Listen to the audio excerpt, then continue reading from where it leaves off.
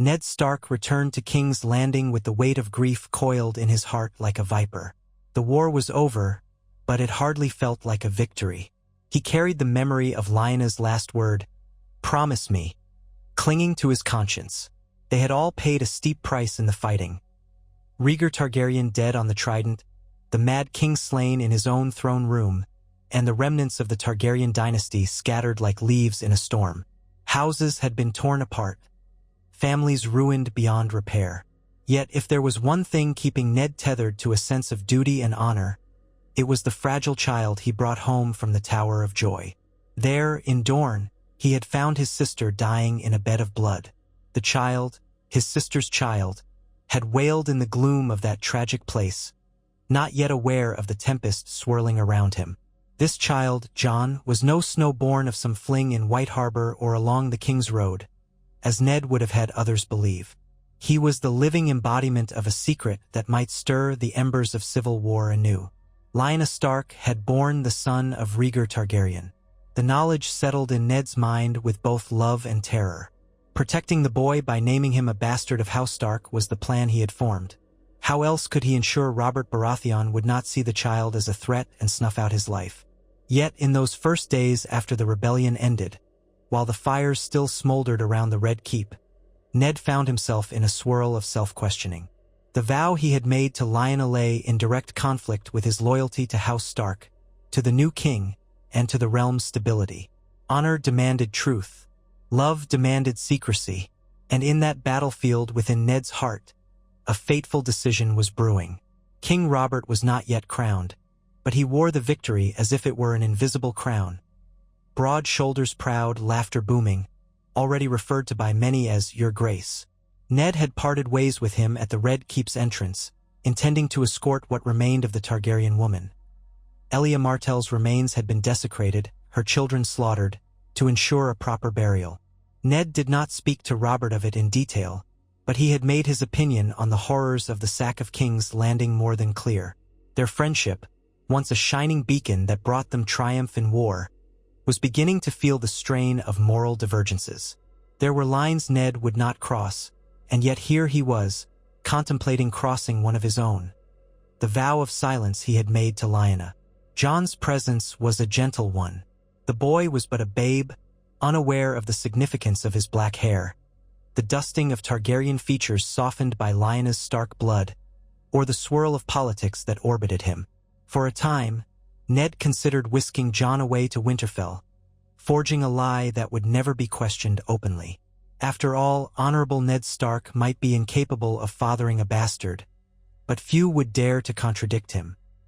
And Cat, his dutiful wife, might accept the stain of it if only for the sake of her husband's name, though acceptance would not be the same as kindness. Ned knew Catelyn's courtesy was seldom so large as to extend to a rumored paramour's child. In the storyline of his life thus far, that was how it was supposed to unfold. Ned returning with a bastard, raising him among his trueborn children, forever haunted by what that child truly was. But then, in the hush of the aftermath, as they prepared King's Landing to receive its new king and began the labyrinthine chore of seating loyal lords in positions of power, Ned felt an itch of conscience. The realm had been soaked in blood, and the Targaryens were nearly obliterated, save for Viserys and Daenerys across the sea. If Robert discovered later that Rhaegar's surviving heir had been harbored by his dearest friend, Ned could well imagine the betrayal blossoming in Robert's eyes. Worse, if it came out that Ned had lied to the entire realm, the trust that people placed in the honor of House Stark could crumble into dust. Could he risk that? Could he also risk the child's life by revealing the truth? The memory of Lyanna on that bed, the sickly sweet smell of blood in the hot Dornish tower air, gave Ned pause. She had made him promise to protect her son, but she had also been a Stark, and the Stark sense of honor burned fiercely. Might she have wanted him to do what was right by the realm? Or had her final words been purely maternal, a plea to keep the boy breathing, no matter the lies required? The question needled Ned, day after day. He kept Jon's parentage hidden for only a short while. Ravens arrived proclaiming the end of open hostilities, demanding the presence of lords for the formal recognition of Robert Baratheon as King of the Seven Kingdoms. The great council that would follow the war's resolution promised to be tense, not least because of the memory of the Mad King's tyranny. Lords from across the realm would gather in the Red Keep's throne room, resentments and ambitions churning behind polite faces. Ned knew Robert wanted the world to see him as a grand conqueror, a benevolent figure who ended the Targaryen madness. Yet if Ned arrived with proof that not all Targaryens had been monstrous, if he revealed that Rhaegar's child lived and was in fact half Stark, what then?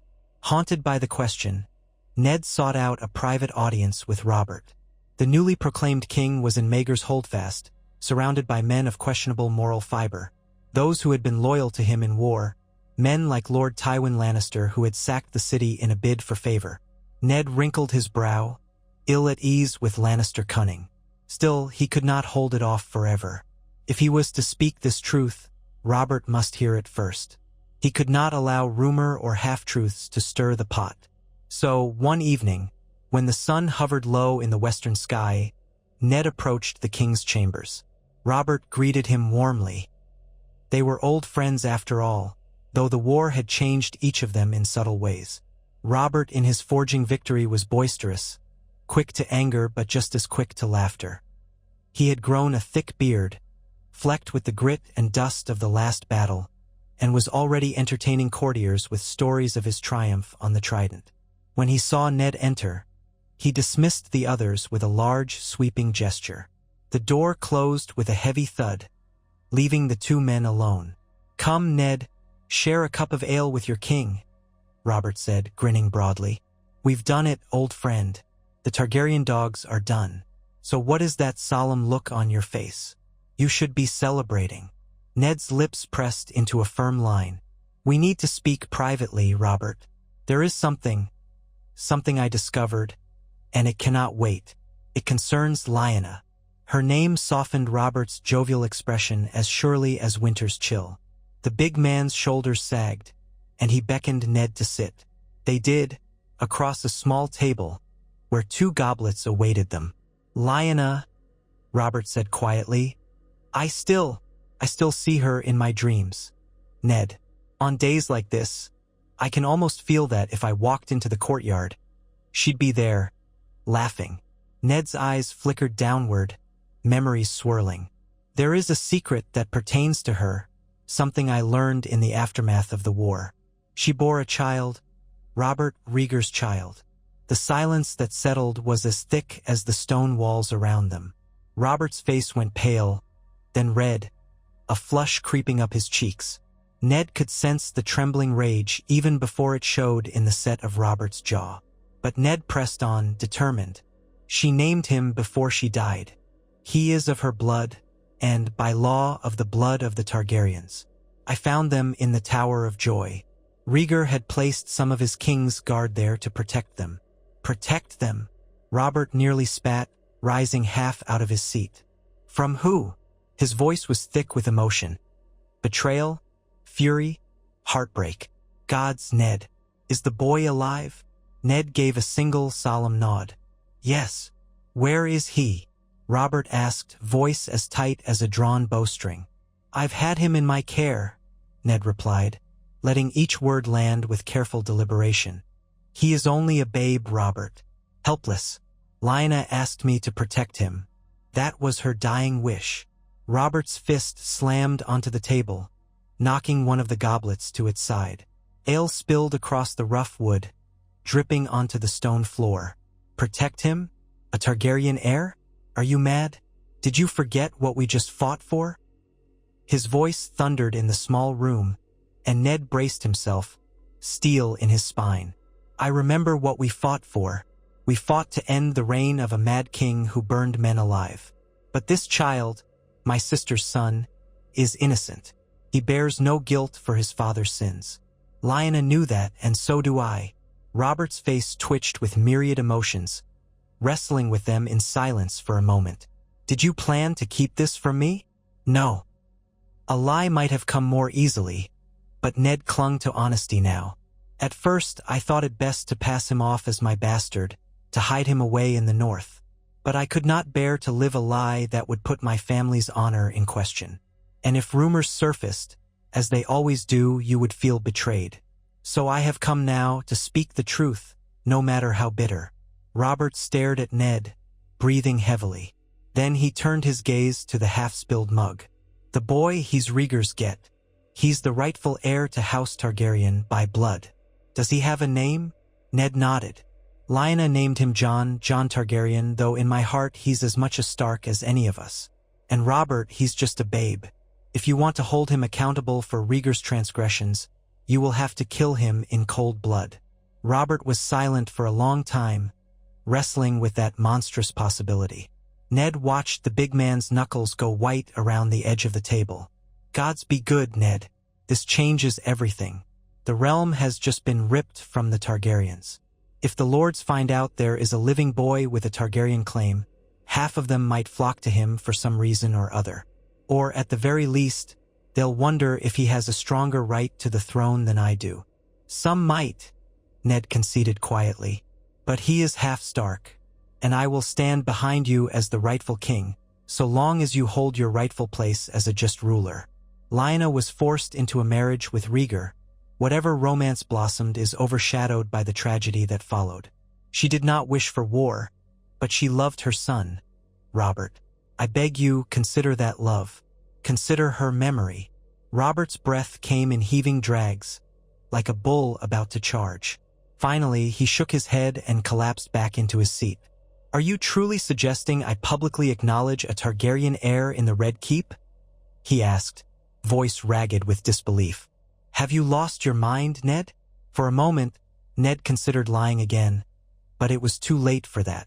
"Yes, that is exactly what I plan to do. We can keep him safe, do our best to raise him as a Stark, one who owes you fealty the way my own family does. If we bury this secret, it may rise again like a wraith, haunting us and dividing the realm. If we reveal it under controlled circumstances, the child might have a chance to live, and the realm might see that you are merciful to a babe, that you are not the Mad King's reflection." Robert closed his eyes and let out a long, shaking breath. "Gods, Ned, I'd sooner strangle the brat than endure any risk of Targaryen restoration. But you saved my life more times than I can count. You were the rock that anchored me in this war. And she was your sister and the woman I loved. I can't do this lightly." A hush settled, thick and poignant. Ned swallowed hard. "If you kill him, I will never forgive you. Our friendship will be undone. House Stark will not stand by idly while you slaughter one of our own blood." In that moment, Robert fixed Ned with a stare that was as cold as the northern snows. Something in it slowly thawed, however. Memories of friendship and loyalty pried open Robert's tightly clenched fists. "I'll not kill the boy," Robert finally said, but the reluctant words sounded as though they were wrenched from him by force. "But do not mistake me, Ned. I do this for you, and for her, and the boy must never become a threat. If he does, I will not hesitate again." Ned bowed his head, relief flooding him. "Thank you." They spoke long into the night, grappling with how to present this truth. Robert seethed and roared at times, cursing Rhaegar, cursing the Targaryen name, cursing the complexities that haunted his supposedly glorious victory. Ned, for his part, explained all he had witnessed. How Lyanna had not been abducted in the sense everyone believed, how it might have been something else, love or lust, or a mistake of passion that ignited the flames of war. Either way, he implored Robert to see reason. By the time Ned left, the two men had reached a shaky understanding. Ned would present the child before the gathered lords, and Robert would not denounce him, nor would he order the child's death. But to appease the realm, they would stress that the boy was half Stark, under House Stark's protection, and subordinate to King Robert's authority. So it was that days later, in the still-charred throne room of the Red Keep, Ned Stark stood with a swaddled infant in his arms as lords and ladies from across the realm gathered for the official crowning of King Robert Baratheon. The Iron Throne loomed at one end of the hall, a spiked monument of melted swords. Sunlight streamed through high windows, slanting against the battered columns, still marked by signs of recent violence. Whispers filled the cavernous space. Why was Eddard Stark, newly titled Warden of the North, holding a baby? A bastard, perhaps? Then King Robert arrived, wearing a heavy crown that seemed to add years to his countenance. Silence swept the throne room. The High Septon stepped forward, intoning prayers and formalities. Lords dipped their heads. Ladies curtsied. The realm was about to usher in a new era, Baratheon rule. Some said the Targaryen line was ended forever, that the dragon's flame had been extinguished. Others knew of Viserys and Daenerys, rumored to have fled across the narrow sea, but they were out of reach. Few suspected a babe in Ned Stark's arms might carry the blood of the dragon. Once the coronation was complete, Robert rose from the throne, flanked by the Kingsguard in fresh white cloaks. "My lords," he began, voice echoing in the stone hall, "we have put an end to the tyranny of the Mad King. Our realm can now heal from years of cruelty. But I will not lie to you, the Targaryen line is not entirely gone. My friend and loyal ally Eddard Stark has returned from Dorne with news that affects us all." Uneasy stirring rippled through the assembly. The lords had anticipated announcements about new wards or pardons, perhaps the elevation of certain loyal houses. To speak of Targaryens was unexpected, and a hush fell as Ned stepped forward. His voice was firm, though the tension in his shoulders revealed his inner turmoil. "I have come upon a child, a babe born to my sister Lyanna Stark and Prince Rhaegar Targaryen. Lyanna died after giving him birth in the Tower of Joy." An audible gasp flickered across the rows of listeners. Men exchanged startled glances. Women pressed handkerchiefs to their lips. The Targaryen name hung in the air like a dreaded omen, its presence a reminder of the war's toll. But the child was in Ned's arms, a living testament to the last union of dragon and wolf. Ned raised his voice, forging calm from the storm in his heart. "She named him Jon, for reasons she never had the chance to share. I tell you this because I can no longer hide the truth. My sister asked me to protect him, and I will. This child is half Stark. He holds no claim to the throne. That belongs to King Robert, who vanquished the Mad King and took up the mantle of Lord of the Seven Kingdoms. Jon is but a babe and innocent. He will be raised as part of House Stark, sworn in fealty to King Robert." More whispers erupted, louder now, like a rising tide. Ned handed the child carefully to a waiting septa, then faced the assembled lords once more. "I ask you all to remember the horrors we've endured.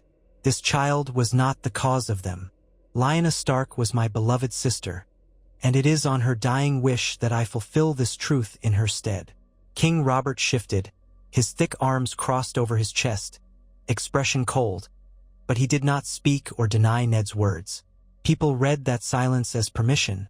Robert had evidently agreed to spare this Targaryen offspring. The lords tried to parse the king's face. Tywin Lannister stood in the first row, golden hair gleaming, his green eyes unreadable.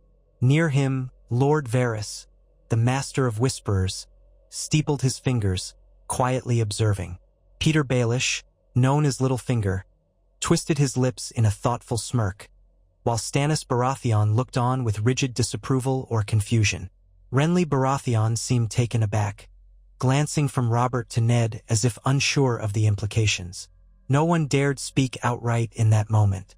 The shock was too fresh. Finally, Lord Mace Tyrell cleared his throat. "Your Grace, if I may?" When Robert nodded, Tyrell took a step forward. "We have just ended a war that cost countless lives, sparked by the Targaryens. To reveal a living Targaryen child, I fear what that might mean for the peace of the realm." "This is not your decision," Robert said, voice echoing. He made no effort to hide his displeasure. "I am king by right of conquest and the support of the realm, and I have decided to place my trust in Lord Stark's wisdom. The boy will be raised in the north. House Tyrell, and all houses who claim fealty to me, will do nothing to endanger him. He does not carry the blame for his father's actions. Let that be clear." Tyrell bowed stiffly, though his face was pale and his mind clearly raced with possibilities. Varys offered a small nod, a neutral smile. Littlefinger's eyes sparkled with calculations. Only Tywin Lannister stood utterly still, face as impassive as a marble effigy. After a pause, Ned Stark added, Let the record show that I, Eddard Stark, Lord of Winterfell and Warden of the North, will see to the boy's upbringing as if he were my own son. If any man or house moves against him, they move against House Stark, and by extension against our king's will." Silence enveloped the hall. A collective breath seemed held in every breast. The tension was palpable, as if the slightest misstep would set the place aflame.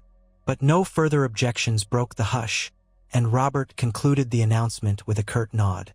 When the assembly finally dispersed, the realm was left reeling from the revelation. The Targaryen prince, infant though he was, remained alive, shielded by one of the mightiest and most honorable houses in Westeros.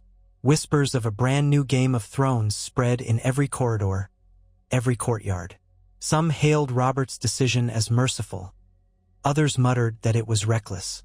Many simply did not know how to react, seeing the dreaded name of Targaryen poised to live on in the north. Catelyn Stark heard the news almost the moment she arrived at King's Landing.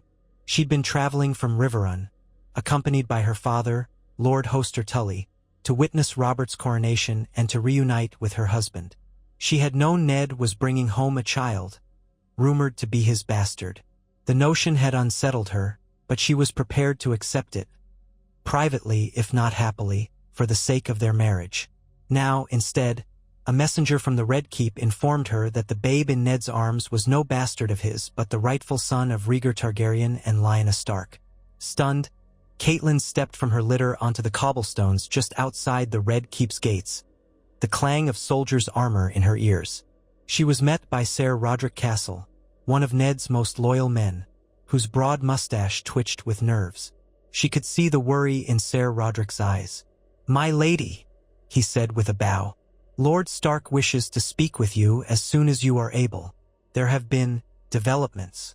She swallowed. "So I've heard. Where is he?" "In his chambers, my lady. He awaits you there." She was led through the winding corridors, grim and foreboding, with half-burned tapestries drooping from the walls. The scars of war were evident everywhere. Outside Ned's chambers, 2 Stark guardsmen stood at attention, looking grim. At a motion from Ser Roderick, they opened the door, and Catelyn stepped inside. Ned stood by a window that overlooked the city. Daylight poured in, painting him in a pale glow. He turned as she entered, sorrow etched into his features. She hardly recognized the man she had parted from at Riverrun. He seemed older, weighed down by the burdens of responsibility and guilt. Gently, in a cradle near him, the infant dozed. A small, dark-haired boy who looked nothing like a silver-haired Targaryen, yet somehow still bore that lineage in his veins. Catelyn squared her shoulders, her heart thrumming with an unsteady rhythm. "My lord husband," she said, voice steady but strained. "Is it true?" Ned nodded slowly. "It is. The boy is Rhaegar's, and Lyanna's." Catelyn swallowed the bitterness that rose in her throat. She moved to look down at the sleeping child. She tried to see the monster that half the realm claimed would grow into a threat, but all she saw was a babe, pink cheeks and tiny fists. Still, the magnitude of his lineage made her uneasy. "Why did you not send word sooner?" she asked, shifting her gaze to Ned. "I had to learn of it from a messenger, as if I were just any court gossip." "I am sorry," Ned said, a heavy weariness in his tone. "There was no time, and this secret, I had to speak to Robert first, to ensure Jon's safety." "Jon," she murmured. "Your sister named him?" He nodded. "Yes." Catelyn did not know what to feel. Relief that the child was not Ned's byblow mingled with concern that he was Targaryen-born and might cast a long, dangerous shadow upon her own children. "And you've decided to announce him publicly?" "Not just me," Ned said quietly. "Robert was persuaded. I told him I would not hide this, that I would not lie. Lyanna's final wish was for me to protect him.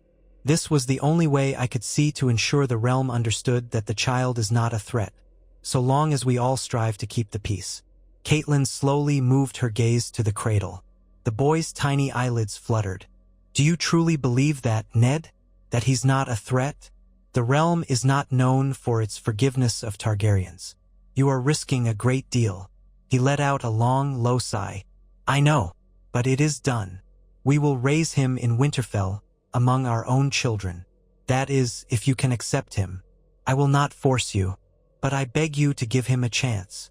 His gaze was pleading, tinged with the memory of the war and all that had been lost. Catelyn placed a tentative hand on Ned's arm. She looked at the child once more. His eyelashes were dark, not silver. He might have Rhaegar's blood, but she saw none of his father's regal Targaryen beauty in that little face. For the first time, she sensed how fragile all children are in this brutal realm. Innocence thrust into the jaws of conflict by circumstance. "I will try," she whispered, "for you, and for our house." That day marked the beginning of a precarious new chapter.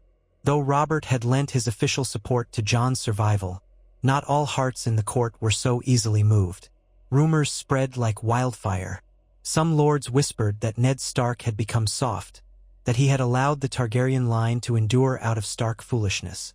Others claimed that Robert must have been tricked, bewitched, or blackmailed by the North. Yet, in the official record, the boy was recognized as Jon, the child of Lyanna Stark and Rhaegar Targaryen, under the protection of House Stark. He had no princely titles, no claim to the Iron Throne, but he was not to be harmed by any lord who valued King Robert's favor. In the evenings following the revelation, banquets and gatherings still stuttered on in a half-celebration, half-mourning for the war's end. The Great Council took place, awarding new offices, discussing the future of the realm. Ned remained near Robert's side, but their conversations were tense. Robert would bluster, occasionally letting slip how he despised Targaryens, then glance at Ned and fall silent. The ghost of that conflict lingered between them. Jon's existence was an unspoken wedge in their friendship, though it did not yet sever it. At the same time, other figures in the court began to reposition themselves. Lord Varys was often seen gliding through corridors, whispering in the ears of lords who wondered if this new Targaryen babe might become a fulcrum of power. Littlefinger seemed to find the whole affair amusing, though none could tell what scheme might lurk behind his mocking smile. Grand Maester Pycelle took a guarded stance, politely praising Ned's honesty, while cautioning that the realm's peace was fragile. In the small council sessions, Stannis Baratheon glowered, openly skeptical about letting a Targaryen child live, while Renly took a more cavalier approach, too busy enjoying the new regime's pleasures to dwell on the moral implications. Tywin Lannister's presence was like that of a great lion watching from afar. He said little, but everyone knew House Lannister had violently removed other Targaryen children in the sack of King's Landing.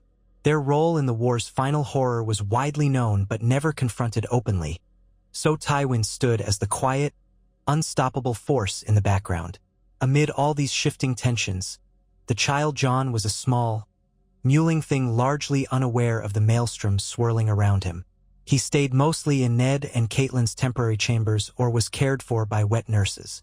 Occasionally, Ned would be seen carrying him in the courtyard, strolling as if to remind the world, "This child is under House Stark's protection." But Ned could not shield him from stares. Courtiers lingered at columns and archways, peering at the boy who was half dragon, half wolf. One morning, as Ned made his way across the keep to speak with Robert about some matter of appointments for the North, he found himself cornered by Tywin Lannister. The Lord of Casterly Rock had a thin, emotionless mouth and calculating green eyes. He wore a crisp doublet embroidered with a golden lion. Two of his household guards trailed behind him. "Lord Stark," Tywin said, voice as cold and polished as the marble floors. "A word, if I may." Ned paused, nodding curtly. He had no love for the man who orchestrated the sack. "Lord Tywin." Tywin's eyes drifted toward the cloth bundle in Ned's arms. Jon, who gave a soft coo, blissfully ignorant of the man's piercing stare. "I hear the child has been formally recognized. A bold move. One wonders if you have considered the ramifications." Ned's jaw tightened. "I have considered them. The king has approved it." Tywin regarded him for a moment, then said in a perfectly measured tone, "The king may yet regret it." They stood in silence, the weight of that statement lingering. Tywin's expression gave away nothing more. Ned felt an urge to pull Jon closer, as if Tywin's mere presence was a threat. "The boy is half Stark," Ned said evenly, "and he is under our protection." Tywin's gaze flicked to Jon's dark hair. "But half Targaryen. That is the half you cannot fully protect. Not forever." With that, he inclined his head in a mockery of deference and strode away, golden lions embroidered on his cloak catching the light. Ned exhaled, feeling a prickle of apprehension crawl up his spine. If men like Tywin Lannister decided to move against Jon in the future, the boy would be in great peril, no matter Robert's pronouncement. Yet Ned would not be cowed. He held Jon more firmly, carrying him on to the King's Solar, a vow burning in his chest that he would keep Lyanna's son safe or die trying. News of the child's public acknowledgement soon rippled throughout the Seven Kingdoms. In Dorne, the Martells seethed with renewed anger. Elia Martell, Rhaegar's wife, had been slain with her children, so the notion that another Targaryen child with a northern mother now lived was like salt in their wounds. Prince Doran Martell kept his counsel, but rumors suggested he quietly abhorred King Robert and Tywin Lannister for what had happened to Elia. Some said he might eventually rally Dornish support behind any Targaryen claimant, including Rhaegar's secret son, if it offered a chance for vengeance. In the Vale, Jon Arryn, Robert's adoptive father and Ned's former mentor, offered guarded support. He trusted Ned Stark's honor. If Ned believed the child was better alive than dead, Jon Arryn would not challenge it. But caution was his watchword. He too worried about future unrest.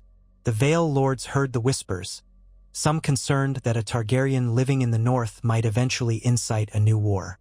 In the Reach, House Tyrell grumbled quietly, but being overshadowed by Lannister power, they did not openly defy the crown.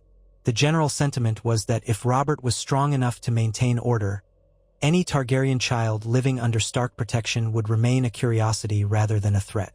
The Iron Islands, always restless, scarcely cared about anything that didn't threaten or advance their own reaving. Balon Greyjoy's pride had grown during the war's chaos, and his sharp-eyed reavers took note of the new king's preoccupations, but did not much concern themselves with the fate of a Targaryen babe in the north, at least not yet. In the Stormlands, Robert's home territory, the acceptance of the child was met with the same hot-blooded mixture of confusion and grudging deference to the new king. If Robert had decreed the boy safe, then safe he was. Nevertheless, many warriors muttered that they would not relish fighting another Targaryen if the child came of age and tried to reclaim the throne. King or no king, the seeds of doubt were planted. At King's Landing itself, the new court bustled with appointments, marriages, and reorganizations. Robert began to name his council. Jon Arryn as Hand of the King, Stannis Baratheon as Master of Ships, Renly as Master of Laws. He had not yet decided on a Master of Coin, and Peter Baelish vied for the position with subtle manipulations. Varys continued as Master of Whisperers, silently weaving his little birds throughout the city. Tywin Lannister was offered a position, but politely declined, preferring to return to Casterly Rock to manage his own vast domains. Still, the presence of Tywin's forces in the city was a testament to the crown's dependence on Lannister gold for now. Amid this swirl, Ned prepared to depart for Winterfell with Catelyn and the child, along with a northern retinue. Robert had asked Ned to remain in King's Landing and serve in his council, but Ned refused, claiming duties in the north and a need to settle his household. Robert reluctantly conceded, though he insisted Ned remain Warden of the North and keep lines of communication open. Their farewell in the courtyard of the Red Keep was awkward. Robert stood, brow furrowed, as Ned hefted his pack onto a horse and turned back to the newly anointed king. "I wish things were simpler," Robert said at last. "Had we known this child existed before, perhaps it would have changed nothing, but maybe your sister—" He trailed off, not wanting to voice the painful regrets. Then he cleared his throat. "Send me word if you have trouble in the north, and keep the boy safe, for both our sakes. If some fool tries to raise the dragon banner again, I will have no mercy." Ned inclined his head. "I understand, Your Grace. Jon will be safe in Winterfell." They embraced briefly, old friends who had endured the forge of war. Then Ned and his party rode out of the Red Keep's gates, into the bustle of King's Landing, and onward north along the King's Road. He carried the child in a covered cradle, flanked by loyal Stark men. Catelyn rode by his side, her face composed but inwardly unsettled about how the future would unfold. The journey north was not easy. Whispers followed them. At inns, travelers gawked at Ned's retinue, exchanging rumors that the babe was some Targaryen monster. But none dared challenge House Stark openly on the road. Most only glimpsed the child as a swaddled bundle, if that.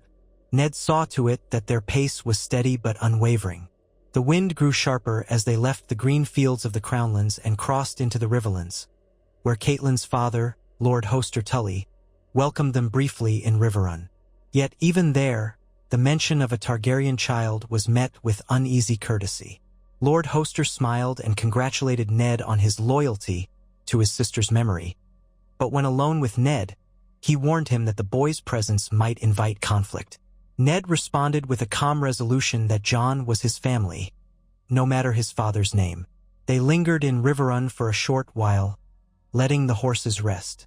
Robb Stark, Ned and Catelyn's firstborn, was there, a young boy not much older than Jon. He had been staying with the Tullis during the war, safe from the turmoil. When Ned placed Jon in front of Robb, the older boy stared curiously. Robb reached out, touched Jon's pudgy hand, and Jon gurgled. To them, there was no politics, no Targaryen or Stark, just small children seeing each other for the first time. It was a moment of clarity that warmed Ned's heart. Soon enough, they resumed their trek.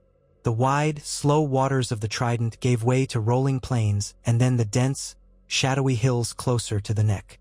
Finally, they crossed into the north, the air cooler, the sky seeming more vast. At Moat Caelin's ruined towers, the Guardians recognized the Stark banners, letting them pass with respectful nods. The boggy swamps of the neck receded behind them, replaced by thick forests that heralded the approach of the true north. Wolves roamed these lands, and the distant howling at night made Catelyn uneasy, though Ned found comfort in it. At last, one crisp morning, the silhouette of Winterfell's walls and towers materialized on the horizon. Smoke curled from the chimneys, and the ancient castle rose amid the cold northern air like a steadfast sentinel. Ned felt a stirring of belonging in his chest. The seat of House Stark, winter or summer, was his home. He entered beneath the raised portcullis, greeted by roars of approval from the castle's folk. They had heard rumors. Their lord was returning with a child. Some said it was his bastard. Others had heard the fantastical rumor of a Targaryen. Ned knew that in time, the truth would settle. For now, though, the Northerners mostly trusted their liege lord's judgment. Inside the courtyard, Ned dismounted. Servants bowed and bustled about. Maester Luwin approached with hurried steps. "My lord, you have returned safely. We have been preparing quarters for you and your family." Ned smiled. "Thank you, Maester. I'll need to speak with you about the child. He will need special care, and we must have a record of his parentage." Luwin's brow furrowed slightly, but he nodded. "Of course, my lord. At your service." Catelyn assisted with Robb, who gawked at the flurry of activity, and Ned gently took Jon from the cradle. He felt the gazes of his household upon him. Jon was blinking, curiosity shining in his small eyes. It was a new place, new sense, the cold of the north seeping into the air. Ned held him securely, whispering almost to himself, "This is your home now." The days that followed in Winterfell were filled with both comfort and challenge. Ned introduced Jon to the castle's routine. Servants cooed at the baby, uncertain how they should address him. For the sake of clarity, Ned simply referred to him as Jon. No titles, no formal mention of his Targaryen lineage unless asked. But the knowledge was there, and in hushed corners of the great hall, talk persisted. Some of the older servants remembered the Mad King's cruelty, or stories about Rhaegar Targaryen's singing voice, or the war that had nearly bled the realm dry. They cast uncertain looks at Jon, but loyalty to House Stark ran deep. Ned was their lord, and they would not question him openly.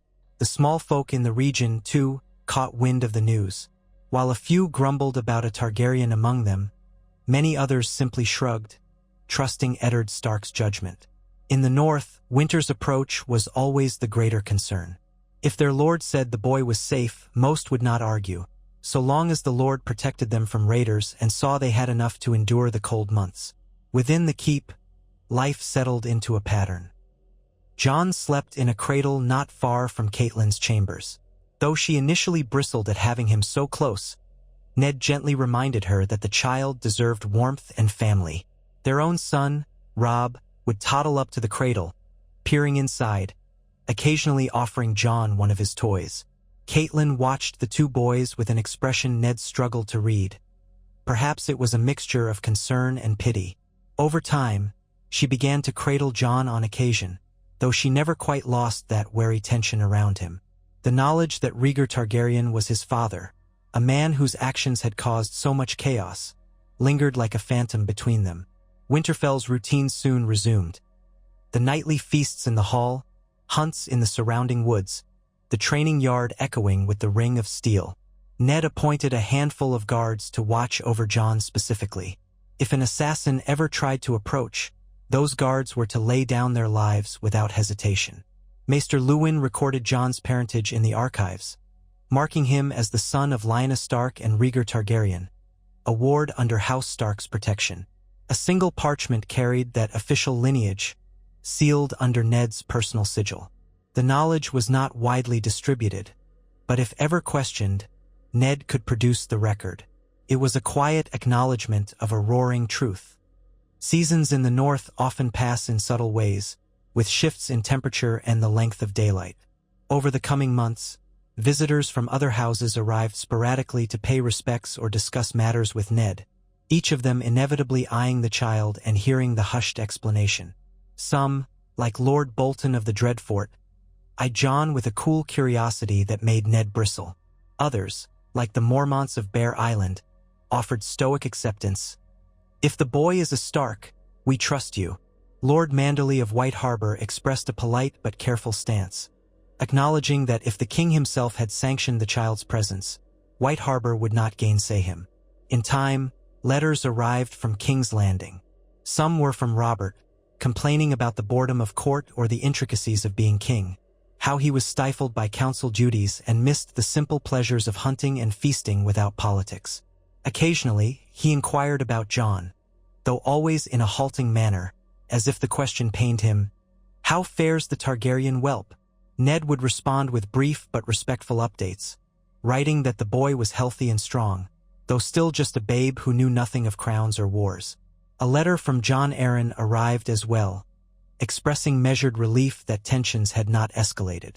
He asked if Ned expected any moves against the child from houses still loyal to Targaryens. Ned replied that as far as the North was concerned, the child was in no danger, but he could not speak for Dorne or any hidden pockets of Targaryen loyalists. Months bled into years. Jon grew from an infant to a toddler, exploring Winterfell's courtyards on unsteady legs. His hair was dark, as black as any Stark's, but there was something in his eyes, a flicker of lilac or a warm brown cast that occasionally reminded Ned of Rhaegar.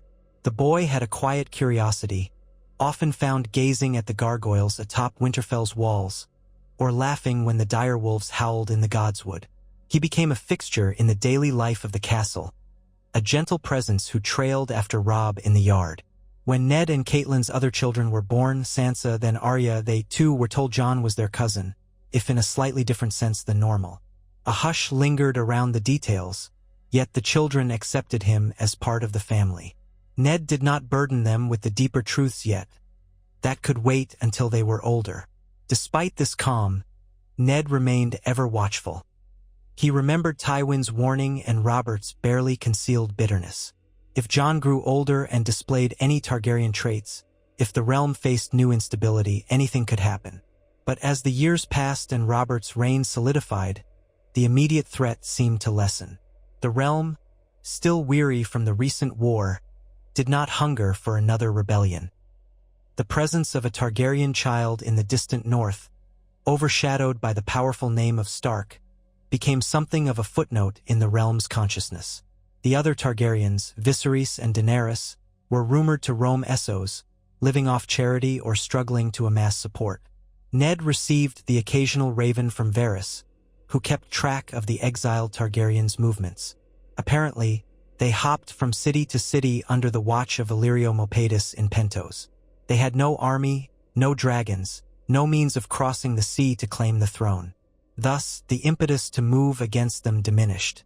Robert would occasionally mutter about sending assassins, but for now, they were considered a small threat. As for Jon, it seemed he was forgotten by the southern lords, or at least overshadowed by new concerns: trade, rebuilding, petty skirmishes in the Westerlands. Life moved on.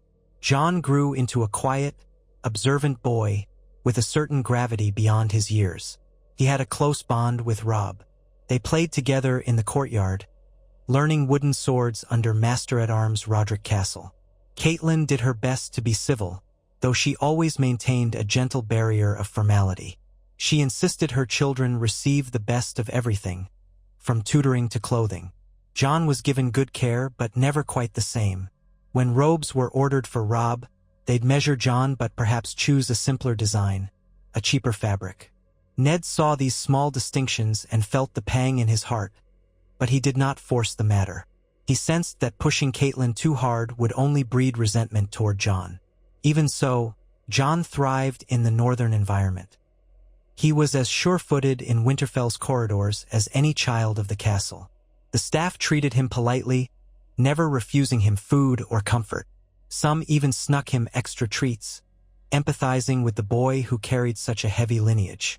When Jon was old enough to ask about his mother and father, Ned told him only that his mother was Lyanna Stark, Ned's beloved sister who had died soon after he was born, and that his father was a great knight who died in the war. He did not speak Rhaegar's name. He wanted to shield Jon from that burden until he was truly ready to understand. But children are not blind. They see the difference in how others treat them. Jon noticed the small ways people whispered.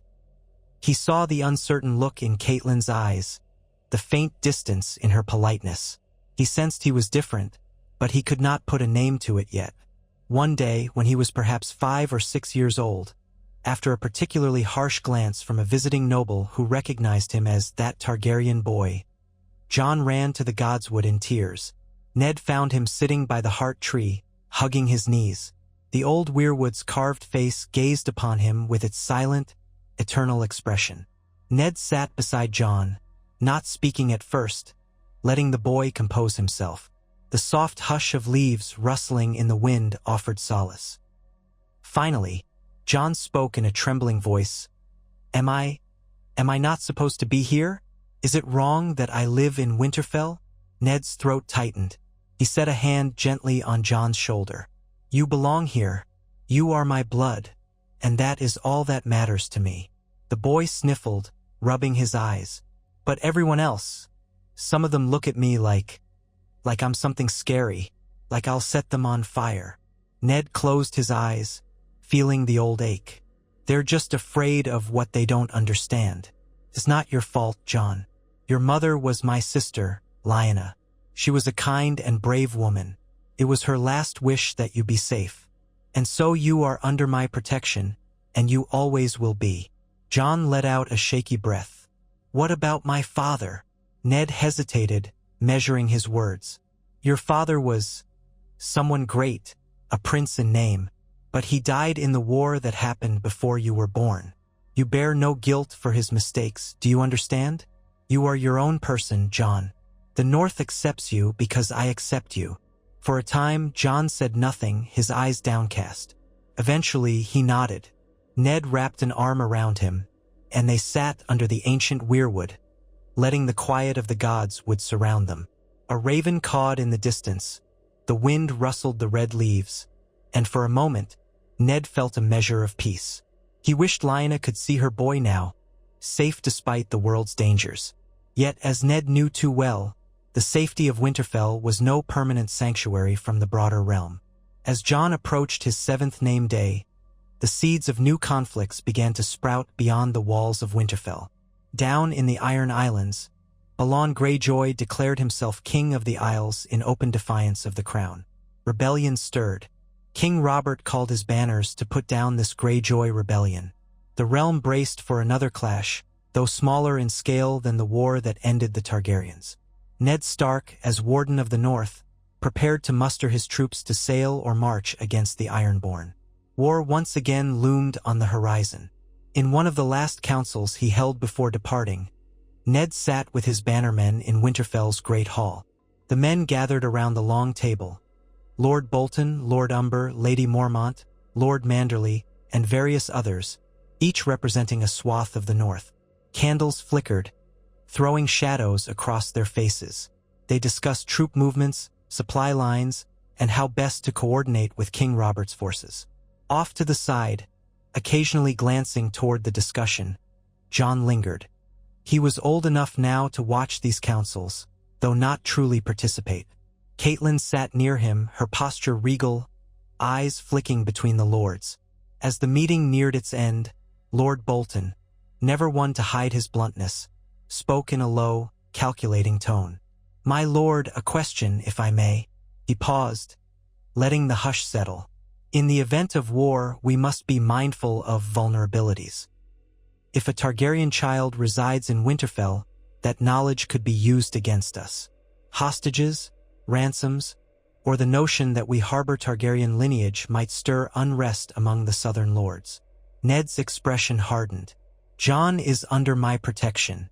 His presence in Winterfell is no secret, and King Robert has sanctioned it. Let that be the end of it." Bolton inclined his head, though his pale eyes lingered. "As you say, my lord." The unspoken implications hung in the air. Not all men would obey the king's sanction if they saw advantage in capturing a Targaryen child. But Ned refused to yield ground on this matter. He ended the council soon thereafter, and the bannermen dispersed. At dawn the next day, Ned donned his armor and readied for the journey south to join Robert's campaign against the Ironborn. He embraced Catelyn, bidding her to keep the children safe. Before mounting his horse, he knelt down to where Jon and Robb stood in the courtyard, both wide-eyed at the prospect of war. Ned placed a hand on each of their shoulders, looking them squarely in the eyes. "Take care of each other," he told them. "Winterfell is your home. Be good, be diligent, and mind your lessons. I'll be back when the fighting is done." Robb nodded, puffing up his chest with a boy's sense of duty. Jon looked anxious, eyes flicking to the row of knights and men-at-arms forming up behind Ned. "Come back soon," he whispered. Ned allowed himself a soft smile, ruffling Jon's hair. "I promise." And with that, the Stark banners, gray direwolf on a field of white, departed Winterfell. As the mounted knights clattered across the drawbridge, Ned led them south once more, to join a war that would shape the next steps of Robert's reign. In his heart, Ned carried the memory of Jon's wide eyes and the responsibility of protecting him from afar. He remembered all too well how war had ravaged the realm the last time. He prayed to the old gods that this rebellion would be stamped out swiftly and that no new shadows would fall across the child who bore the name Targaryen. Over the next months, news trickled back of the campaign. Pike was put under siege. Lord Greyjoy's rebellious pride was met by Robert's iron fist.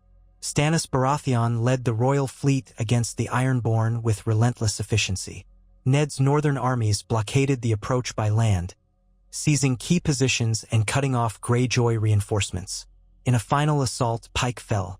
Balon Greyjoy was forced to bend the knee, his ambitions sunk into the sea.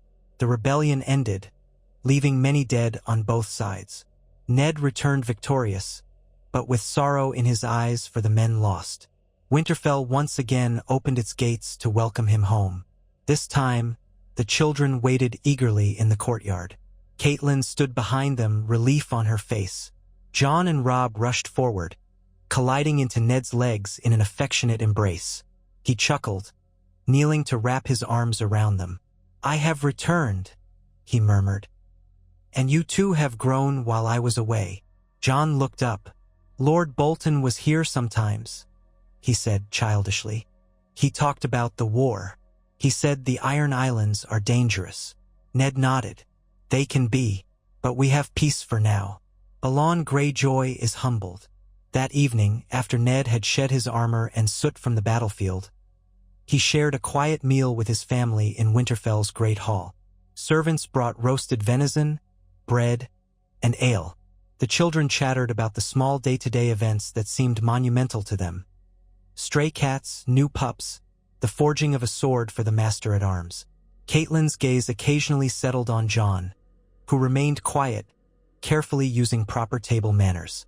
Ned watched them, grateful to see no hostility in her eyes, only a guarded acceptance. Perhaps, in time, that acceptance might deepen. He could only hope. In the months and years following the Greyjoy Rebellion, Robert's rule grew more secure. The Seven Kingdoms entered a period of relative peace. The memory of the Targaryens dulled, replaced by new lords, new disputes, new alliances. And in Winterfell, Jon continued to grow into a young man, training alongside Robb. Swords, archery, riding. He approached all of it with a quiet diligence. He had a knack for reading books as well, often found in the library with Maester Luwin, devouring histories and reading about the fabled dragons of old. From time to time, Jon caught Catelyn watching him with a strange look, as though she wondered if that Targaryen heritage might stir something dangerous in him. But no sign ever emerged of any madness or cruelty. He was a gentle boy with a strong sense of justice, reminiscent of the Starks more than any Targaryen kings of the past. Still, the realm remembered. On Jon's 10th name day, Ned received a raven from King's Landing, an invitation for the Starks to attend a grand tourney in the capital. Robert wanted to celebrate a decade of his reign with feasts, justs, and the spectacle of knights from every corner of the realm. Ned hesitated. He sensed that taking Jon to King's Landing would reignite old whispers. But to refuse the king's invitation would be an insult. The Starks had remained distant for so long, and Robert's old friendship with Ned demanded they not snub the crown.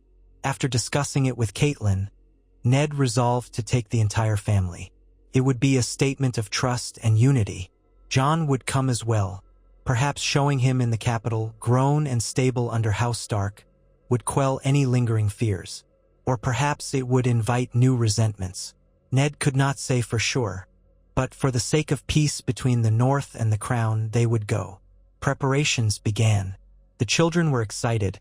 Sansa dreamed of seeing tourneys and knights in shining armor, while Arya complained she would find it dull, though secretly she looked forward to the spectacle. Bran, who had just begun to walk confidently, toddled after them, though he was too young to truly understand.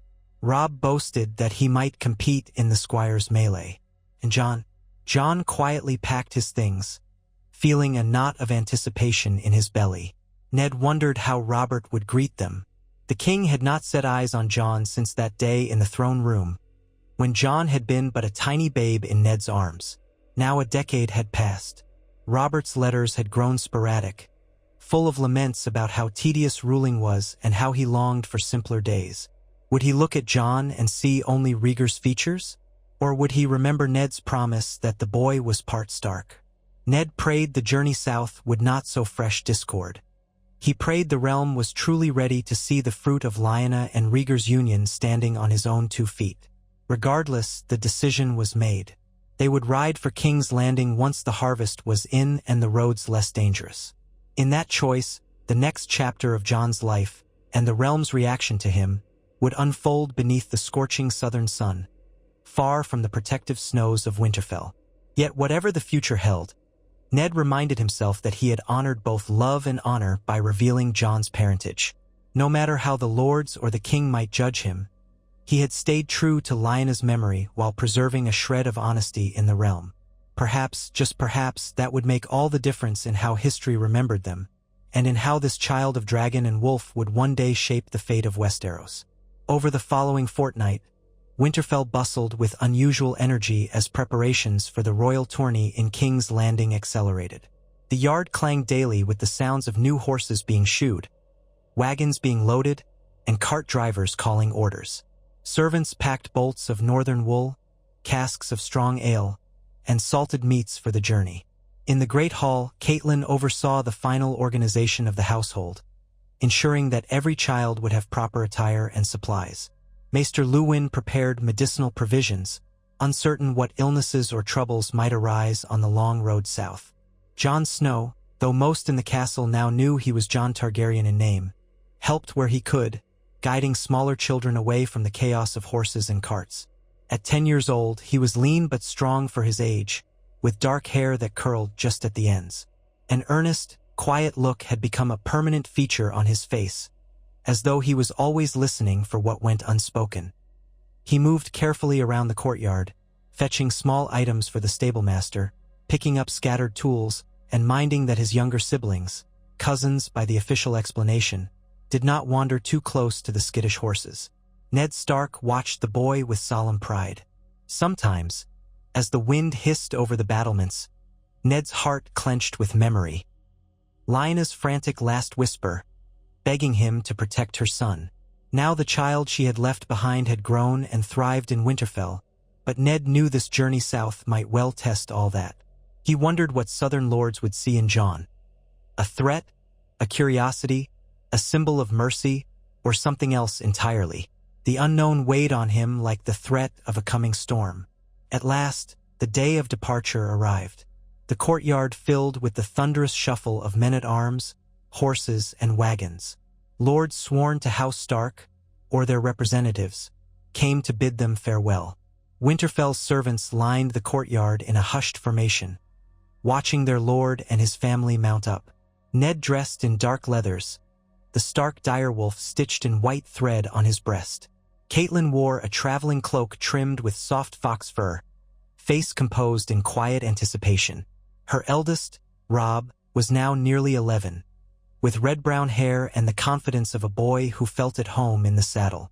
Sansa, the next oldest, sat primly on her horse, fussing only a little at the early hour. Arya, always restless, looked about to bolt off at any second, but for the moment she stayed where she was, fiddling with the reins. Bran, young and bright-eyed, clung to the front of a guard's saddle, not yet trusted to handle the journey unaided. And behind them all, though not too far behind, rode Jon.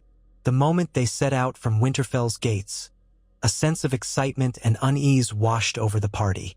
The road south stretched long before them, winding through thick forests, crossing rivers spanned by old stone bridges, and passing scattered towns that dotted the north.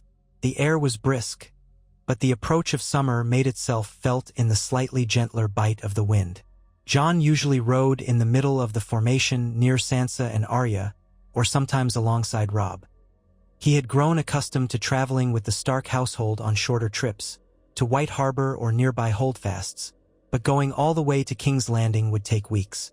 He felt a swirl of emotions: curiosity about the capital, excitement to see the tourney, and a small stone of dread lodged in his stomach. Old enough to understand that people looked at him differently because of his name, he feared what it might mean. He did not speak of these worries openly, but at night, when they made camp, Jon watched the flames of the campfire dance and found himself thinking of dragons. He'd read that the Targaryens had once commanded mighty beasts whose fire shaped the Seven Kingdoms. That part of his lineage felt more like a story than reality, yet the flicker of the flames always set his thoughts racing. He didn't feel like a dragon. If anything, he felt more a wolf, shaped by the North's cold and by the quiet strength of Lord Stark. One evening, as they neared the edge of the neck, Jon left his tent for a bit of air. The moon hung high, casting pale light across the campsite. The guards walked their rounds, boots crunching in the dirt. Marshy land spread out beyond the road, filled with croaking frogs and chirping insects. Jon was about to turn back to his tent when a voice spoke softly behind him. "You should rest, or you'll fall out of your saddle tomorrow." He looked around to see Arya, perched on a log, chewing a bit of salted meat. Her dark hair fell across her eyes. Though only 2 years younger than Jon, she had a fierceness that defied her small frame. "I could say the same to you," Jon replied with a hint of a smile, crossing over to sit beside her. Arya shrugged. "I'm not tired. The campsite's too noisy." They sat in companionable silence for a moment. He could sense her gaze drifting to his face. Arya was bold in her curiosity, unlike Sansa, who acted with polite distance. At last, she asked, "Do you think King's Landing will be like the stories? Full of spires and golden domes and brave knights?"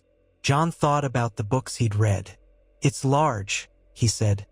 "Larger than anywhere else in the realm. and it smells terrible by all accounts. But there will be knights from every corner of Westeros there for the tourney, so I suppose it might be exciting.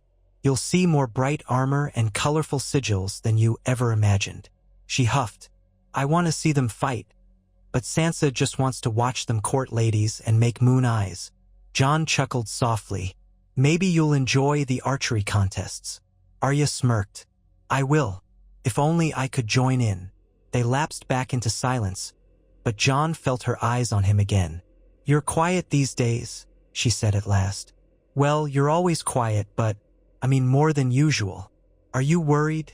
He might have brushed off the question if it were Sansa or someone else, but Arya's straightforwardness demanded an honest answer. "A little," he admitted. "I've never been to King's Landing. They're different down there. And I'm not a Stark the way you and Robb are." Arya's brow furrowed. Her voice hushed. "You are to me."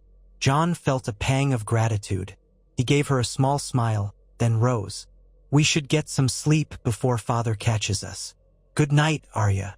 She nodded, then stared at the moonlit swamp once more. Jon slipped back into his tent, a faint warmth in his chest. At least Arya never judged him for the name Targaryen. She saw him as a brother the way children do, without complication, or at least less of it. He wondered how long that innocence could last. They pressed on. Crossing the neck was always the most treacherous part of the journey. The boggy ground and biting insects plagued them, but after a string of muggy days and nights, the party finally emerged onto the smoother roads of the Riverlands. The children marveled at the more temperate forests, the rolling farmland, and the wide waters of the Trident. As they passed near Raventree Hall and Stonehenge, various local lords came forth to greet Ned Stark, often with small retinues or token gifts, pleased to host the Warden of the North, if only for an evening. Some recognized Jon at a glance, recalling the old rumor that Ned had revealed him as Lyanna Stark's child with Rhaegar Targaryen.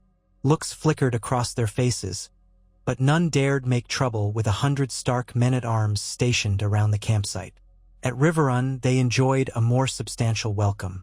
Lord Hoster Tully was older now, unwell, but he roused himself to greet his daughter and son-in-law. Ser Edmure Tully, Catelyn's brother, oversaw a small feast in their honor, with trout from the Tumblestone and game from the nearby forests. Robb, Sansa, Arya, Bran, and Jon all marveled at the castle's grand hall. The Tully banners, a leaping trout on striped field, prominently displayed. Riverrun's walls overlooked the converging rivers, the Red Fork and the Tumblestone, their currents strong with spring meltwater. Jon noticed that the Tully guards eyed him curiously, but no one said a word of the Targaryen name. He did catch the disapproving glances of a few older knights, presumably those who still nursed wounds from Robert's rebellion, but they kept their muttered comments to themselves.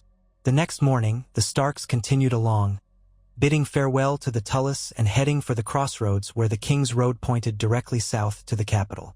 The final stretch of the journey took them through the Crownlands, where farmland and small villages grew denser. Each day, they encountered more travelers, merchants, and wandering hedge knights, all heading toward King's Landing for the grand tourney. The roads became lively with color and rumor. They passed a group of mummers, flamboyantly dressed, performing tumbling tricks at an impromptu roadside festival. They saw black-armored men wearing strange sigils from the far west. The talk of the tourney's prizes and the chance to win royal favor drew men from every corner of Westeros. When at last the tall, dingy walls of King's Landing appeared in the distance, a hush swept over the children.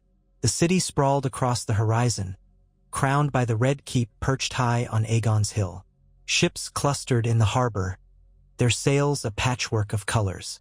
Smoke from countless hearths drifted upward, forming a hazy cloud over the metropolis. Sansa's eyes glowed in awe, but Arya wrinkled her nose, already smelling the city's infamously foul odor. Catelyn, glancing at her children's reactions, murmured, "Prepare yourselves.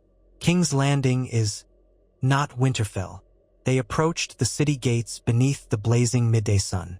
Royal guards in Baratheon livery stood at the entrance, checking travelers. The moment they spotted the Stark banners, their manner changed to obsequious politeness. A gold cloak, the uniform of the city watch, stepped forward, doffing his helm. "My lord of Winterfell, we have been expecting you. The hand of the king awaits your arrival at the Red Keep." Ned nodded. He had not seen Jon Arryn in some time, but it made sense that the hand would oversee the tourney's organization. Word spread quickly among the travelers that House Stark was entering, and curious onlookers craned their necks, hoping for a glimpse of the famed Ned Stark, rumored to have brought with him the Targaryen ward. The press of bodies slowed their procession. At every turn, they encountered hawkers shouting their wares, children begging, and the pervasive stench of waste in the gutters. The children looked about, some with wonder, others with discomfort. Eventually, they wound their way uphill to the Red Keep. The castle's massive red stone walls gleamed in the sun, the gates flung wide. Royal guards in gold and black livery formed a corridor. Servants stepped forth, offering to stable the horses. Ned led the children inside, introduced them to the steward who would show them to their quarters. The halls were dark, lit by torches and decorated with hunting tapestries and Baratheon banners. Jon followed close behind Robb, trying to keep his eyes forward and ignore the gawkers. He sensed the difference between this place and Winterfell. The very air felt heavier, the stairs sharper. At length, they were escorted to a set of well-appointed apartments in Maegor's Holdfast, not far from the king's own quarters. The steward explained that they would have staff at their disposal, and if they desired anything, a bath, a meal, they need only ask. Ned thanked him, wearing a polite but restrained expression. He had never taken to the pomp of southern courts, nor had he forgiven the Red Keep's history of treachery and bloodshed. Even so, for the children's sake, he attempted a stoic acceptance. Within the hour, Jon Arryn himself came to greet them. He had aged noticeably since Robert's coronation. Hair thinned, shoulders stooped under the weight of the realm's burdens. Yet his voice was still warm when he addressed Ned and Catelyn. "It does my heart good to see you both. And your fine children." He paused before Jon, recognition in his eyes. "And this must be young Jon Targaryen." Jon bowed his head politely, unsure what to say. The name still felt strange when spoken aloud by others. Jon Arryn gave him a measuring look. "You've grown. Last I saw, you were hardly more than a babe in Lord Stark's arms." Before Jon could reply, the door flew open and in barreled King Robert himself, boisterous as ever. His presence filled the room. A large man with a thick black beard turning to salted gray at the edges, a broad chest that had gone soft with drink, and a face that beamed with a sort of forced cheer. "Ned!" he roared, sweeping across the chamber to clasp Ned in a bear hug. "You bloody northern fool, you've come at last." Ned managed a small chuckle, patting his old friend on the back. "Your Grace, you look, well." "Ha! Liar. I'm half again my old weight and thrice as tired. But gods, I'm glad to see you." Robert's jovial grin faded slightly as he spotted the children assembled behind Ned. One by one, he greeted them in turn: Robb, Sansa, Arya, Bran. He gave a warm smile to each, though he teased Arya about the scowl on her face. Then he reached Jon. For a heartbeat, the king's expression shifted, and an uncomfortable hush fell in the room. Ned watched Robert carefully, bracing for the old resentment to surface. He knew how Robert loathed Rhaegar Targaryen's name, even now, a decade after the war. But Robert pulled his lips into a smile that never quite reached his eyes. "And here you are," he said, his tone forced. "Jon, is it?" "Yes, Your Grace," Jon said in a small but steady voice, bowing low. Robert nodded once, though his eyes flicked away as though he couldn't bear to look at the boy too long. "I trust Ned's taken good care of you?" "Yes, he has," Jon replied. "Good," Robert grunted, clapping Ned's shoulder again. "Well, you're all here in time for the festivities. The city's packed with knights and fools alike. I expect you'll want to rest, but I won't have it. You'll dine with me tonight in the royal apartments. Bring the children too, except the little ones if they're too tired. The Queen will be delighted to meet them." The mention of the Queen, Cersei Lannister, carried an awkward note. Ned recalled how Tywin Lannister had orchestrated the sack of King's Landing and the killing of Rhaegar's other children. While Cersei might not have been directly involved, she was a Lannister to her core. He wondered how she would view the presence of a living Targaryen child under her king's nose. Yet Ned kept his misgivings hidden and inclined his head with formal courtesy. "We'll be honored to attend, Your Grace." Robert lingered only a moment longer before striding out, calling back over his shoulder that a feast would be prepared. Jon Arryn made a mild comment about how Robert's enthusiasm was unbounded these days, drinking and carousing, trying to keep the realm entertained. Then the hand departed as well, leaving the Starks to settle in. Catelyn organized their quarters, assigning the children to rooms. Sansa was excited to see the large bedchamber assigned to her, complete with a polished mirror and a tapestry depicting King Aegon's conquest.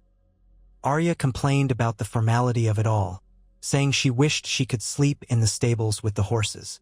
Bran, fascinated by everything, asked 1,000 questions. Robb looked eager to explore the city, brimming with curiosity. And Jon tried not to let King Robert's stiff greeting weigh on him. But in the quiet of his assigned bedchamber, he couldn't help recalling the look in Robert's eyes, as if seeing Jon cost him some measure of pride or joy. That evening, with the sun dipping beyond the horizon in a crimson blaze, Ned and his family made their way to the royal apartments. Servants in gold and crimson livery escorted them through lavish corridors decorated with golden sconces and mirrored walls.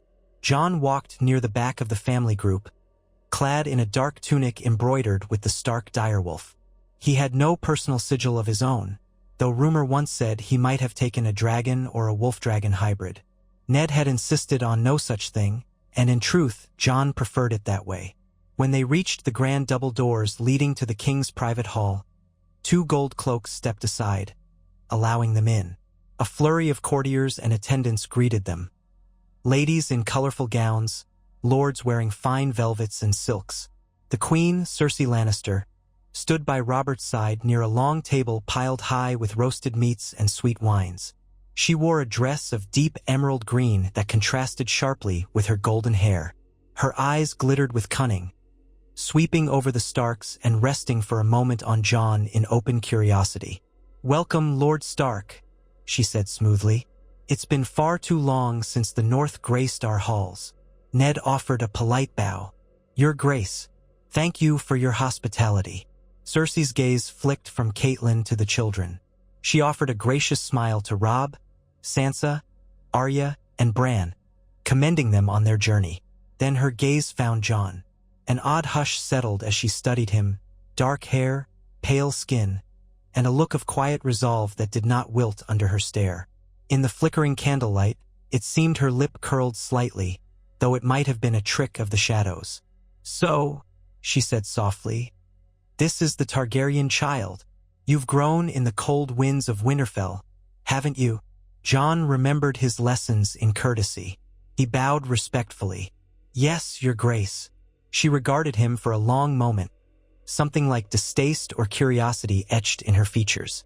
Then she turned away, dismissing him with a cool flick of her hair, as if bored by the subject. "How interesting," was all she said, with a faint hint of irony lacing her tone. Robert boomed for everyone to sit and eat, introducing them to his brother, Prince Renly, Master of Laws, and his other brother, Lord Stannis, Master of Ships, who had apparently just returned from Dragonstone. Stannis wore a stiff, humorless expression that scarcely changed even as he acknowledged Ned. Peter Baelish, Littlefinger, lounged nearby with a sardonic smile, occasionally trading quiet remarks with Lord Varys, the Master of Whisperers, who hovered by a column like a curious spider. Grand Maester Pycelle tottered in a corner, stroking his white beard and observing all. The meal began, rich and opulent beyond anything the Stark children had seen before. Platters of swan, roasted boar, bowls of spiced wine, candied fruits, all arranged in a dazzling array. Minstrels strummed lutes, a jester tumbled across the floor, and the conversation soon drifted to the upcoming tourney. Knights from Dorne, the Reach, the Westerlands, and the Vale would all be competing. Even the Iron Islands were sending a small contingent, though their relationship with the crown was still fragile after Balon Greyjoy's failed rebellion. Jon tried to remain inconspicuous. He ate sparingly, observing the swirl of courtiers. Occasionally, a well-dressed lady or knight would pass by, glancing at him and whispering. He caught snippets of conversation. The Targaryen boy, they say Lord Stark took pity on him. King Robert must be going soft if he tolerates that child so near. He's half Stark, though. Perhaps the North has tamed the dragon. He met Arya's eyes across the table once, and she made a face, clearly unimpressed by the gossip. Sansa was too busy marveling at the finery and discussing dresses with a court lady. Robb listened intently to talk of jousting, while Bran dozed off against Catelyn's arm. Ned was mostly silent, answering Robert's occasional direct questions about the North and its readiness for winter. By the evening's end, Jon was relieved when Catelyn rose and suggested it was time for the children to retire. The party had grown increasingly raucous, with Robert drinking heavily and calling for more wine. The Queen looked on with a slight twist of displeasure at her husband's indulgence. Ned agreed it was best to put the younger ones to bed. They left as the king's circle of favored companions. Men like Lord Renly, Ser Barristan Selmy of the Kingsguard, and others, lingered to talk late into the night. Early the next morning, the massive city began to swell with the start of the tourney events. Ned arranged a private meeting with Jon Arryn, who in turn invited Ned to join the small council as an observer while the final arrangements for the justs and feasts were made. Ned took Robb with him so the boy might learn how governance worked in King's Landing. Catelyn remained behind with the younger children, ensuring they found decent vantage points for the day's competitions. Jon was left momentarily unoccupied, which suited him fine. He wanted to explore the Red Keep, to see more of the structure that once housed Targaryen kings. Curiosity burned in him, a longing to understand the place he might have been destined to call home if history had turned out differently. After all, the Red Keep had been constructed by Aegon the Conqueror's descendants, a testament to Targaryen might. But would it feel like his legacy or a stranger's? He wandered through corridors lined with old tapestries depicting dragons breathing fire over fields of battle.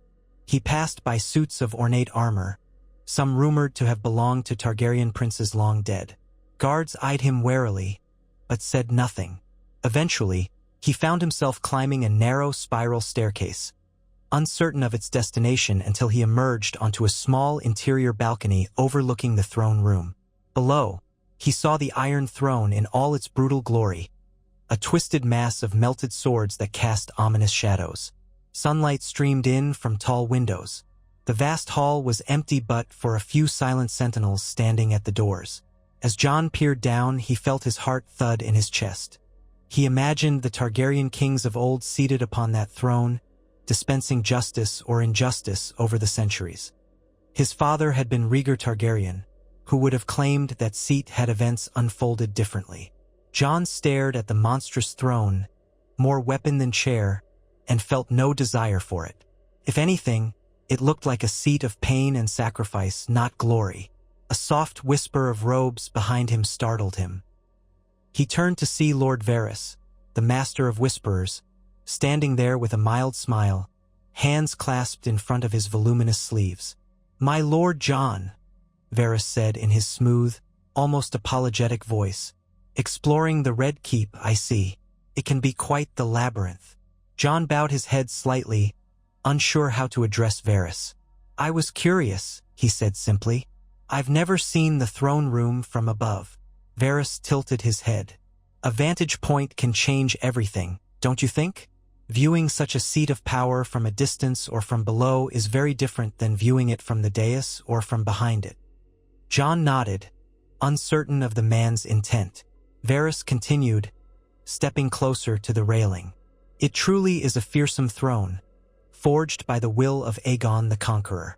Thousands of swords hammered together by dragonfire, if the tales are to be believed. An apt symbol of what it means to rule." He turned to give Jon a kindly smile. "But you are not here to claim it, are you?" "No," Jon said quickly, feeling a spike of alarm at the suggestion. I've never wanted that. Lord Stark is my guardian, and I serve King Robert." "How commendable," Varys murmured. "Yet you carry a name that might unsettle many. An unfortunate happenstance, some would say, but perhaps not so unfortunate. The realm could use all the good men it can get, in whatever name they carry." Jon frowned, trying to parse the hidden meaning. "I'm just a boy from Winterfell," he insisted softly. "I'm no threat." Varys studied him. "Threats come in many forms, my lord. A boy with an unsullied sense of honor can be as dangerous to some as a man with 1,000 swords." Jon had no reply. He felt a strange chill in Varys's presence, an awareness that this was a man who knew more secrets than most. Before Jon could shape a response, Varys leaned forward, voice hushed. "Let me offer you a bit of friendly advice. Be wary in this city. Not everyone sees you as a simple ward of House Stark. Some see you as an opportunity, others as a danger. Your best defense is to remain as you are, quiet, diligent, loyal to your family. Make no claims and no enemies, and you might find a measure of safety." Then, with a gentle bow, Varys turned and glided away, leaving Jon to brood in silence. He looked down at the Iron Throne again, at the jagged edges and metal tangles, and found himself swallowing hard. He did not want the throne. He had never desired any crown. Yet it seemed the very name Targaryen might cast a shadow over him, no matter what he did or where he went. Stepping away from the balcony, Jon descended the stair, returning to the main corridors. He resolved to stick to Ned's side for the duration of the tourney, or at least keep close to his siblings.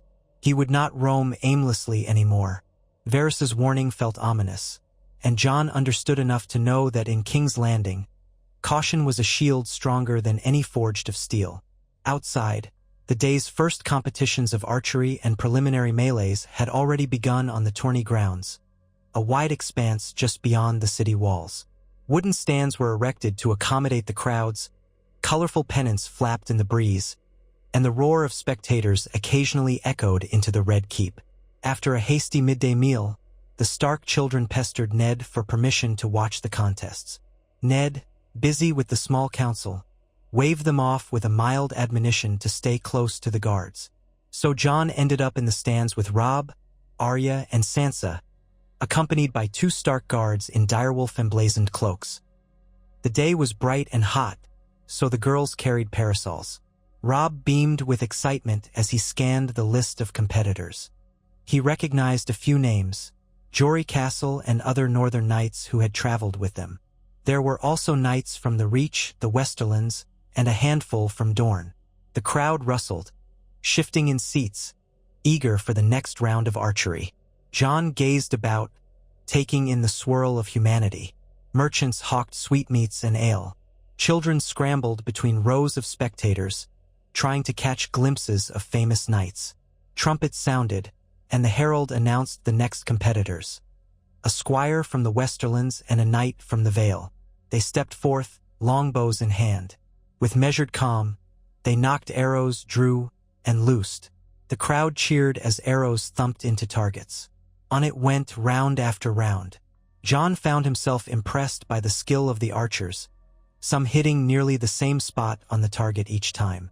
Arya clapped vigorously, especially when a female archer from Dorne, slender and quick, outperformed a broader-shouldered knight from the Crownlands.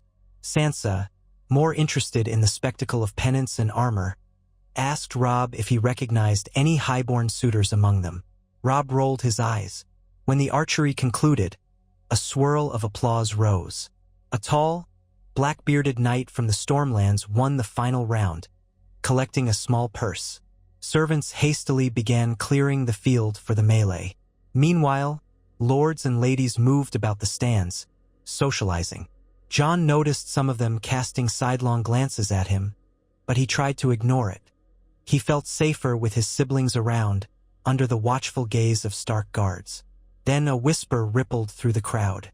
The next set of contestants was arriving for the melee, and among them was a prince of Dorne, Oberyn Martell's nephew, as well as a knight rumored to be an illegitimate Lannister cousin. The excitement grew. People loved to see storied houses clash in the lists. Jon felt a prickle at the back of his neck, remembering the animosity some Dornish felt toward the Targaryen cause. Ironic, since Elia Martell had once been Rhaegar's wife, and Dorne had lost so much in the sack of King's Landing. He glanced at Robb. "They're from Dorne," he said quietly. "Think they'll make trouble?" Robb shrugged. "Not if they have any sense. They're here to fight in the melee, not start a war. Besides, Prince Doran Martell isn't the type to be reckless. That's what Father says. He's cunning and careful. Oberyn, though, is a different story." Arya leaned in, wide-eyed. "I heard Oberyn Martell is called the Red Viper. Is he here?" "I haven't seen him," Robb answered. "Might just be rumors." They watched the melee unfold. A chaotic brawl of steel clashing on steel. Knights struck each other with blunted weapons, aiming to be the last man standing in the ring. The Dornish prince acquitted himself well, showing swift footwork and a graceful spear style, knocking out 2 men in quick succession. The Lannister cousin, however, was battered out of the ring early. Sansa squealed when men crashed near the wooden rail, splintering it. Arya hopped up and down in excitement, ignoring the disapproving looks from nearby ladies. In the end, a hulking northerner from White Harbor surprised everyone by winning the melee, hoisting his sword overhead to a smattering of cheers. Jon found himself smiling at the result, proud to see a man of the North triumph amid the Southern extravagance. Robb clapped him on the shoulder, exclaiming that the North always had strong fighters, even if they didn't display the same flashy armor. By late afternoon, the events concluded for the day. The sun hung lower, painting the dusty lists in shades of gold. The crowds began dispersing. Jon led Arya and Sansa back toward the Red Keep, the 2 Stark guards trailing behind. Robb lingered to speak with some men about their fighting techniques. The air was hot and smelled of sweat, horse dung, and spilled ale. Jon's mouth felt parched, and he knew Arya must be dying of thirst too. She rarely remembered to hydrate during her excitement. Just as they approached the keep's outer courtyard, an unfamiliar voice called out from behind them. "Targaryen boy!" Jon stiffened. He turned to see a knight with a thick mustache, wearing the livery of some minor crownland's house. The man's eyes were glazed with drink, and an ugly sneer twisted his mouth. A few onlookers paused, sensing tension. Arya set her hand on the wooden practice sword she carried. She had insisted on bringing it. Sansa's face went pale. The Stark guards stepped closer, protective. But the knight ignored them, pointing a gauntlet finger at Jon. "So it's true. Ned Stark dragged a dragon spawn here, flaunting him under King Robert's nose. Ha! I fought in the rebellion. Good men died." One of the Stark guards growled. "Mind your tongue, sir. That's Lord Stark's ward you speak to." "Ward? Bastard Targaryen. Whatever he is." The knight spat in the dust. "Men like me lost kin to Rhaegar's treachery, and now his whelp struts about as if the realm owes him courtesy. Pox on that." Jon's heart pounded, but he remembered Ned's lessons. Remain calm, never be the first to draw steel in the king's own courtyard. Still, a flicker of anger burned in him, and Arya bristled at his side, her gray eyes fierce.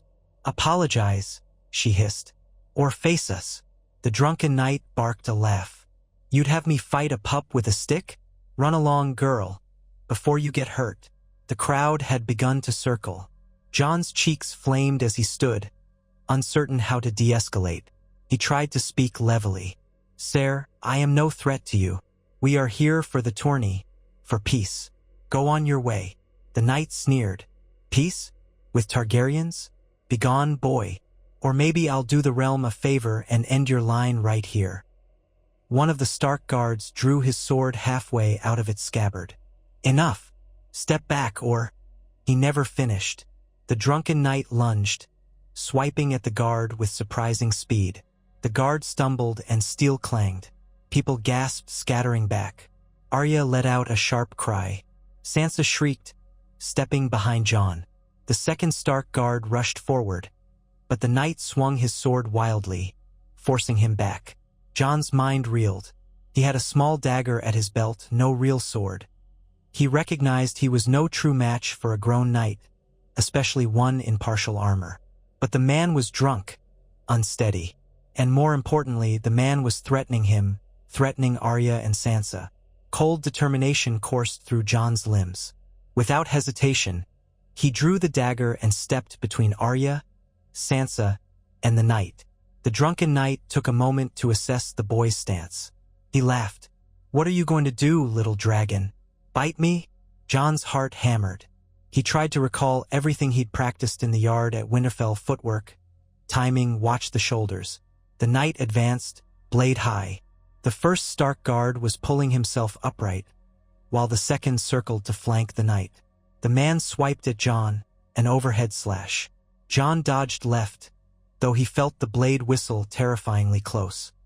He stabbed at the knight's torso, but the man's leather brigandine deflected the blow. Snarling, the knight swung again, forcing Jon to scramble backward. He tripped over a loose stone, nearly toppling. Arya dashed in, whacking the knight's side with her wooden sword. It did little more than distract him, though it did draw a furious bellow. The knight spun and backhanded Arya with a gauntlet fist, sending her sprawling. Sansa screamed in horror, rushing to her sister. Rage flashed through Jon, burning like a brand in his chest. He lunged, aiming for the knight's sword arm, but the knight lashed out with a backhand slash, catching Jon's forearm. Jon felt hot pain, blood welling immediately. He bit back a cry and stumbled. The knight lifted his blade for a finishing blow. Suddenly, a whistling sound came from behind the knight. The second Stark guard had his sword raised, but that wasn't what struck. It was a steel-tipped spear, jammed forward by another man. The knight yowled, arching in agony as the spear tip tore into his side.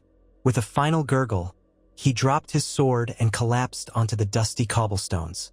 Breathing heavily, Jon staggered back, clutching his wounded arm. The courtyard fell silent except for Arya's gasps and Sansa's half-sobs. All eyes turned to the man holding the spear, a young Dornishman from the earlier melee, the same prince who had competed. He looked at the fallen knight, face impassive. "I saw him attack the boy," the prince said quietly, voice rich with a Dornish accent. "He gave no quarter, so I gave him none." The Stark guards hurried in, checking on Jon, Arya, and Sansa. One of them knelt by the drunken knight, whose breath rattled as blood seeped through his armor. A crowd gathered. Moments later, a swirl of gold cloaks pushed through, demanding to know what happened. Jon, dazed and in pain, barely registered the questions. He looked to Arya, who clutched her bruised cheek, tears of fury in her eyes. Sansa trembled beside her, tears of terror. The prince offered them a respectful bow. "My apologies for interfering, but it seemed urgent." Jon managed to whisper, "Thank you." Chaos descended as the city watch clapped the Dornish prince on the shoulder, uncertain whether to arrest him or praise him. Soon word reached the Red Keep. Ned Stark appeared, face ashen with alarm. He cradled Arya's cheek, then Jon's bleeding arm, mouth set in a grim line. He demanded a maester attend them at once. Meanwhile, the drunken knight lay in a spreading pool of his own blood, barely conscious. The city watch carried him away, though it did not look as if he would survive the wound. When Robert learned of the incident, his fury was swift and loud. He summoned the city watch captains, demanding to know why the knight had been allowed to brandish steel in the courtyard. Cersei stood by, her expression cool, while rumors quickly circulated that a Targaryen boy had nearly been slain in the royal castle. Some lords thought it served the boy right for daring to come south. Others whispered that Robert's leniency toward a Targaryen had led to this humiliating scene. As for the Dornish prince, Quentyn Martell, a nephew to the famed Red Viper, he was politely questioned, then released with King Robert's thanks. Killing a man in defense of a child, especially a royal ward, was excusable enough. But the episode cast a pall over the start of the tourney. It demonstrated the deep fractures that still lingered in the realm, the ghosts of war not so easily laid to rest. In the quiet of Maegor's holdfast, Maester Pycelle dressed Jon's wound. Catelyn hovered, looking pale and anxious, while Ned kept a steady hand on Jon's shoulder. Arya sulked in the corner, furious at her own helplessness. Sansa fretted, wringing her hands.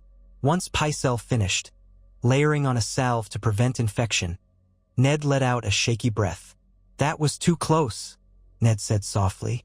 "I should never have left you children alone. Not in this city." Jon swallowed, wincing at the pain. "He was drunk. I didn't want to fight." "It wasn't your fault," Ned assured him. "He was looking for blood. And if not you, he might have attacked someone else." Ned sighed, grim lines etched around his eyes. "Still, this shows exactly why I was hesitant to bring you here. The city is full of men nursing old grudges. Rhaegar, your father, left scars on many." Jon looked down at his bandaged arm. "Maybe I shouldn't be here then," he said quietly. "It'd be safer for everyone if I stayed in Winterfell." Ned's gaze softened. He placed a hand on Jon's uninjured shoulder. "Jon, you have every right to see the realm. You're not at fault for who your father was, or for the choices that led to war. I will not have you hiding away forever. If men cannot see that you mean them no harm, then that is their failing, not yours." Catelyn stood apart, her expression unreadable. She spoke softly. "Rest now. We will speak more in the morning." Jon nodded. He felt exhaustion pulling at him. His arm throbbed. Arya approached tentatively, biting her lip. "I tried to help," she murmured. I wasn't fast enough. I'm sorry." "You did help," Jon assured her with a faint smile. "You distracted him." She gave a slight nod, eyes glimmering with suppressed tears of anger and relief. Sansa hovered too, looking as though she wanted to say something, but no words came. She merely reached out and squeezed Jon's hand in a gesture of comfort, which surprised him. He squeezed back weakly. Ned escorted them all back to their chambers, setting an extra guard at the door. In the corridor, a hush reigned. Footsteps echoed on stone. The flickering torchlight illuminated the disquiet on Catelyn's face, a mixture of concern and wariness. Arya's cheek was still bruised, and Sansa had not let go of her sister's hand since they left the maester.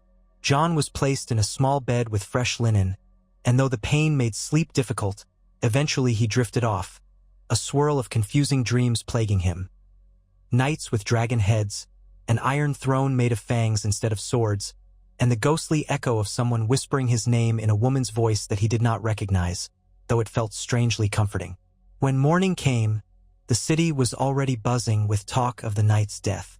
Some claimed the man's name was Ser Miles Mutun, a minor retainer with grievances left over from the rebellion. Others whispered that if Robert had simply executed all Targaryen heirs rather than sparing one, incidents like this would not occur.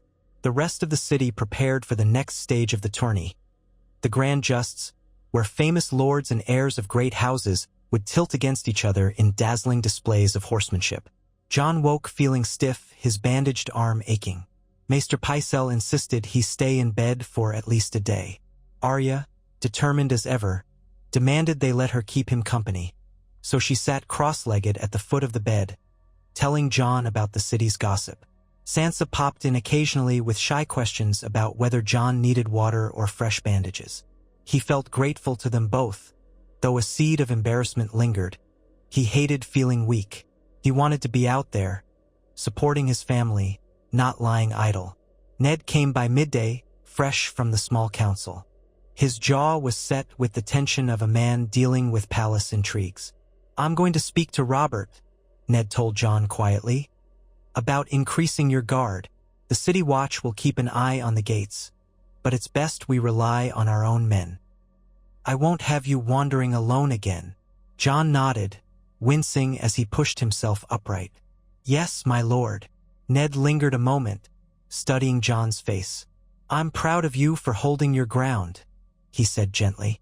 "I only wish you hadn't been forced to. I promised your mother I would keep you safe, and I mean to keep that promise." Jon's eyes stung. He swallowed, managing a nod. Ned gave his shoulder a reassuring squeeze. Then the lord left, duty pulling him away. The next day, the main event of the tourney arrived. The jousting. Rivals from far and wide had come to test their lances. The king himself would be presiding, seated in the royal box with the queen, their retinue, and select lords of the court. The Starks had a place of honor next to the royal dais, though Ned arranged that Jon remain guarded by 2 men at all times. Pycelle had cleared him to walk around if he felt strong enough, so Jon decided to see the justs. He refused to hide in a chamber and let fear define his actions. When he arrived at the stands, flanked by the guards, he saw the spectacle in full flourish. Knights in polished armor, horses draped in colorful caparisons, banners fluttering everywhere. Sansa sat with Arya, excitement on their faces, though Arya's came with a side of impatience.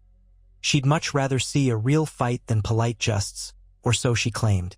Robb pointed out famous knights. Ser Jaime Lannister, garbed in gilded armor. Ser Barristan Selmy, though he was rumored not to be competing, and a few younger heirs from across the realm hungry for renown. Jon took a seat behind them. The crowd's roar as the first tilt began felt like a physical force. Trumpets blared, and a herald announced the contenders. As the justs went on, knights crashed together in splintering lances, stirring cheers and gasps. Some matches ended quickly, with a single clean hit unhorsing one knight. Others ended in brutal collisions, leaving men dazed or injured in the dirt.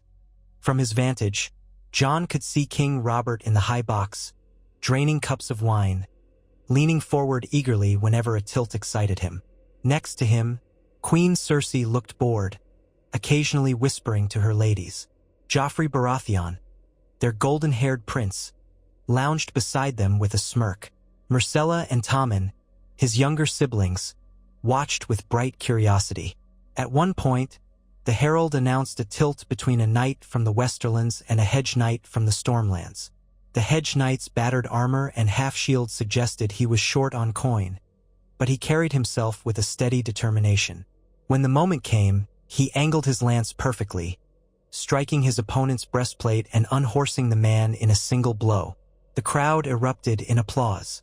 The hedge knight removed his helm, revealing a weathered face, humble but triumphant. Grinning, Robb exclaimed to Jon, "Did you see that? Perfect form." Jon nodded, smiling. For a moment, the tensions of the city melted away, replaced by the simple thrill of martial display. But then the herald's voice rose above the din, calling the next tilt. Ser Hyle Jourdain of Dorne and Prince Quentyn Martell of Dorne. A ripple of surprise spread through the stands. 2 Dornishmen jousting each other was not the expected match, but apparently both had advanced in the brackets. Jon recalled that Quentyn Martell was the man who had saved his life only 2 days before. Curious, he leaned forward. Arya seemed just as intrigued, remembering how the prince had speared the drunken knight. The 2 Dornishmen emerged on the field. Ser Hyle wore orange-plumed helm and carried a round shield decorated with a sun and spear motif. Prince Quentyn's armor was more subdued, a dark crimson with a simple sun sigil on his shield. They saluted each other, then took their positions. The crowd murmured, uncertain whether to cheer or boo. Relations between Dorne and the Crown had always been uneasy, but seeing 2 Dornishmen face off in a grand tourney was rare. At the signal, they charged. Hoofs thundered, dust kicked up, lances lowered. They met in the center with a resounding crack of splintering wood. Ser Hyle's lance struck Quentyn's shield, glancing off, while Quentyn's lance hit Ser Hyle's shoulder, unseating him but not knocking him completely to the ground. The crowd cheered at the near knockdown. They readied for the second pass. This time, Ser Hyle steadied himself and angled his lance more carefully. The horns sounded. They raced again, clashing in a fury of color and sound. Both lances shattered, and Ser Hyle wobbled in the saddle. Prince Quentyn's horse stumbled, but Quentyn kept his seat. Another pass was required. The tension built. Sansa clasped her hands excitedly. Arya leaned on the rail, fully engrossed. Jon's heart pounded, partly from the thrill of the joust, partly because he felt indebted to Quentyn and wanted him to win. On the third pass, fate favored the prince. He aimed low, striking Ser Hyle squarely in the breastplate and toppling him clean off the horse. Ser Hyle hit the ground with a thud, dust rising around him. Cheers erupted from the Dornish spectators and much of the crowd, impressed by Quentyn's skill. The prince circled back, dismounting to check on his opponent. Ser Hyle, though bruised, appeared not badly harmed. He saluted Quentyn, then limped away. Quentyn Martell bowed to the king's box. Robert gave a lukewarm applause, while Prince Joffrey looked on with mild disinterest. Queen Cersei wore a tight-lipped expression. But then Ned Stark stood, clapping in earnest. Others followed suit, the stands filling with applause. Jon felt a wave of gratitude. This was the man who had intervened to save his life. He joined the applause wholeheartedly, ignoring the twinge in his arm. That evening, Quentyn Martell was invited to a small feast hosted by Prince Renly in one of the Red Keep's lesser halls, an informal gathering to celebrate the day's victors. Ned Stark and his older children were invited, too, in recognition of House Stark's standing. Arya insisted on accompanying them. She wanted to meet the prince who was so skilled with spear and lance. Ned, remembering Quentyn's valor in defending Jon, allowed it. The hall was more intimate than the grand feasting space, lit with warm lanterns and arrayed with a few tables of food. Renly Baratheon, smiling and affable, greeted each guest personally. When Quentyn arrived, wearing modest Dornish garb, Renly teased him lightly about the day's excitement. Quentyn responded with quiet humor. Some men teased that Quentyn must be the new Knight of the Dragon for saving the Targaryen boy. Quentyn only smiled politely, glancing around to see if Jon was present. Jon hovered near Ned, uncertain if he should approach. Arya, bolder by nature, tugged Jon's sleeve. "Come on," she whispered. "Let's go say hello." Ned gave a small nod of permission, so Jon and Arya made their way across the room. Quentyn looked up as they neared, his dark eyes softening. "Jon," he said, nodding politely, "I'm pleased to see you well.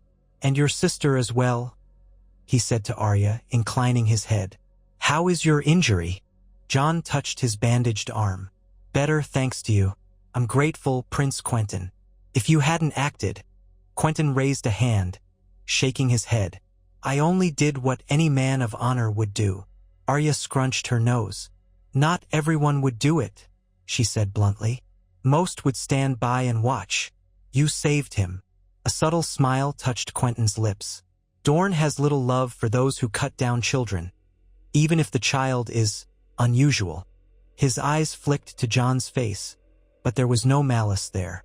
"Though the story of your parentage is known in Dorne, I do not hold you responsible for what happened to Princess Elia and her children." Jon hesitated, feeling the weight of that tragedy.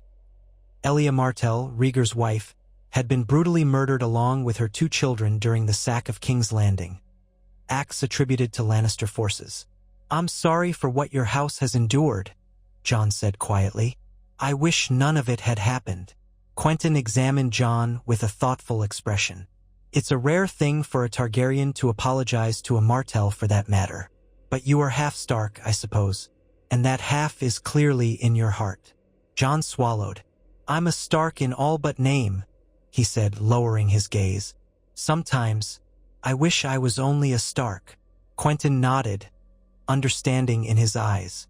"No man can choose his blood, but he can choose his path. You'll find yours, I think." Then he gave Arya a small bow. "I admire your courage as well, my lady. You tried to fight that night." Arya puffed up slightly, pride evident.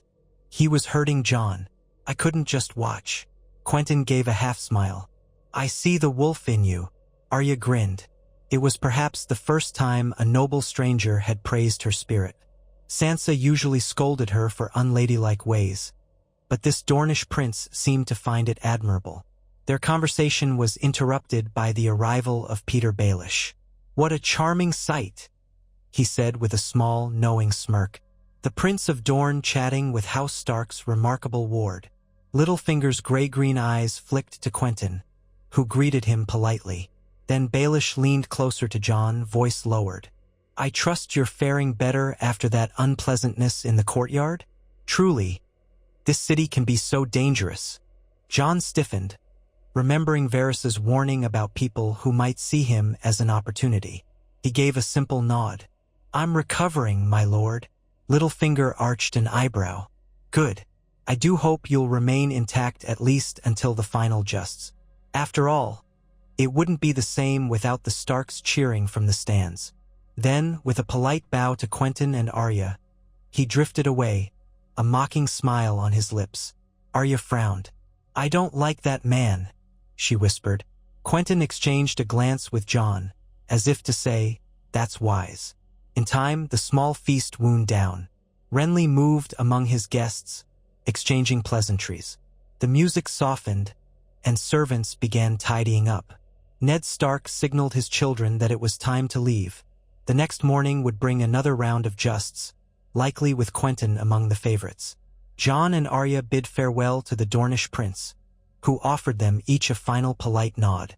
On the walk back to their chambers, Ned's watchful gaze took in every flickering shadow, every corridor turn. He assigned 2 more guards to walk them all the way to their doors. If the children had ever doubted how dangerous King's Landing could be, those doubts were gone. Even Sansa, who had come expecting romantic tales, seemed subdued. Jon, exhausted from the day, sank onto his bed, arm throbbing dully. He recalled Quentyn's words. A man can't choose his blood, but he can choose his path. If only the rest of the realm saw it that way. The drunken knight's hatred had nearly ended Jon's life. How many others still lived, harboring that same rage? How many more might see his existence as an insult to the memory of their own losses? Yet as he drifted towards sleep, Jon also felt a flicker of hope. Not everyone wanted him dead. He had Ned Stark's unwavering protection, siblings who rushed to his side in crisis, and even strangers like Prince Quentyn who believed in honor over old grudges. Perhaps, in time, that might be enough to shape a different future. One where the blood of dragon and wolf need not forever stir the realm to violence. But for now, all he could do was take it one day at a time, keep his head low, and trust in the strength of House Stark, and in the better angels of those who recognized him not as Rhaegar's ghost but as a boy determined to forge his own destiny.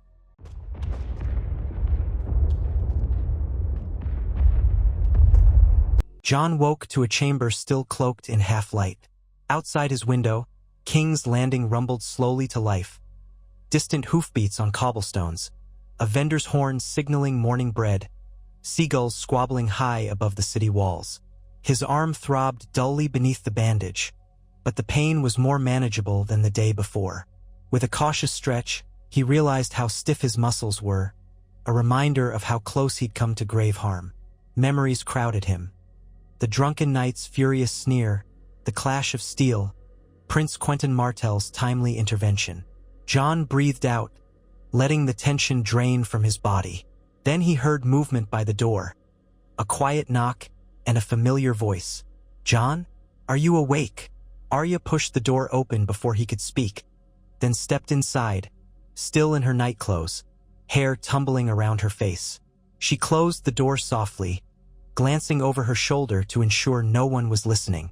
In the faint dawn light, her bruised cheek was a faint purple shadow. He pushed himself upright against the pillows.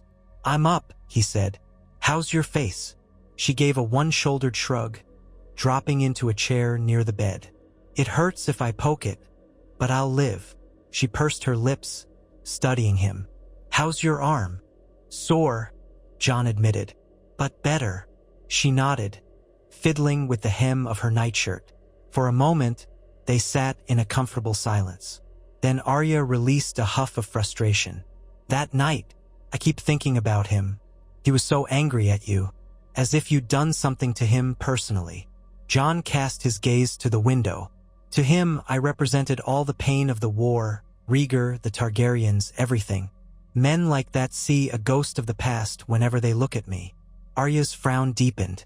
But you're not Rhaegar, and you're certainly not the Mad King. They should see you, not some ghost. He gave her a small, grateful smile. I wish they would. She scowled at her lap. It's not fair. Then she shook her head, tone softening. I'm glad Quentyn Martell was there.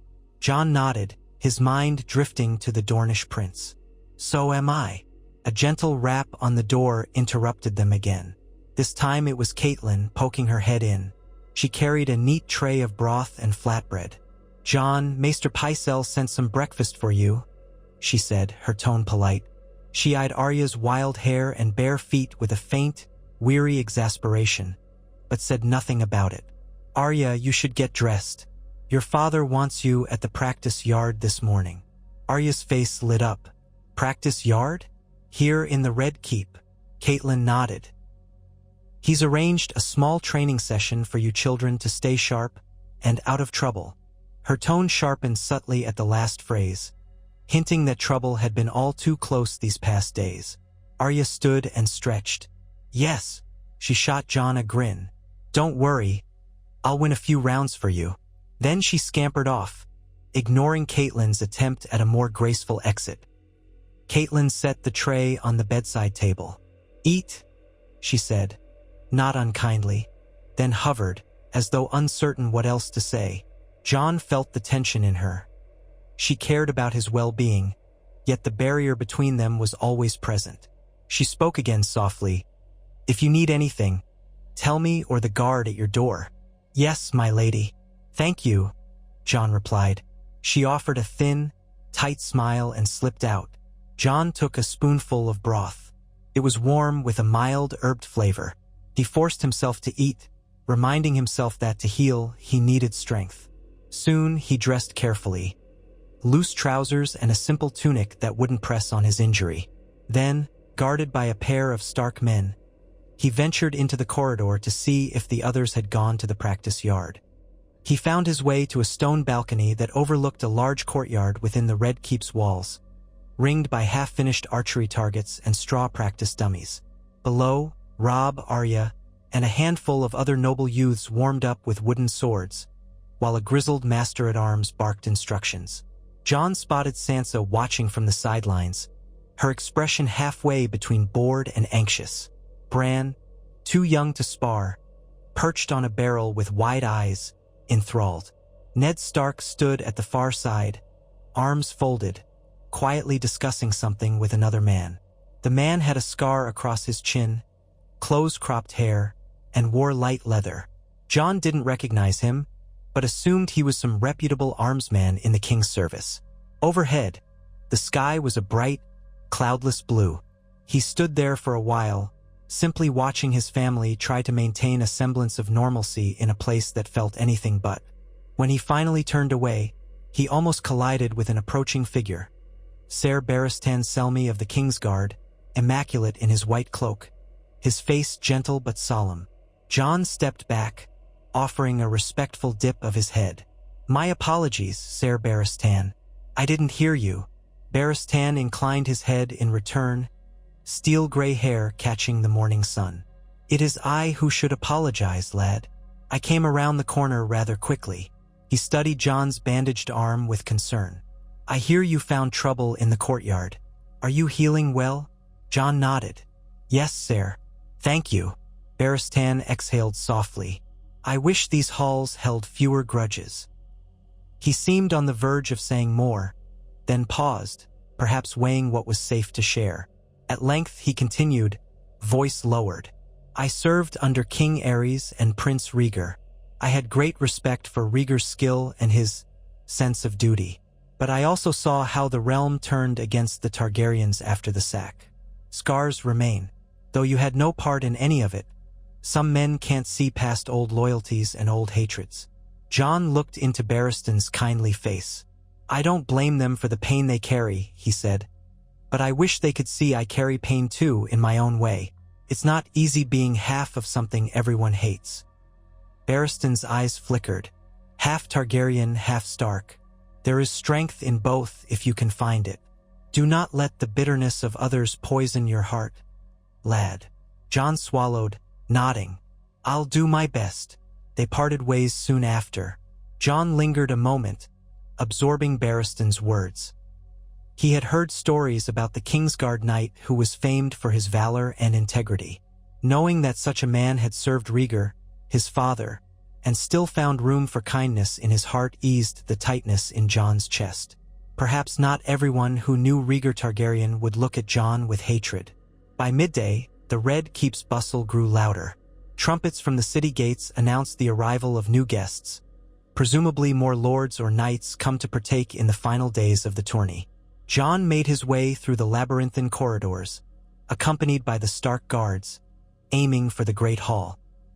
He'd heard rumors that the king and queen would host a midday meal for visiting dignitaries, and he hoped to slip into a corner to watch without drawing notice. As he approached the Great Hall's broad doors, the flow of courtiers and attendants thickened. High-born ladies in shimmering gowns, lesser knights wearing dusty cloaks from the road, pot-bellied merchants hoping for an audience. Everyone pressed in. Jon waited patiently until the surging crowd carried him inside, where hundreds of candles burned above in iron chandeliers. The great hall was vast, with tall pillars along each side, and at the far end stood the Iron Throne. A dais near the front bore a table for the king, queen, and their immediate circle. Other tables stretched down the length of the hall, set for the midday meal. Jon found a seat near the back, close to the exit, so as not to offend anyone by placing himself too prominently. The Stark guards remained standing at his shoulder, watchful. A few glances turned his way, but most eyes were drawn to the dais. King Robert in a gold-trimmed tunic, already draining a cup of wine. Queen Cersei resplendent in emerald silk, her golden hair braided in a crown-like coil. Prince Joffrey, leaning forward with an air of boredom tinged with disdain. Princess Myrcella and Prince Tommen more subdued. Eventually, Ned Stark arrived with Robb and Sansa in tow, guiding them to seats closer to the dais. Arya, it seemed, had chosen to remain in the practice yard or had gone exploring. Jon wondered if she had snuck off to see the city from the rooftops, a habit she might adopt, given her restless nature. He almost smiled at the thought.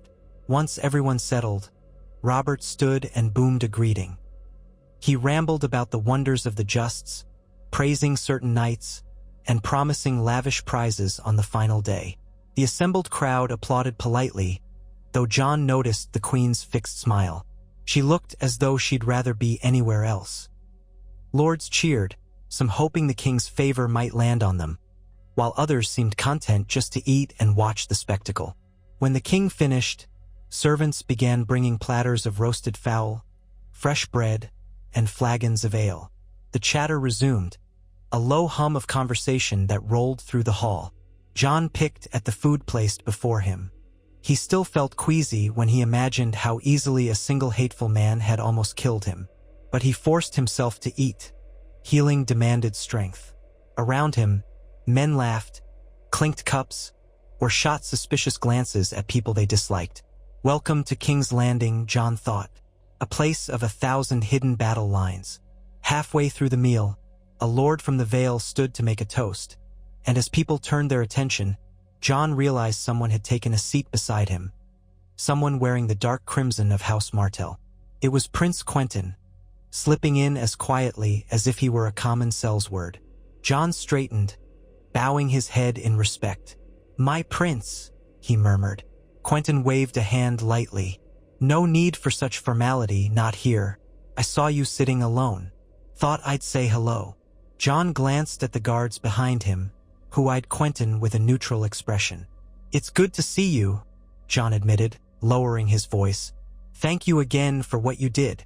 Quentyn's mouth curved in a modest smile. "You've thanked me twice already. That's enough. Besides, I'd have done the same for anyone." They shared a brief silence before Quentyn went on. "You know, the entire city's abuzz about the final just tomorrow. Rumor has it the Kingsguard, or at least some of them, will compete.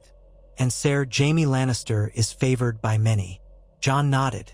Ser Jaime's skill was well known, though overshadowed in Jon's mind by the knowledge that House Lannister was deeply entangled in Targaryen bloodshed. "Will you be riding again?" Quentyn offered a small shrug. "I've advanced to the final day, but I'm no champion juicer. I prefer the spear. I'll do my best, though if I'm matched against a man like the Kingslayer, I expect to find myself on the ground swiftly." He spoke with self-deprecating humor. "You fought well against Ser Hyle Jourdain," Jon pointed out, remembering the skill Quentyn had displayed. A ghost of a smile touched Quentyn's lips. "That was spear work disguised as lance work. But perhaps I'll manage a tilt or two." His gaze slid around the hall, lingering on the dais. "The prince up there, Joffrey. Do you see how he fidgets whenever something doesn't center on him? I wonder if he might ride in the tourney one day, though I hear he's not old enough by custom. For the realm's sake, perhaps it's best he waits a while." Jon glanced at the royal dais. Indeed, Joffrey wore a pout, fiddling with a crust of bread, whispering occasionally to the hound, Sandor Clegane, who hovered behind him. "Father says Joffrey's only a boy," Jon said. "But he can be cruel if left unchecked." Quentyn nodded thoughtfully. "Dorne hears many rumors about the royal family. Hard to tell which are true, but yes, cruel might be one word for it." He lowered his voice, leaning slightly closer. "How fares your arm?" Jon flexed his bandaged forearm gingerly. "It'll heal. The cut wasn't too deep." "You'll have a scar," Quentyn observed. "Wounds like that leave a mark.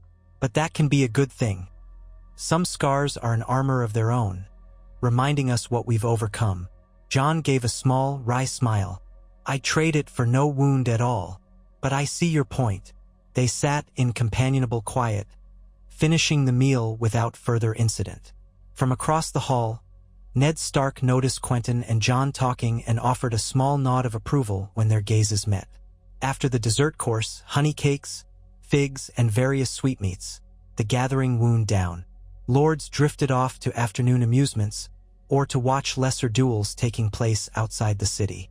Jon stood to follow the flow, and Quentyn accompanied him briefly, until they reached the steps leading out of the great hall. There, Quentyn paused and clasped Jon's good arm lightly. "If you need me for any reason, send a message to the Martell quarters. I'm staying near the Tower of the Hand with my retinue. I doubt any more drunks will threaten you, but one never knows in King's Landing." Jon dipped his head.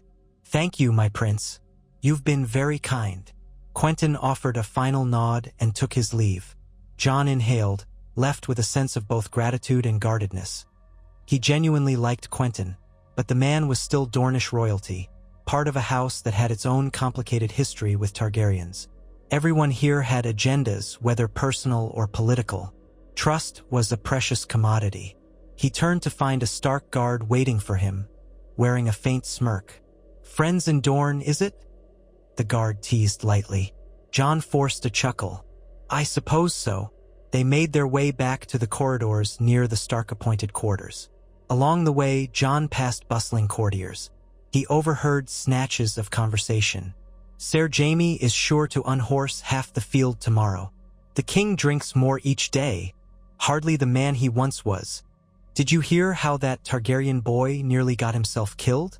The North is too soft-hearted." Jon exhaled. He kept his face neutral, stepping aside for a trio of Lannister men in matching crimson cloaks. They swept by with their noses lifted, ignoring him. A pang of anger flared, but he squashed it. In Winterfell, ignoring a man was a mild offense, but here it seemed routine.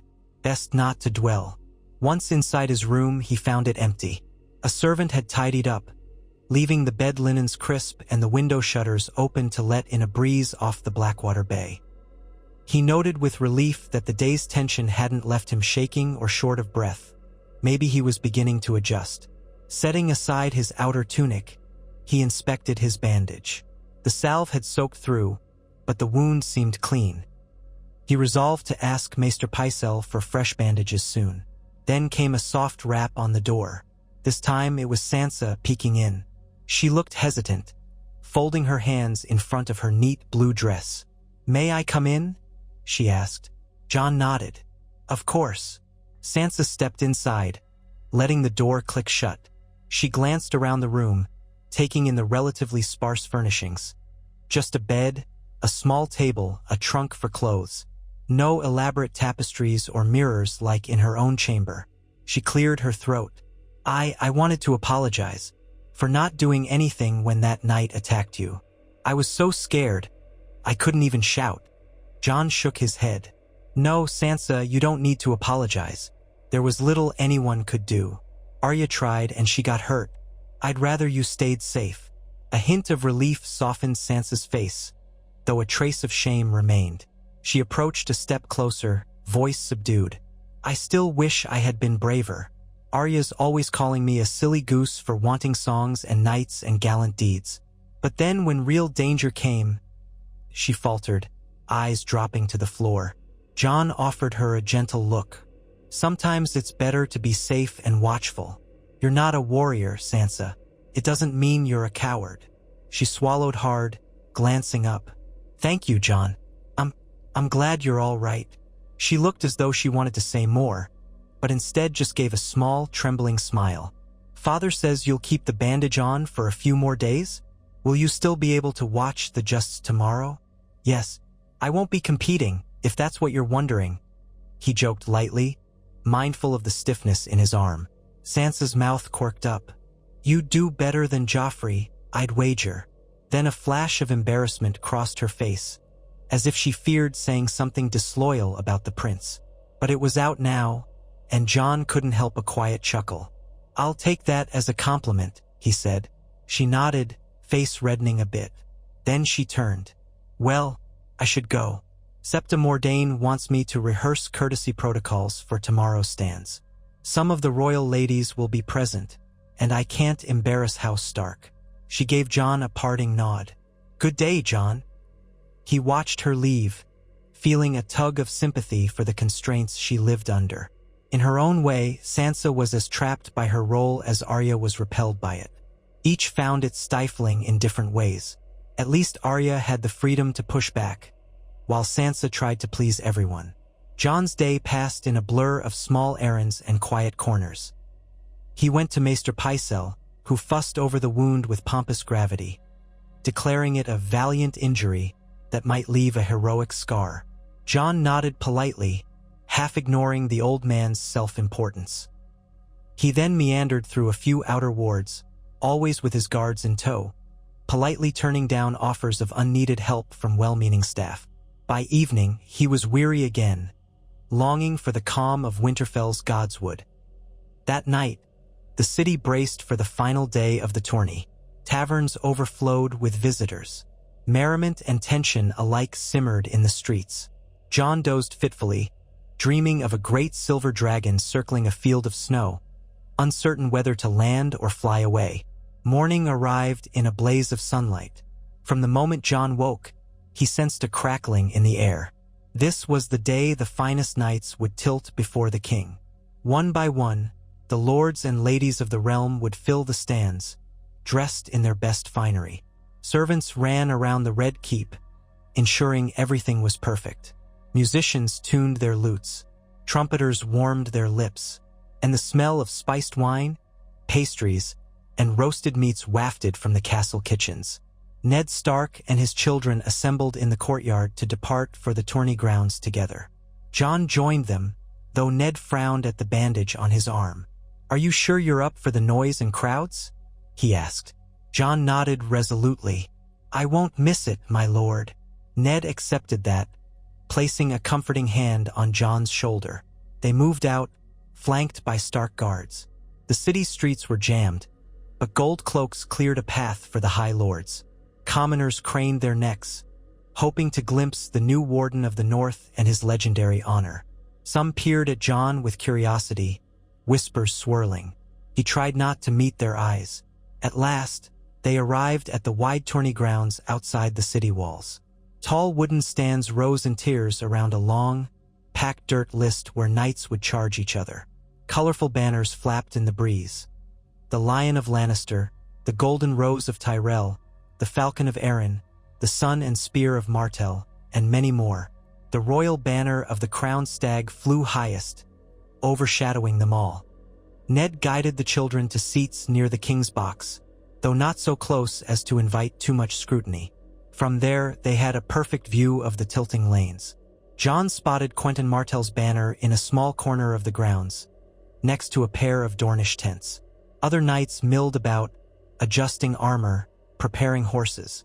The smell of sweat, leather, and excitement hung in the morning air. Robert Baratheon arrived in a thunderous fanfare, the crowd leaping to its feet. The king wore a gold and black doublet, but no crown. He waved a huge hand, roaring laughter already thick on his breath. Queen Cersei joined him, stoic in a green gown embroidered with lions. Ser Barristan Selmy, Ser Jaime Lannister, Ser Marentrant, and other Kingsguard members stood by, shining in white cloaks.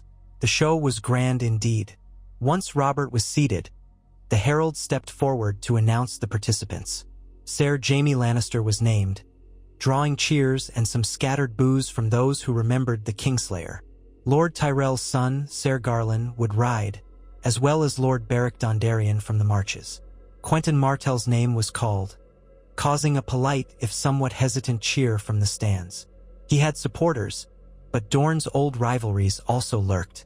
Another half-dozen knights were introduced, including 2 from the Vale and 1 from the north, a lesser-known northern knight who had come seeking glory.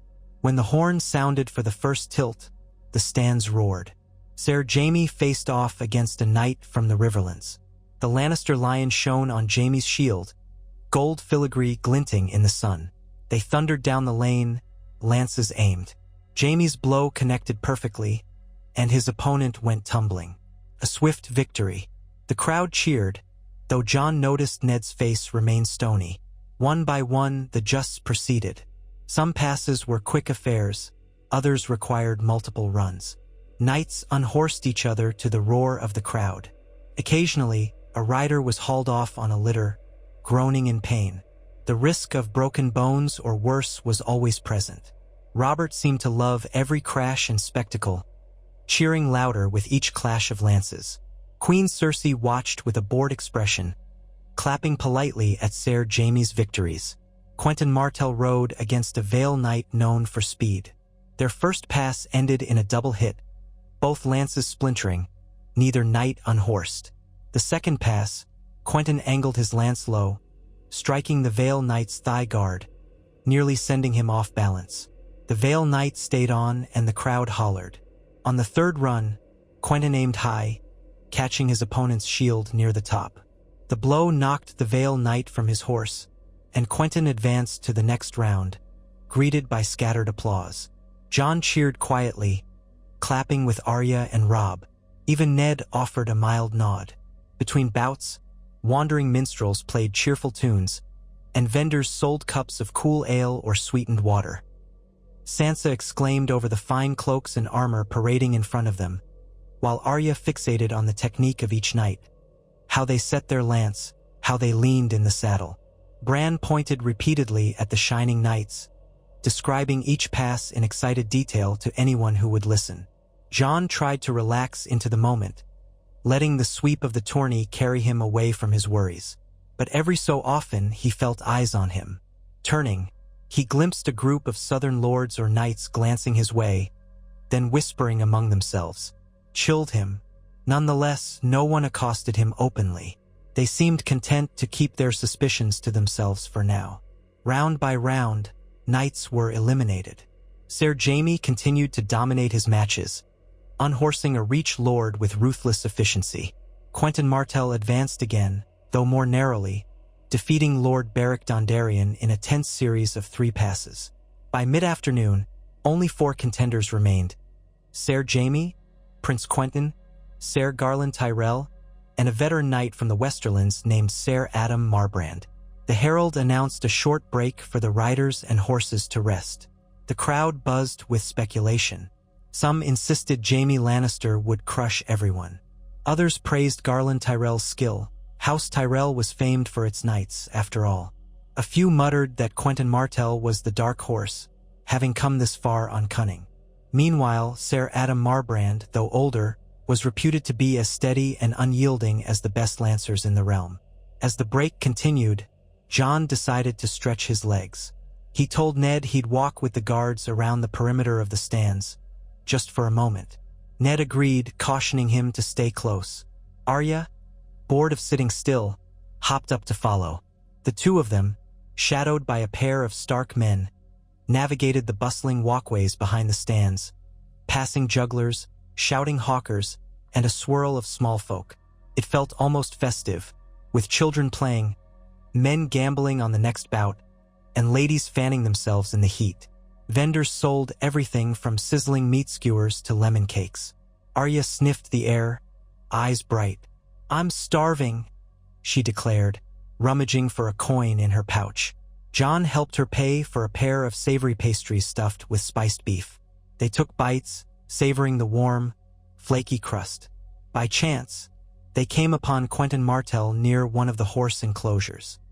He was out of his armor, wearing a padded arming doublet soaked through with sweat, drinking water from a leather flask. A small retinue of Dornishmen stood around him. He greeted Jon and Arya with a tired smile. "Come to mock my battered ribs?" he teased.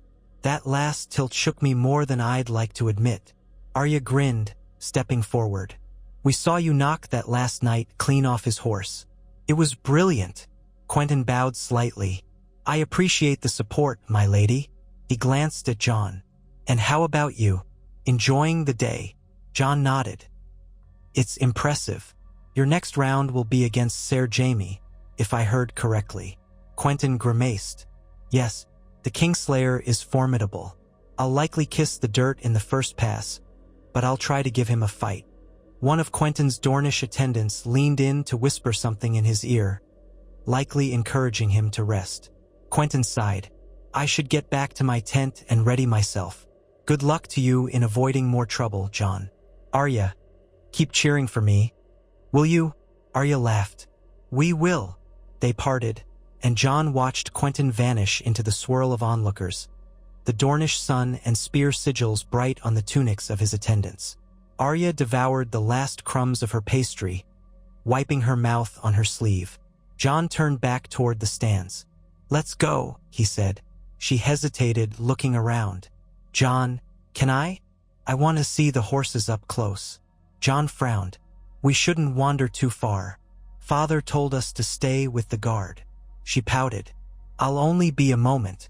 The horses are right there," she said, pointing to the row of stables and enclosures adjacent to the tourney field. Jon didn't like the idea, especially after the courtyard incident. But Arya's determined face set his nerves at odds. "All right," he relented. "But the guards come with us and we don't linger." Grinning, she skipped ahead. The stables were bustling with grooms grooming sweaty horses, stable boys refilling water troughs, and knights checking bridles or saddles. The smell of hay and manure mingled with the dryness of dust churned by hooves. Arya walked the row, occasionally reaching a hand to pat a friendly mare's muzzle. Jon and the guards followed, watchful. At the far end, behind a line of stalls, stood an unassuming door leading into a storage shed. The sound of voices drifted from behind it. Jon was about to steer Arya away when he recognized one of the voices, Lord Peter Baelish. That smooth, mocking tone was unmistakable. Another voice, responding in measured, almost oily calm, belonged to Lord Varys. Arya's eyes widened. She pressed a finger to her lips, gesturing for Jon to stay silent. She crept closer, straining to hear. Jon followed, uncertain. The two guards exchanged a look of alarm but stayed put, not wanting to cause a scene. Jon caught snatches of conversation. "The boy's presence is an interesting puzzle. So many of us wonder how it might be used," came Baelish's sly drawl. Varys replied softly, "Used? My dear Lord Baelish, you mistake me. I am but a humble servant of the realm." Faint laugh from Baelish. "And I'm a Septon, obviously. Come now, we both know the Targaryen name still has power in some corners. The boy is half Stark, yes, but it's the other half that intrigues me. If certain lords sought to rally behind him," Varys shushed him. "This is no place for such talk. Walls have ears." Baelish's tone turned amused. "Your birds might be listening, you mean? Or the boy's wolves?" "I'm only saying, if Robert continues to overspend, to rule by indulgence rather than cunning, the realm might drift. And if, gods forbid, the boy from the north were positioned as an alternative." Varys cut in sharply. "That is dangerous talk, especially here in the Lannisters' playground." Baelish gave a languid sigh. "Oh, I don't advocate treason, my dear spider. I only weigh possibilities. So do you. That's why you keep an eye on him. I've seen your curious glances." A pause.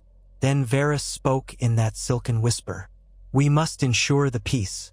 The boy's mother was a Stark, but his father was Rhaegar. Such a lineage can be a spark in a tinderbox if someone fans the flames." Baelish chuckled. "And who might that be? Stannis? Renly? The Martells? They all have reason to resent the current regime. The Martells lost Elia, yet a Targaryen Stark child thrives. His voice dipped lower, almost teasing. Perhaps Quentyn Martell will put a dagger in the boy's back after all, to avenge his aunt. I see no sign of that, Varys countered. Quentyn saved him, if you recall. Indeed, so many layers, Baelish mused. A rustling of cloth suggested they were moving. Panicking, Jon grabbed Arya's elbow and tugged her back from the door, motioning the guards to follow. They all ducked behind a stack of hay bales just as the shed door opened. Baelish and Varys emerged, both scanning the area. Baelish's sharp gray-green eyes lingered on the stable yard. For a heartbeat, Jon feared they'd been spotted, but apparently not, for the two men continued on, gliding away into the crowd. Arya let out a slow breath. "Did you hear that?" she whispered. Jon nodded, heart pounding.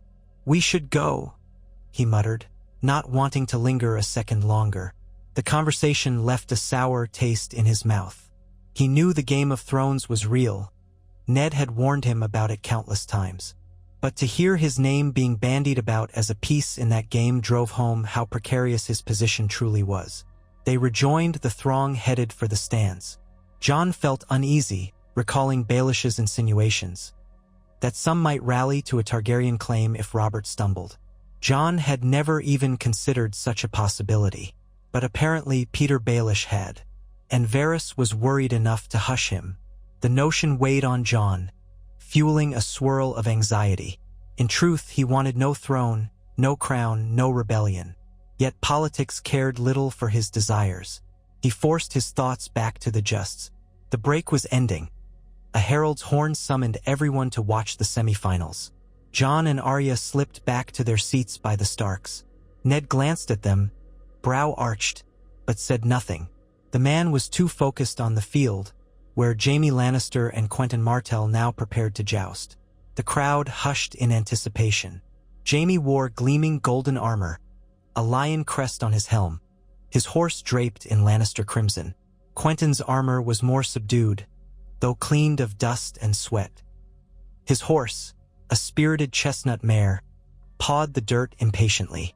They saluted King Robert, then took their positions at opposite ends of the lists. A hush. The herald raised his flag, then dropped it. Drums thundered.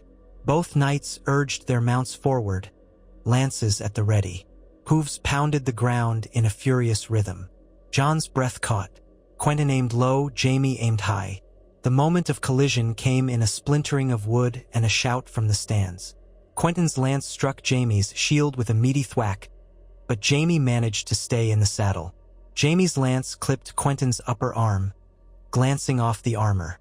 Both horses surged past each other, neither rider unseated. The crowd roared, excited for a close match. Arya leaned forward with fists clenched, muttering encouragement for Quentyn. They wheeled about for the second pass. This time, Jaime adjusted his angle, while Quentyn shifted in the saddle. They charged again. Dust kicked up around them. Jon saw Jaime's lance dip at the last moment, smashing into Quentyn's shield with brutal precision. Quentyn rocked backward, nearly losing his grip. His own lance hit Jaime's thigh guard but didn't unseat him. The stands erupted, voices mixing in cheers and gasps. Miraculously, Quentyn stayed on his horse, though only barely. He circled back to his side, breathing hard, his shield arm trembling. Jaime lifted his visor for a moment, exuding confidence. Jon's heart hammered. Arya bit her lip so hard it whitened. On the third pass, Quentyn couched his lance with grim determination. Jaime spurred his horse. Again they thundered toward each other. This time, Quentyn aimed for Jaime's mid-torso. Jaime seemed ready for it. At the last second, Jaime shifted his shield, deflecting Quentyn's blow just enough. Quentyn's lance skidded across golden armor, breaking near the tip. Jaime's lance caught Quentyn's shoulder squarely. The force slammed Quentyn from his saddle, sending him crashing into the dirt. The crowd roared. Jaime drew up on the far side, lifting his broken lance in victory. A handful of Dornish spectators groaned, while many in the stands rose to applaud the Kingslayer's skill. Arya let out a disappointed hiss, dropping back onto the bench. Jon watched Quentyn lie there for a moment, winded. Then the Dornish prince moved, rolling onto his side and pushing himself to his feet. The crowd gave him a respectful cheer for his efforts. Trumpets blared. Jaime Lannister was declared the winner of that round, advancing to the final. Ned Stark applauded politely, as did Robb. Jon saw Quentyn limp off the field, supported by attendants. He'd lost, but he'd fought bravely. Jaime turned his horse toward King Robert's box, saluting with a flourish. Robert bellowed praise, sloshing wine in approval. The next match, Ser Garland Tyrell against Ser Adam Marbrand, proved similarly intense, though it took multiple passes. In the end, Garland Tyrell emerged victorious, unhorsing Marbrand in a well-placed strike. That set the stage for the final tilt. Jaime Lannister versus Garland Tyrell, Lion against Rose. The excitement in the stands rose to a fever pitch. While they cleared the field for the final, a flurry of activity surrounded the dais. Servants refilled the king's cup, and courtiers hovered, placing bets. Jon exhaled slowly, the adrenaline still coursing from watching Quentyn fight. Arya sulked about Quentyn's loss, but Sansa seemed enthralled by the drama of Ser Jaime's victory. Finally, the herald stepped forth. "My lords, ladies, and good folk, presenting our final match of the day, Ser Garland Tyrell versus Ser Jaime Lannister." The stands erupted in cheers and stamping feet. The two knights rode onto the field, each brandishing a fresh lance. Garland's horse was draped in green and gold, the Tyrell rose embroidered on the caparison. Jaime's remained in red and gold. Both men looked confident. Jon swallowed, a flicker of unease stirring. He couldn't help but recall that Jaime had helped kill Rhaegar's father, the Mad King, though by many accounts it had been a mercy on the realm. Still, the name Lannister now evoked the memory of what had happened to Elia Martell's children, and the overshadowing threat to any Targaryen. It was a twisted realm, in which a man hailed as a hero might have done monstrous things. The horn sounded for the first pass. Hoofs thundered. Lance tips gleamed in the sun. They crashed together with terrible force. Ser Garland's lance struck Jaime's shield, but Jaime twisted in the saddle, deflecting the brunt. Jaime's own blow battered Garland's shield, nearly jolting him free, yet both held on. The crowd roared in approval. In the stands, Robert hooped, slapping the arm of his seat. Second pass. Garland angled slightly to the left, forcing Jaime to adjust at the last moment. They met in a blur of wood and steel. Garland's blow caught Jaime's shield edge, splintering the lance. Jaime's found Garland's chest plate, but seemingly glanced off. Again, both stayed mounted. The roar of excitement grew. The third pass would decide it, or so everyone guessed. Trumpets blared. The knights lowered their lances, charging. Dust flew under pounding hooves. This time, Jaime aimed carefully, his golden armor a streak of brilliance. Garland adjusted too, focusing on a narrower target. A collective gasp rippled across the stands. They met in a massive crunch of wood, both lances exploding into shards. Jaime's shield jerked violently, and he swayed. Garland rocked back, armor taking the brunt, but it looked agonizing. When the dust settled, Jaime was still astride his horse, though leaning heavily to one side. Garland was pinned awkwardly against his horse's neck, struggling to recover his seat. For a breathless moment, it appeared both men would fall or neither. Then Garland toppled, sliding off his horse in a swirl of green. He hit the ground on his back, groaning. Jaime managed, just barely, to cling to his reins and stay upright. The stands erupted in a near-deafening ovation. Jaime Lannister had won, though by a razor-thin margin. Women cheered. Men pumped fists. Gold dragons changed hands among the gamblers. Jaime raised his visor, letting out a triumphant breath. The herald proclaimed, "Ser Jaime Lannister, victor of the King's Landing tourney." Trumpets blasted. Confetti fluttered. Garland Tyrell's retainers rushed onto the field to help him up. Jon watched the spectacle with a swirl of emotions. pride for a well-fought match warred with the knowledge that House Lannister's triumph carried undertones of intimidation. Robert beckoned Jaime to the dais. The Kingslayer rode forward, dismounted, and knelt before the king in the dust. Robert clapped him on the shoulder and proclaimed him the greatest knight in the realm, awarding him a hefty purse of gold and the champion's laurel. The crowd roared. Queen Cersei wore a glittering smile, though it was sharp at the edges. Afterwards, the crowd began to disperse, many drifting toward makeshift feasting tents for evening revelry. Ned Stark and his children lingered just long enough to see if Quentyn Martell was badly injured.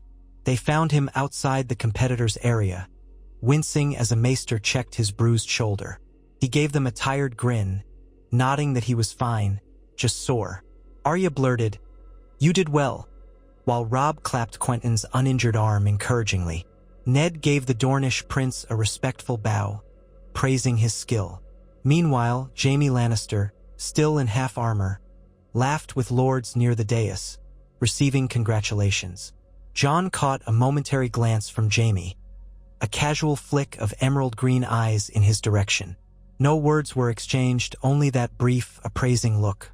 A slight chill ran through Jon. He couldn't read Jaime's expression. Was it contempt, curiosity, or just indifference? Then Jaime turned away to banter with some Westerland's knights. Ned announced they should return to the Red Keep and freshen up for the final feast. The children gathered, each chattering about the day's events. Sansa waxed poetic about Jaime's golden armor, while Arya dissected each tilt with a warrior's critique. Bran hopped in excitement, repeating how loud the crowd had been. Jon walked alongside them, half listening, half subsumed by his own thoughts about Baelish and Varys' secret talk in the stable yard. They rode back through the city. Evening light bathed King's Landing in an orange glow. The alleyways were filled with revelers, musicians, jugglers, drunken peasants celebrating or lamenting lost coin. Twice, the guards had to steer them around minor scuffles. The city always got rowdier at night, especially during a grand tourney.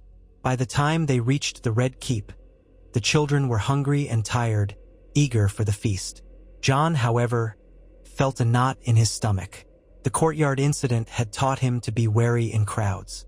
He didn't relish the idea of another big gathering, with curious or hostile eyes tracking him. But refusing to attend would be a slight against the king. Ned might understand, but Robert would not. And so Jon resolved to endure one more night of southern hospitality. They changed into fresh clothes. Catelyn oversaw final touches for the children, ensuring Robb wore a suitably fine doublet. Sansa's hair was brushed and pinned. Arya at least wore a clean tunic. Jon pulled on a plain but well-cut black ensemble, embroidered with a small Stark direwolf on one sleeve. He felt the bandage beneath, a constant reminder of his precarious station.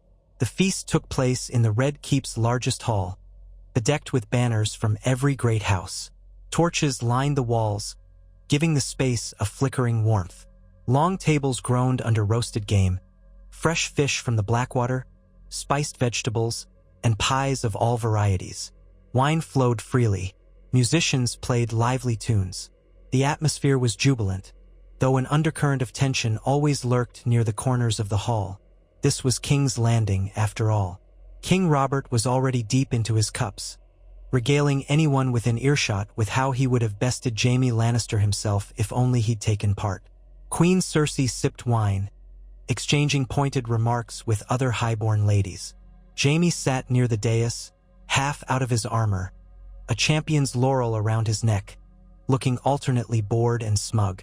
Tyrion Lannister, the dwarf brother, was present too, perched on a stool with a goblet in hand, sardonic amusement in his mismatched eyes. The Starks were seated at a table off to one side, in a position of respect but not overshadowing the king's immediate entourage. Ned and Catelyn presided, while the children spread out around them. Jon took a seat between Arya and Robb with Sansa across the table. They exchanged pleasantries, quietly sampling the feast. Midway through the meal, a hush spread around the dais. Robert had risen, swaying slightly, and called for attention. "A toast!" he roared, wine sloshing. "To Ser Jaime Lannister, champion of the tourney. The hall erupted in cheers, though many with forced politeness. Jaime rose, bowed theatrically, then shot a grin at the crowd. Robert cackled. "And to all our brave knights who tilted so valiantly, may the seven bless your bruises and broken bones." Another wave of applause. Laughter. Then Robert's eyes swept over the hall and, to Jon's disquiet, settled for a moment on the Stark table. "And while we're raising cups," he added, "let's also drink to House Stark for gracing us with their presence." Polite applause rippled. Robert's voice grew louder. "Lord Eddard, stand up so the realm can see the Warden of the North." Ned sighed and complied, standing with a stiff bow. The applause built a bit. Robert continued, cheeks flushed with wine. "Ned Stark, my old friend, and his fine children. Even the Targaryen boy, the ward we all know about." He guffawed as if it were some joke. The hall quieted. People glanced at Jon. A few lords coughed, uncertain if they should clap. Jon felt heat creeping up his neck. Ned's face tightened. Robert, oblivious, lifted his goblet. "To old times, and Ned? Let's not forget them." He downed the wine in one messy gulp. Then he plopped back into his seat, ignoring the sudden hush. Jon's ears rang as a wave of murmurs crossed the hall. He sensed the swirl of surprise, interest, distaste. The Targaryen boy, the king had called him, in front of everyone. Was it a reminder of Robert's victory? A subtle threat? Or just drunken bluster? Likely the last, but the effect remained. Arya shot Jon a worried look. Sansa went pale, while Robb set his jaw in anger. Ned sat back down slowly, composure intact but eyes flinty. Catelyn leaned over, whispering something to him, presumably telling him to let it pass. The feast resumed, though the tension at the Stark table was palpable. It might have ended there if not for Joffrey. The prince, perhaps spurred by Robert's callous mention, stood up a little while later, halfway down the dais. He rapped a knuckle on the table. "Lord Eddard," Joffrey called, voice pitched to cut through the chatter. "Is it true your ward was attacked the other day by a drunken knight?" The question carried a mocking undertone. The hall quieted again. Ned, forcibly polite, replied, "Yes, your grace. My ward was accosted," but Prince Quentyn Martell intervened. Joffrey gave a thin, humorless smile. How fortunate that he needed a Dornish prince to save him. A snicker rose from around the dais, some of it courtesy laughs from sycophantic lords. Arya's hands curled into fists. Robb looked ready to shout something. Jon's face burned, but he kept silent. Ned locked eyes with Joffrey. "It was an unfortunate incident, your grace, and best forgotten. Jon is safe." Joffrey shrugged theatrically. "Just so. We wouldn't want a Targaryen to vanish prematurely." "I hear that's frowned upon now." A ripple of uneasy laughter spread. Queen Cersei watched, her expression unreadable, though a subtle smirk tugged at her lips. Robert stared into his cup, not seeming to care about the exchange. Ned's jaw tightened. "Indeed, your grace," was all he said. Mercifully, Joffrey sat down, apparently satisfied with having drawn attention to Jon's near murder. Conversation resumed, but a sour taste lingered in the air. Jon clenched his injured arm under the table, pressing his nails into his palm to keep from shaking. If the crown prince of the realm mocked him so openly, it was a grim sign of how easily Robert's drunken tolerance might flip into hostility under the wrong influence. The remainder of the feast felt like a slog. Courses came and went. Musicians played lively tunes, acrobats performed flips, a fire breather spat gouts of colored flame. But the tension never fully lifted. Jon kept his gaze low, nibbling at the lavish dishes without tasting them. Arya sulked, Sansa cast worried glances at Ned. Robb exuded a protective anger.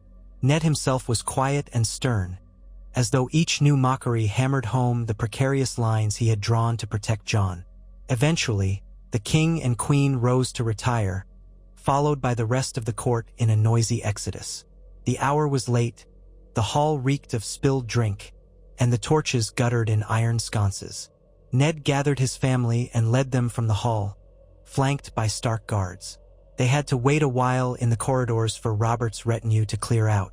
In that time, not a word was spoken among the Starks, unusual for children who normally chattered endlessly after a feast. At last, they trudged back to their assigned chambers in Maegor's Holdfast. The corridors felt colder than usual, the torchlight flickering across stone walls. Once inside their suite, Ned dismissed everyone except his children and Jon.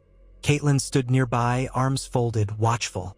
Bran had already been taken to bed by a servant, for he was too young to endure such late hours. Sansa, Arya, Robb, and Jon formed a semicircle before Ned. Ned sighed, rubbing the bridge of his nose. "I'm sorry you all had to endure that," he said quietly. "King Robert's manner has grown less careful, and Joffrey's words speak for themselves." Robb nearly spat. "He's vile. How dare he speak to you like that, father, or mock Jon's injury?" Ned placed a hand on Robb's shoulder. "Composure, my son. Here in King's Landing, a rash word or outburst can do more damage than a sword. Joffrey is the crown prince. He can mock as he pleases, and we must endure it, or risk a greater conflict." Sansa's lip quivered. "It's so unfair. I liked the idea of a prince in songs, but he's nothing like that. He's cruel." Ned's gaze turned to Jon, who stood with head lowered. "Jon, you did well to hold your tongue. I know it isn't easy. Sometimes the bravest thing is to say nothing." Arya piped up. "Couldn't father demand satisfaction? Or Quentyn Martell, if the prince insults our house?" "No," Ned said firmly. "We are guests in the Red Keep, and Joffrey is the future king. Insulting him is tantamount to treason. We will not give them cause to label us traitors. We must remain above reproach." Arya grumbled but fell silent. Jon finally spoke, voice subdued. "I don't want to be the reason for more conflict. This is enough." Ned studied him with quiet compassion. "You are not at fault. Understand that. Robert's words and Joffrey's jabs only show how uneasy they feel about your presence. They'd rather you didn't exist, Jon. But you do, and I will protect you." Jon swallowed hard. "Yes, my lord." A heavy silence followed. Catelyn broke it gently. "It's late. We should rest. Tomorrow we can discuss when to depart for the north. The tourney is done. We've fulfilled our obligations." That decision brightened the children considerably. Arya in particular seemed relieved. Sansa allowed a soft exhale, as if the idea of leaving King's Landing gave her comfort. Robb nodded. "I'm ready to be home," he admitted. "Winterfell's safer." Ned inclined his head, exchanging a meaningful look with Catelyn. "Agreed. We'll finalize the date, but soon. For now, get some sleep." They dispersed to their chambers. Jon trudged to his small room, a swirl of relief and unease tangling in his mind. Relief that he might soon leave this viper's nest, but unease at Baelish's words about how some might use his Targaryen name. If that was possible, what would happen if he went back to Winterfell? Would lords come seeking him out, trying to stir revolt? Or might Robert brood on the threat, deciding one day to remove Jon's head? These nightmares followed him into bed, chasing away easy slumber. The next day dawned with a sense of finality. Many tourney participants prepared to depart the city. Quentyn Martell was among them, returning to Dorne.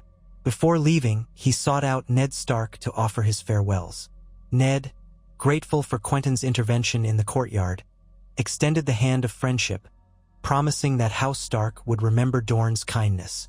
Quentyn then asked to see Jon, and they met briefly in a busy corridor as Quentyn's retinue waited. "My time in the city is done for now," Quentyn said, "but I suspect our paths will cross again. The realm is not so large." Jon nodded. "Thank you, Prince Quentyn. You saved my life." Quentyn brushed it off with a smile. "No debts between friends, though I'd caution you not to trust easily here. There are those who see you as a pawn or a threat. Keep your wits." Jon mustered a small laugh. "Wise words. Safe travels back to Dorne." They clasped forearms gently, Jon mindful of his bandage, and Quentyn withdrew. His retinue filed out of the Red Keep's gates, banners swaying in the wind. leaving an empty space in the swirl of politics. Ned Stark spent part of the day in council with King Robert, ensuring that their departure would be smooth. Robert was in a better mood, seemingly forgetting the prior night's awkwardness. He insisted on Ned staying a bit longer to discuss the royal finances, though Ned later confided to Catelyn that Robert's coffers were nearly drained, forcing the crown to borrow heavily from the Lannisters. "A powder keg, waiting for a spark," Ned muttered. "I only hope we're far away when it goes off." At midday, Ned confirmed that they would leave the following morning. The children buzzed with excitement, packing up their clothes and personal items. Arya teased Sansa, claiming she'd never want to see another southern gown again. Sansa retorted that at least southern gowns were more civilized than Arya's tattered breeches. Robb oversaw the arrangement of their escort, verifying that all men-at-arms were accounted for. Catelyn supervised with an eye toward the route home, ensuring they had supplies to last until they reached Harrenhal or Riverrun for a stopover. Jon quietly folded his own few garments. He had little to pack, just the simple clothes he'd brought, plus one new tunic Ned had purchased for him so he might appear respectable at the feast. He paused over a small wooden box containing a few personal keepsakes. A carved wolf Robb had given him once, a leather thong with a polished stone Arya had found in the Winterfell gardens, and the chain of a coin from the yard where he'd been attacked, stained with old blood. He considered throwing that coin away, but something made him keep it, maybe a reminder of how close death could be. Late in the afternoon, Ned called Jon to his solar. Jon found his uncle, though Ned was more a father to him than an uncle, standing by a narrow window that overlooked the city. The view was sweeping. Rooftops, towers, the distant sliver of Blackwater Bay. Ned gestured for Jon to join him. "Tomorrow we leave," Ned said softly. "Are you ready?" Jon breathed in. "Yes, I am." Ned's eyes were distant. "I regret bringing you here. I hoped it would be a chance for the realm to see you in a different light. Yet the city nearly devoured you. I won't risk that again." Jon shook his head. "I'm glad I came. I learned a lot, even if it was dangerous. And I have Prince Quentin's friendship, maybe." Ned placed a hand on Jon's shoulder. "You also have my word that I'll never allow another attempt on you to go unanswered. If Robert cannot keep his court from lashing out at you, then we'll keep you in the north, where my strength stands firm." Jon met Ned's gaze. "Thank you. I only wish there wasn't so much tension around my name." Ned exhaled. "I do too, but that's the world we live in. You bear the name Targaryen. Some will use it against you, others might try to use it for their own ends. Remember that if ever you encounter those who whisper about claims or rebellions, you are a Stark in your heart. If you remain loyal to your family, you'll find your path." Jon swallowed a lump in his throat. "I promise," he murmured.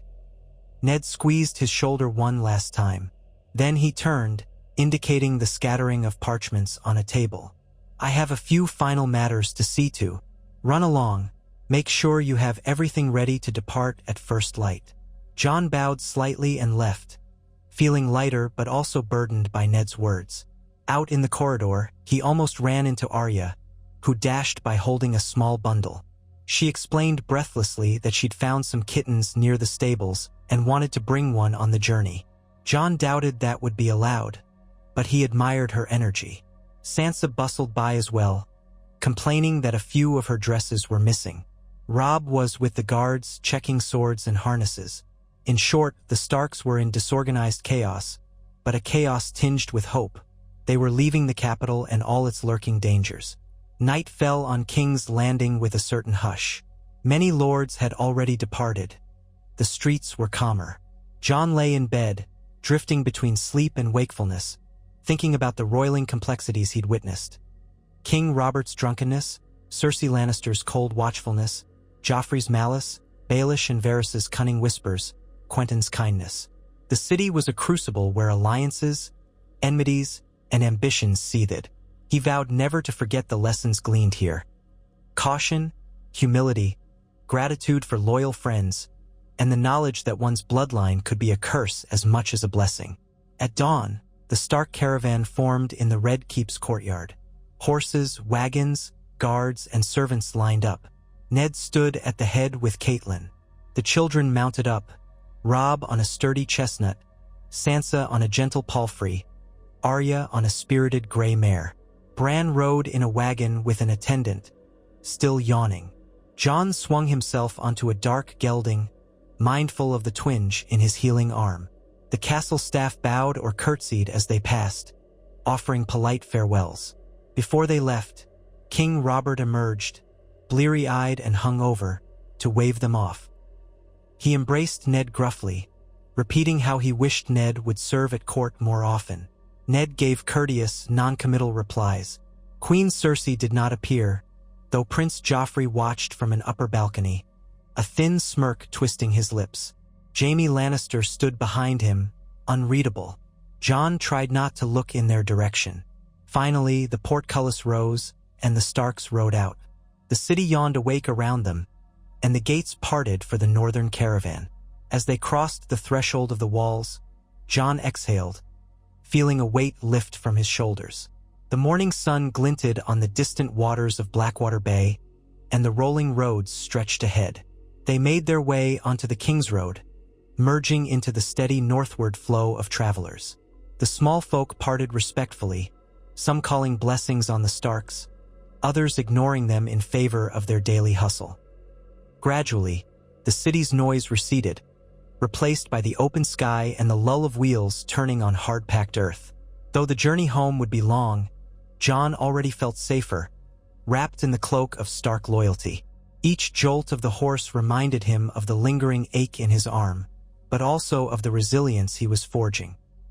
He glanced at Arya, who trotted beside him with a grin of relief, and at Robb, who carried himself with quiet pride. Sansa rode a little further ahead, posture straight, determined not to let the Southern Lord's scorn shadow her mood. And Ned Stark led them all, calm and upright, a beacon of the North's steadfast honor. They left King's Landing behind, carrying memories both bitter and sweet. Jon silently vowed that he would do his utmost to repay Ned's faith, to be worthy of the name Stark, if not in blood then in spirit. The Targaryen legacy might haunt him, but it did not define him. The road back to Winterfell was a road to the familiar, to home, and perhaps in that cold stronghold of House Stark, Jon would find the space to grow into the man he longed to be. Neither dragon nor wolf alone, but something forged from both, with a heart that sought no crown, only the love and acceptance of family. As their horses took them further from the capital, the Dragon's Gate shrinking behind them, Jon tilted his face to the cool breeze. Beyond the horizon, the North awaited, with its own challenges and harsh beauty.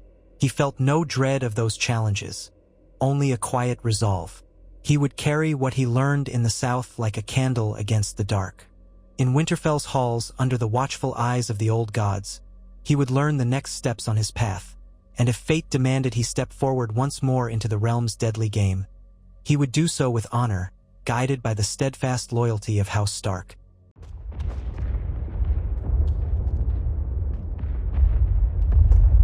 They rode north under a sky of tempered blue, the sun a dazzling coin casting warmth over the autumn-kissed land. The Starks and their retinue moved in disciplined rows, wagons creaking with supplies and personal belongings, horses neighing as they settled into the long road's rhythm. Ahead, Ned Stark led the column with solemn poise, his features set in a calm mask that betrayed little of his relief at leaving King's Landing behind. A man of conscience and duty, he had lingered in that viper's nest for far longer than he'd wished, bound by old friendship and new obligations. Now, with the city's sprawling rooftops behind him, Ned felt as though he could breathe properly again. To his right rode Catelyn, back straight in her saddle. Their children flanked them in a looser formation. Robb, Sansa, Arya, Bran nestled in a small wagon, and Jon, who was quietly minding his own thoughts. Jon Targaryen, publicly named so, yet raised among wolves, kept a steady hand on his reins, wary of jostling his healing forearm. The wound from the drunken knight's blade still pained him if he moved it carelessly. Even so, he welcomed the bruises and scabs if it meant escaping the pressures of King's Landing. When he glanced over at his siblings, he read mirrored relief in their faces. Robb seemed determined, his jaw set, while Arya's exuberance pushed her pony faster than the pace Ned had prescribed. Sansa rode with a look torn between homesickness for Winterfell and the fading illusions she'd once held about the southern court. Bran, too young to articulate complicated thoughts, dozed against the side of the wagon, lulled by the road's swaying. They had departed at dawn, passing through the city gates accompanied by the half-distracted farewells of King Robert and the more chilling regard of Prince Joffrey and Queen Cersei. No official hostilities had been declared, yet the repeated jabs and open disdain for Jon's Targaryen blood had been enough of a reminder that safety in the south was as illusory as a summer snow. The memory of Joffrey's smug face, mocking Ned for harboring a Targaryen whelp, still churned Jon's stomach, but that was behind him, a problem for some distant day. He told himself that if he could just reach the north, the chill air might freeze such scorn before it took hold again. The caravan pressed on. They passed fields where farmhands paused their labor to stare at the column of northern banners, and occasionally a traveling merchant or hedge knight would step aside to let the Starks pass. The roads were thick with those who'd come south for the tourney and were now trickling home, pockets emptier or purses heavier from bets placed on the justs. Most offered only respectful nods toward House Stark. Some cast curious glances at Jon, though he wore no obvious Targaryen sigil, just a stark black tunic with a discreet direwolf over the heart. Yet rumors traveled faster than ravens, and many travelers knew a boy rumored to be half-dragon accompanied Eddard Stark's family.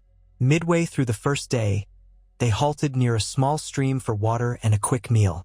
Jon dismounted gingerly, rotating his sore shoulder. He found a flat rock by the stream and let the cool breeze wash over him, thankful for the calm hush of nature compared to the ceaseless din of King's Landing. A few paces away, Arya crouched at the water's edge, flicking pebbles into the current. Occasionally, she sent a glance his way, as though to assure herself he was managing well. Nearby, Robb oversaw the watering of horses, speaking with a guard about the roads ahead. Ned and Catelyn conferred in low voices, likely planning how far they would travel before nightfall. Sansa ambled over, smoothing her skirt. She'd chosen a practical riding dress for the journey, though it remained more elegant than anything Arya would don. "Jon," she said quietly, taking a seat on a fallen log beside him. "How does your arm feel?" He flexed it carefully. "A bit stiff, but better than before." She folded her hands in her lap, lips pursing in thought. "I was worried when that knight attacked you. I couldn't do anything but scream." Arya was braver. Jon shook his head. "Screaming can be as brave as swinging a stick if you're truly afraid. You did nothing wrong." Sometimes the memory came back to him in snatches. The rasp of steel, the wet sound of a blade slicing his skin, Arya's cry, Quentyn Martell's spear striking with precision. They had left that horror behind, but the scars would remain. Sansa exhaled, pushing a stray lock of auburn hair behind her ear. "I hope it never happens again." "Me too," he said, half to reassure her and half to steady himself. Then he rose, offering a final smile. "We should eat before we move on." He could sense she wanted to say more, but she just nodded and followed him back to the wagons. They resumed their ride within the hour, forging onward along the King's Road as it cut through fertile plains and small copses of trees. The countryside unfurled in gentle hills, dotted with inns that catered to those still returning from the tourney. Over the next few days, the Starks settled into a routine of early starts, midday halts, and evening camps. The children adapted swiftly, for they had made this journey before. Jon, though sore, felt at ease among them. On the road, they were united by a common purpose, and the tensions that had flared in King's Landing seemed distant. Yet echoes of that tension remained. Sometimes, in the evenings, the guards would drop quiet remarks about the lords who had openly glared at Jon, or they would recall snatches of conversation from local taverns. Rumors that the Targaryen boy might one day draw supporters to his side. Jon tried to ignore such talk. He was no king, no pretender, only a child who wished to live without daggers aimed at his throat. Still, the rumors were impossible to bury altogether. Every so often, Ned's gaze lingered on Jon with a protective weight, and Catelyn maintained her polite distance, as though afraid that motherly warmth might be mistaken for condoning a Targaryen's claim. She was never cruel to him, she was beyond that by now, but she was careful, caught between loyalty to her husband's promise and her own wariness of a boy who carried House Stark's name as a ward but had the blood of Rhaegar Targaryen. When at last they entered the Riverlands, the air took on a cooler edge. They passed fertile fields where the harvest was well underway, and lordlings of local houses sometimes approached to pay respects to Ned. At Riverrun, the party lingered a few days under Lord Hoster Tully's roof. Catelyn's father was older, more frail, but he welcomed the Starks warmly, doting on Robb and Bran especially. He asked after Jon only in formal pleasantries. Like most, he was uncertain how to handle the Targaryen question. Politeness sufficed. Jon busied himself exploring the castle's battlements or reading in the small library with Maester Vyman, a courtesy extended by Lord Hoster. During one of these quiet sessions in Riverrun's library, Jon stumbled across an old volume detailing the War of the Ninepenny Kings. Curious about Targaryen history, he flipped through its aging pages, reading accounts of how Ser Barristan Selmy had slain Meleys the Monstrous on the Stepstones. The text praised the valor of Westeros's combined efforts to fend off Blackfyre pretenders, all of them Targaryen bastards who once claimed the throne. Jon's stomach churned, realizing how easily Targaryen blood could spark conflict. He thought of how many times the realm had bled because someone wanted to seat a different Targaryen on the Iron Throne. Closing the book, he reminded himself that he did not want to be a part of those endless wars. By the time the Starks resumed their journey north, the leaves had begun to shift in color, gold creeping into green. The nights grew chillier, the wind carrying a faint promise of the winter that always lurked around the corner in the north. They pressed on through the neck, navigating the boggy swamplands where crannogmen sometimes watched from hidden vantage points. The children complained of biting insects and damp nights. Ned took it in stride, explaining that Moat Caelan's proximity meant they would soon reach the true north. Jon felt a stirring of belonging. Winterfell had become his haven, the place where his differences were still overshadowed by the love and loyalty of its lord. Even so, he remembered the words of Baelish and Varys overheard in the stable yard. The notion that some might rally to a Targaryen name churned in his mind. It felt absurd that he, a boy of 10 and 6 months, might represent a rallying standard for discontented lords. He had no illusions about his political skills or any desire for a crown. But the realm could twist truths into weapons. He feared that one day, a cunning hand might wave his name around like a banner of rebellion. That fear nestled in him like a half-formed dread as they finally crested the ridge and beheld Moat Caelan's crumbling towers, signifying the threshold of the north. Moat Caelan's ruined walls rose out of the bog, battered by centuries of war and weather. The men stationed there to guard the causeway saluted when they recognized Stark banners. Ned exchanged words with the officer in charge, ensuring all was well. Then they pressed onward, across the neck, where the land gradually firmed beneath the horses' hooves. Pines replaced willows, and the air lost much of its soupy humidity. At last, on an afternoon painted with high clouds, the distant shape of Winterfell's walls emerged on the horizon. An age-old fortress perched amid towering oaks and evergreens. Excitement rippled through the children.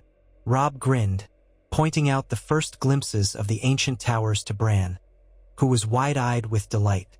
Arya nearly bounced in her saddle, proclaiming how she would run straight to the training yard. Sansa looked forward to her old room, the tapestry-laden walls and crisp northern air that felt so much cleaner than the capital's stink. As for Jon, his pulse quickened with a distinct sense of homecoming. He might carry Targaryen blood, but his heart had been shaped by these gray stones and the quiet strength of House Stark. With a resonant creak, the portcullis lifted, and Winterfell's courtyard opened to them, bustling with servants and stable hands who rushed forth to greet their lord's return.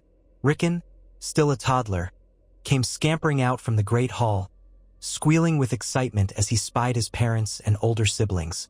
Maester Luwin hurried after him, relief etched on his features at seeing them safe. The other children dismounted quickly, each greeted by the warmth of home. Stable boys led the horses away, while Ned and Catelyn issued calm orders about storing supplies and giving the men time to rest. Jon hung back slightly, waiting for the wave of welcomes to settle, content to take in the sight of the only true home he'd ever known. When Maester Luwin approached him, the small, gray-bearded man offered a kind smile. "Jon, you've grown since you left. I trust your journey was eventful." Jon nodded, letting Luwin guide him into a corner of the courtyard. "More eventful than I'd like," he said with a rueful tone. "But I'm glad to be back. There were difficulties in King's Landing." Luwin's gaze flicked to the bandage still wrapped around Jon's arm. "I see. No infection, I hope? We'll have that looked at properly." "That would be good," Jon conceded. "Maester Pycelle treated it, but I trust you more." Luwin chuckled gently, an understandable preference. Then his expression turned sympathetic. "Welcome home, Jon." Jon offered a small smile. "Thank you." The return to northern routine was as comforting as it was busy. Each child scattered to their own pursuits. Arya raced to the training yard, wooden sword in hand, determined to make up for lost time. Robb spoke with Roderick Castle about drilling the guards. Sansa hurried to see old friends among the castle staff and to refresh her wardrobe with warmer northern dresses. Bran toddled around, reacquainting himself with the layout of the courtyard. Even Rickon, still unsteady on his feet, seemed delighted to have the entire family back in one place. Jon, after letting Maester Luwin properly inspect and redress his wound, sought a moment of peace in the godswood. The red leaves of the weirwood tree whispered overhead. Its carved face gazed down at the pool, features solemn and unfathomable. The wind stirred the branches, and Jon let out a slow breath, recalling how many times he'd found solace here as a younger boy. The old gods had no shrines in King's Landing. They had no presence in the Red Keep. But here, the North's ancient faith wrapped him in a quiet sense of belonging. No matter what name the realm pinned on him, Targaryen, Stark, or both, this corner of Winterfell recognized him simply as another soul seeking peace. He wasn't alone for long. Footsteps rustled over fallen leaves. Ned appeared, silent as a shadow, arms folded. Jon turned and dipped his head in respect. "My lord," he said softly. Ned inclined his head in greeting. "Jon." He let the hush linger before speaking again, voice low. "Your mother, Lyanna, loved this godswood. She would come here to reflect. I've often thought her spirit lingers among these trees." Jon shifted, unsure how to respond. Though he carried Lyanna Stark's blood, he knew so little of the woman herself. "I feel closer to her here too," he finally said. "Sometimes I wonder if she'd be proud or wary of me." Ned's eyes flickered with an old sadness. "She'd love you, Jon, of that I have no doubt. Proud? Yes, if you uphold the values of House Stark. Wary? Only in that she knew how the realm devours innocents if it sees them as threats. She wanted you safe, above all." Jon exhaled, shifting his gaze to the still waters of the pool. "We're back in Winterfell, away from the capital's intrigues. Do you think that will be enough to keep me safe?" "Safer than anywhere else for now," Ned replied, brow creasing. "But we must remain vigilant. Even from afar, the realm's eyes may turn to you in rumor or in fear. I'll not pretend otherwise. Still, here in the north, my word carries weight few would challenge." Jon nodded, tension leaving his shoulders as he observed how the old gods would cast dappled light across Ned's features. The quiet acceptance in Ned's eyes reminded him that no matter the complications of his lineage, he was not alone. Within a few weeks, Winterfell's daily rhythms asserted themselves. Summer might still linger in the south, but the north knew to prepare for the worst. Harvests were collected, storehouses filled. Jon joined Robb in overseeing small tasks like counting grain sacks or distributing supplies to nearby holdfasts. Though only 10, Jon had grown up faster under the weight of scrutiny, and Ned allowed him more responsibilities. He also rejoined the training yard routine, working with the master-at-arms to keep up his swordsmanship. His arm healed steadily, leaving a faint scar as a reminder of King's Landing's dangers. As the days grew shorter, Lords from various northern houses visited to pay respects to Ned and to hear tales of the southern tourney. They came from the Karstarks, the Manderleys, the Umbers, the Boltons, and others, each with their own opinions on the Targaryen ward. Most were polite to Jon's face, but not all could hide their uncertainty. Roose Bolton, in particular, eyed Jon with a cool, calculating stare. Others asked courteous questions, whether the boy had gleaned any southern skills or if he'd encountered foreign knights. Jon found himself quietly answering, mindful of each word. He didn't wish to incite rumors of wanting a throne. The difference between courtesy and cunning was often razor-thin, and he was determined not to give any northern lord cause to suspect him. During one such visit, as the yard bustled with the arrival of Lord Bolton's retinue, Jon lingered by the gates with Robb, discussing the best vantage points for archery practice. Lord Bolton approached them, flanked by his pale-eyed son, Ramsay, though rumors claimed Ramsay was merely his bastard. Bolton's voice was a measured monotone. "My Lord Robb, young Jon," he said, inclining his head. "Winterfell looks as formidable as ever." Robb offered a polite greeting. "Welcome, Lord Bolton. My father awaits you in the Great Hall." Bolton's gaze flicked over Jon. "I hear you've had an interesting time in King's Landing, Jon Targaryen. May we hope the realm is now at ease with your presence." Something in that mild question unsettled Jon, but he met Bolton's stare. "I can't speak for the realm, my lord. I hope they have better things to do than worry about me." Bolton's lips curled in a faint ghost of a smile. "Indeed, it would be foolish for them to fret over a boy, but men often find reasons for fear or ambition." He nodded to both and moved on. His son, if that sullen figure was indeed Ramsay, lingered just a moment, looking at Jon with a half-sneer before trudging after his father. Jon's nerves prickled. House Bolton's presence was rarely soothing. Robb frowned. "He's always like that, isn't he? Can't trust him." Jon sighed. "Likely not." That was all he needed to say. Winterfell's feasting hall saw more gatherings in those days, hosting the northern lords. Jon often sat near Robb or Sansa, politely eating while conversation ebbed and flowed around him. At times, men teased him, "Oh, if only you'd brought a dragon egg from your Targaryen ancestors," but always with a careful edge, unsure if he might bristle. He learned to smile and let the remarks roll off him. Ned's presence alone deterred any direct malice. The respite from King's Landing did wonders for all the Stark children. Arya's spirit soared. She sparred with the guards daily and roamed the castle's passages looking for new discoveries. Sansa took up embroidery again, though she occasionally snuck down to watch the training yard from a balcony, no doubt still enthralled by the chivalric ideals she'd once pinned on southern knights. Bran grew taller, pestering old Nan for stories of giants or the children of the forest. Rickon toddled around, following siblings everywhere. Robb, as the eldest, grew comfortable assisting Ned in matters of governance. Jon split his time between chores, training, and reading. Maester Luwin provided him with histories and even some treatises on the lore of dragons, though those volumes were scarce in the north. At night, he sometimes dreamed of being caught between two monstrous beasts, one shaped like a wolf of ice, the other a fire-breathing dragon, each yanking him in a different direction. He would wake, heart racing, though the dream's meaning eluded him. One crisp morning, a raven arrived, perched and ruffling its feathers in the rookery while Maester Luwin extracted the scroll. It bore the seal of Dorne, House Martell's sun and spear pressed into yellow wax. Curious, Luwin carried it to Ned, who broke the seal in private. The message was short but bore weight. Quentyn Martell had safely returned to Sunspear, bearing warm words for House Stark. Yet he also mentioned the swirl of uncertainties in Dorne, unrest among those who still blamed the crown for Elia Martell's murder. Prince Doran Martell, Quentyn's uncle, was cautious.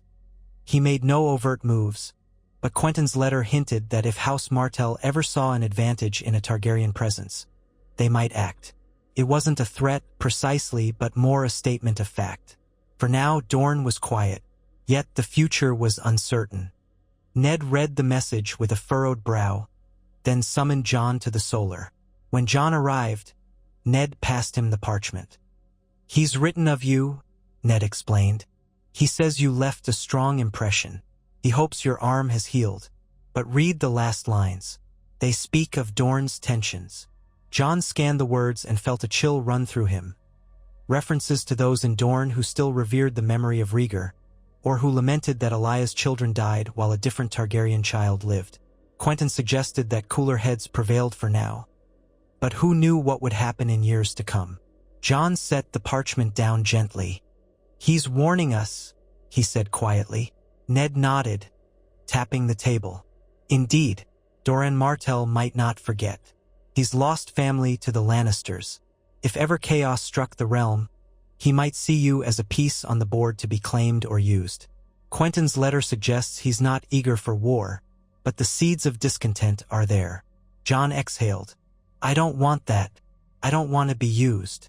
Ned's voice softened. "I know. We can't control others' ambitions, only our own actions. The best we can do is remain prepared. For now, we do nothing. We live our lives here and we keep watch. If Dorne or anyone else stirs trouble, I'll shield you as best I can." Jon nodded, swallowing. "Thank you."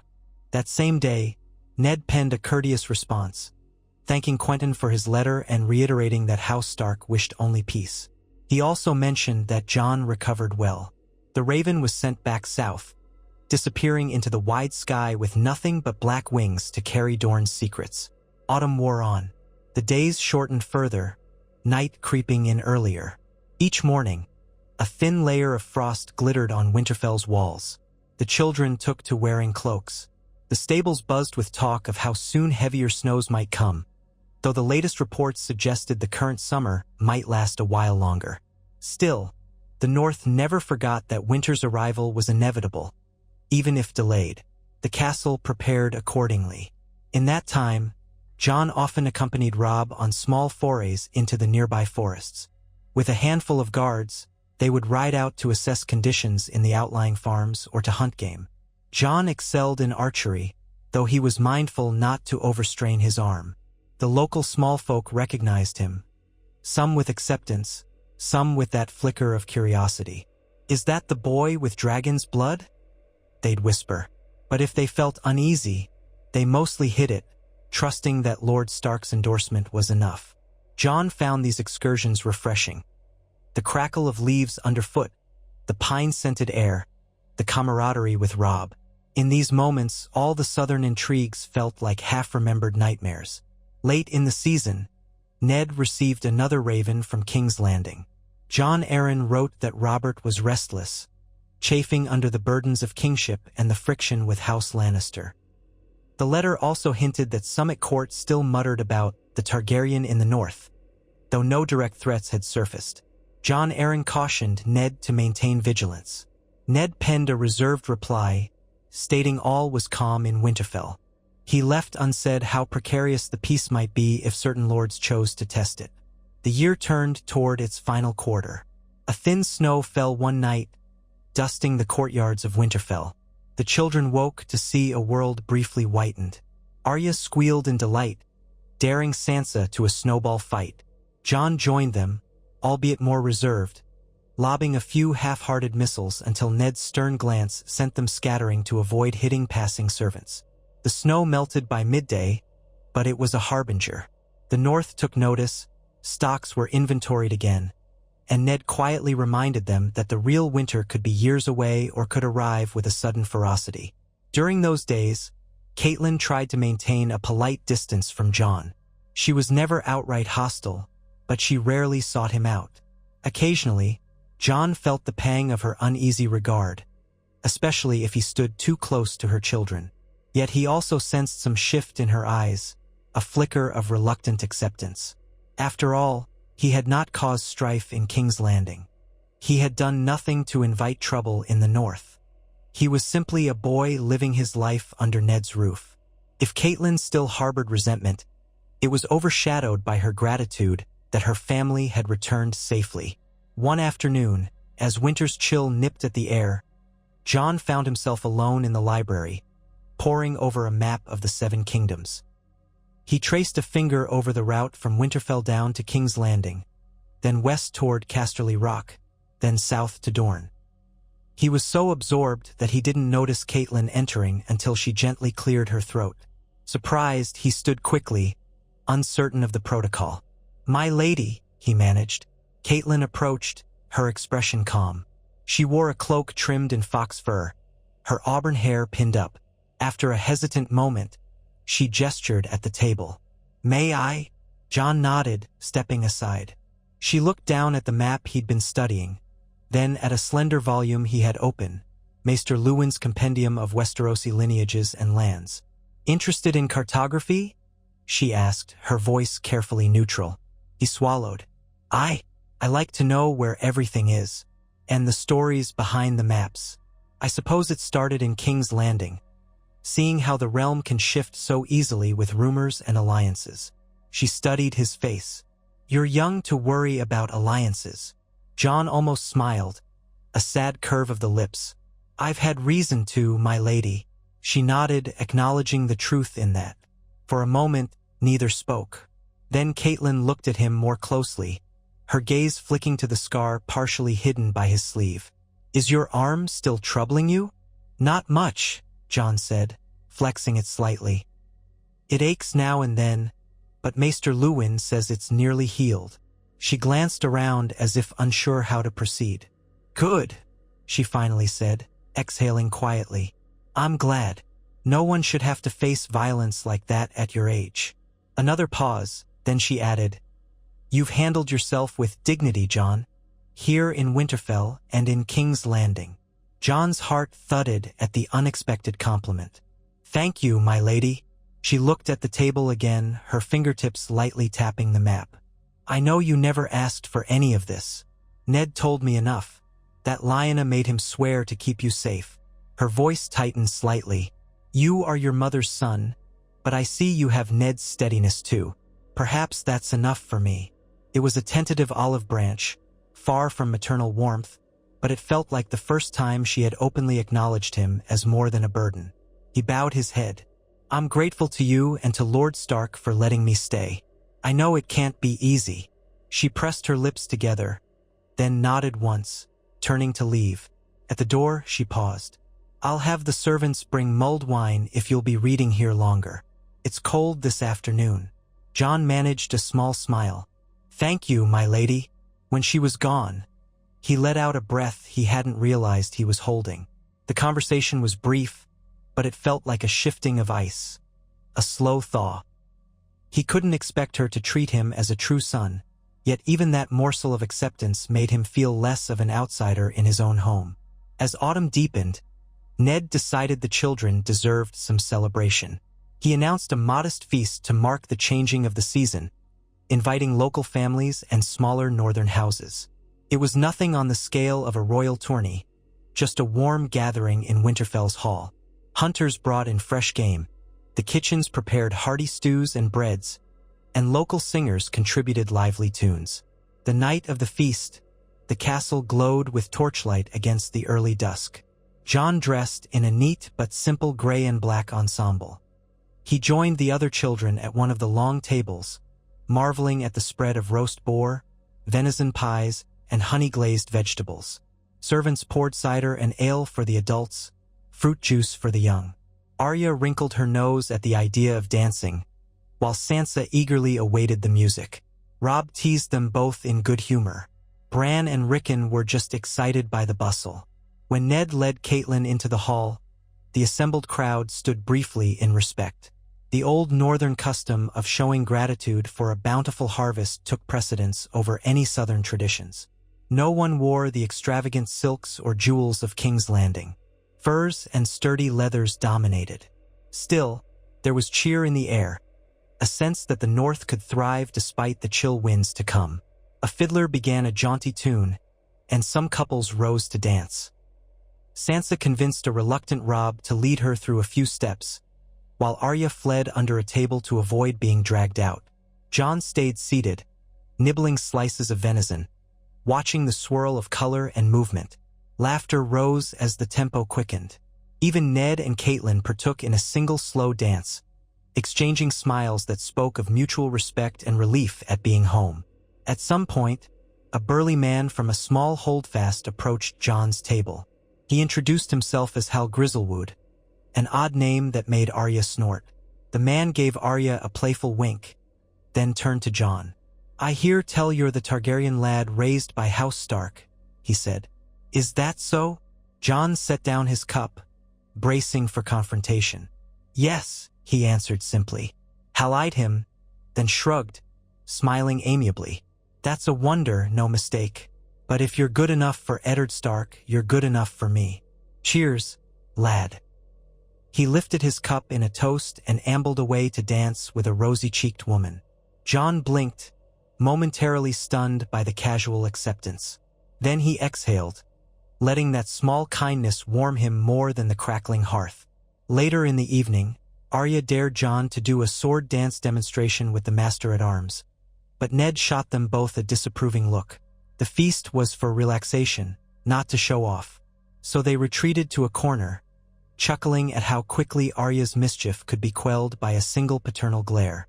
Sansa twirled by, dancing with a local lordling's son, her laughter echoing in the hall.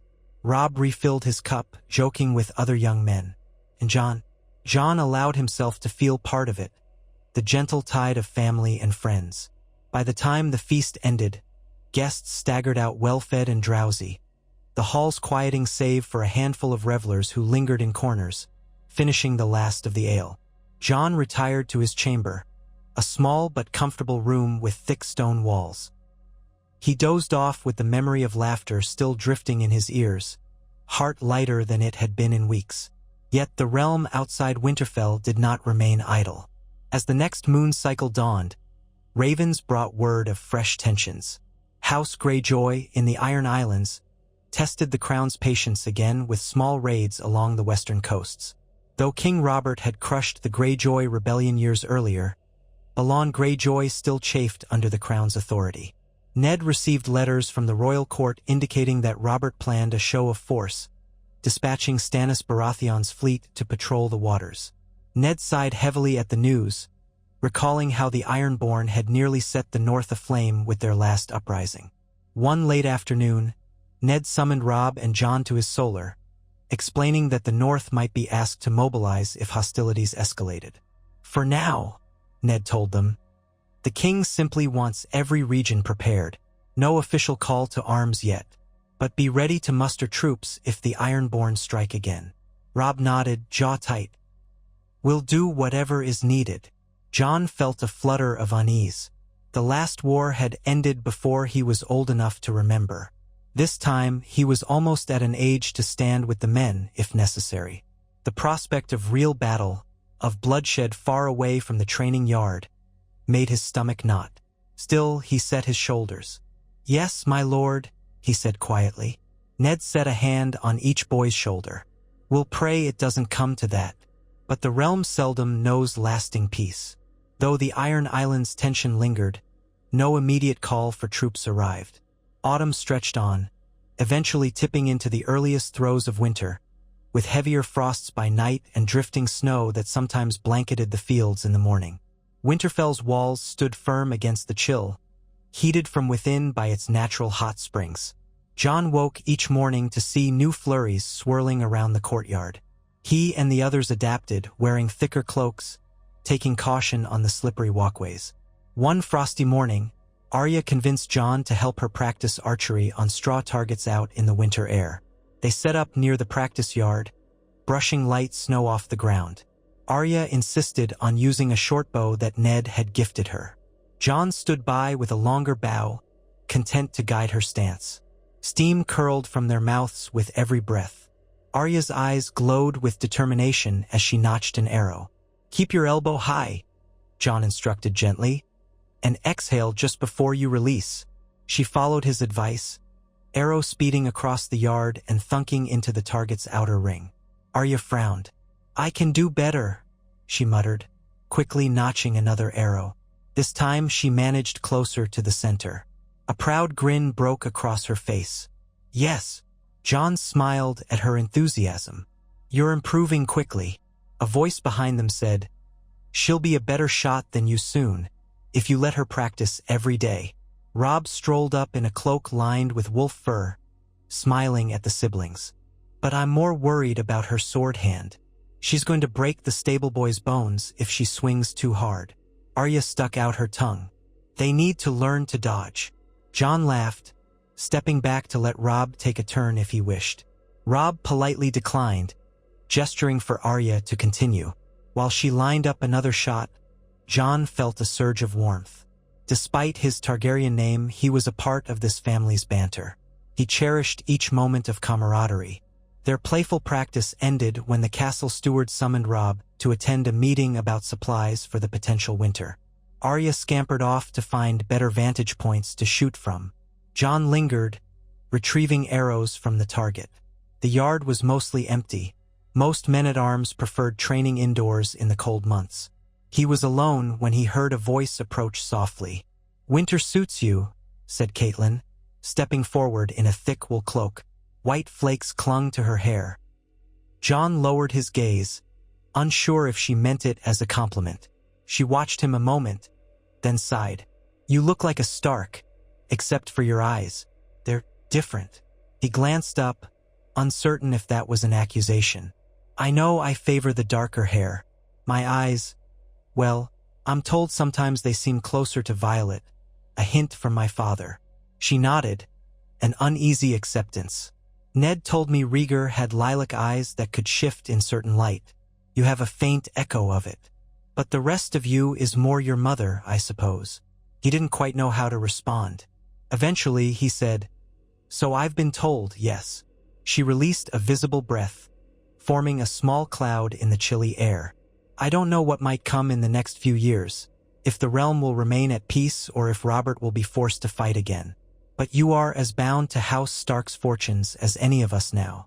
I see how you've bonded with Robb and Arya, even Sansa in her way." She paused, eyes searching his face. "I won't stand between you and them." Jon's chest tightened. "Thank you." He sensed the weight of what she left unspoken, that she would never fully be a mother to him, but nor would she treat him as an outcast. It was more than he'd hoped for not so long ago. She stayed a moment longer, watching the snow swirl, then turned and left without further words. Jon stared at the spot where she'd stood, feeling a strange mix of gratitude and melancholy. At length, he gathered up the final arrows and returned them to the armory, the sky shedding more lazy flakes overhead. Winter settled in earnest a few weeks later. In truth, it was still mild by northern standards, a creeping cold rather than a savage blizzard. But the fields near Winterfell wore a blanket of white, and icicles formed along the eaves.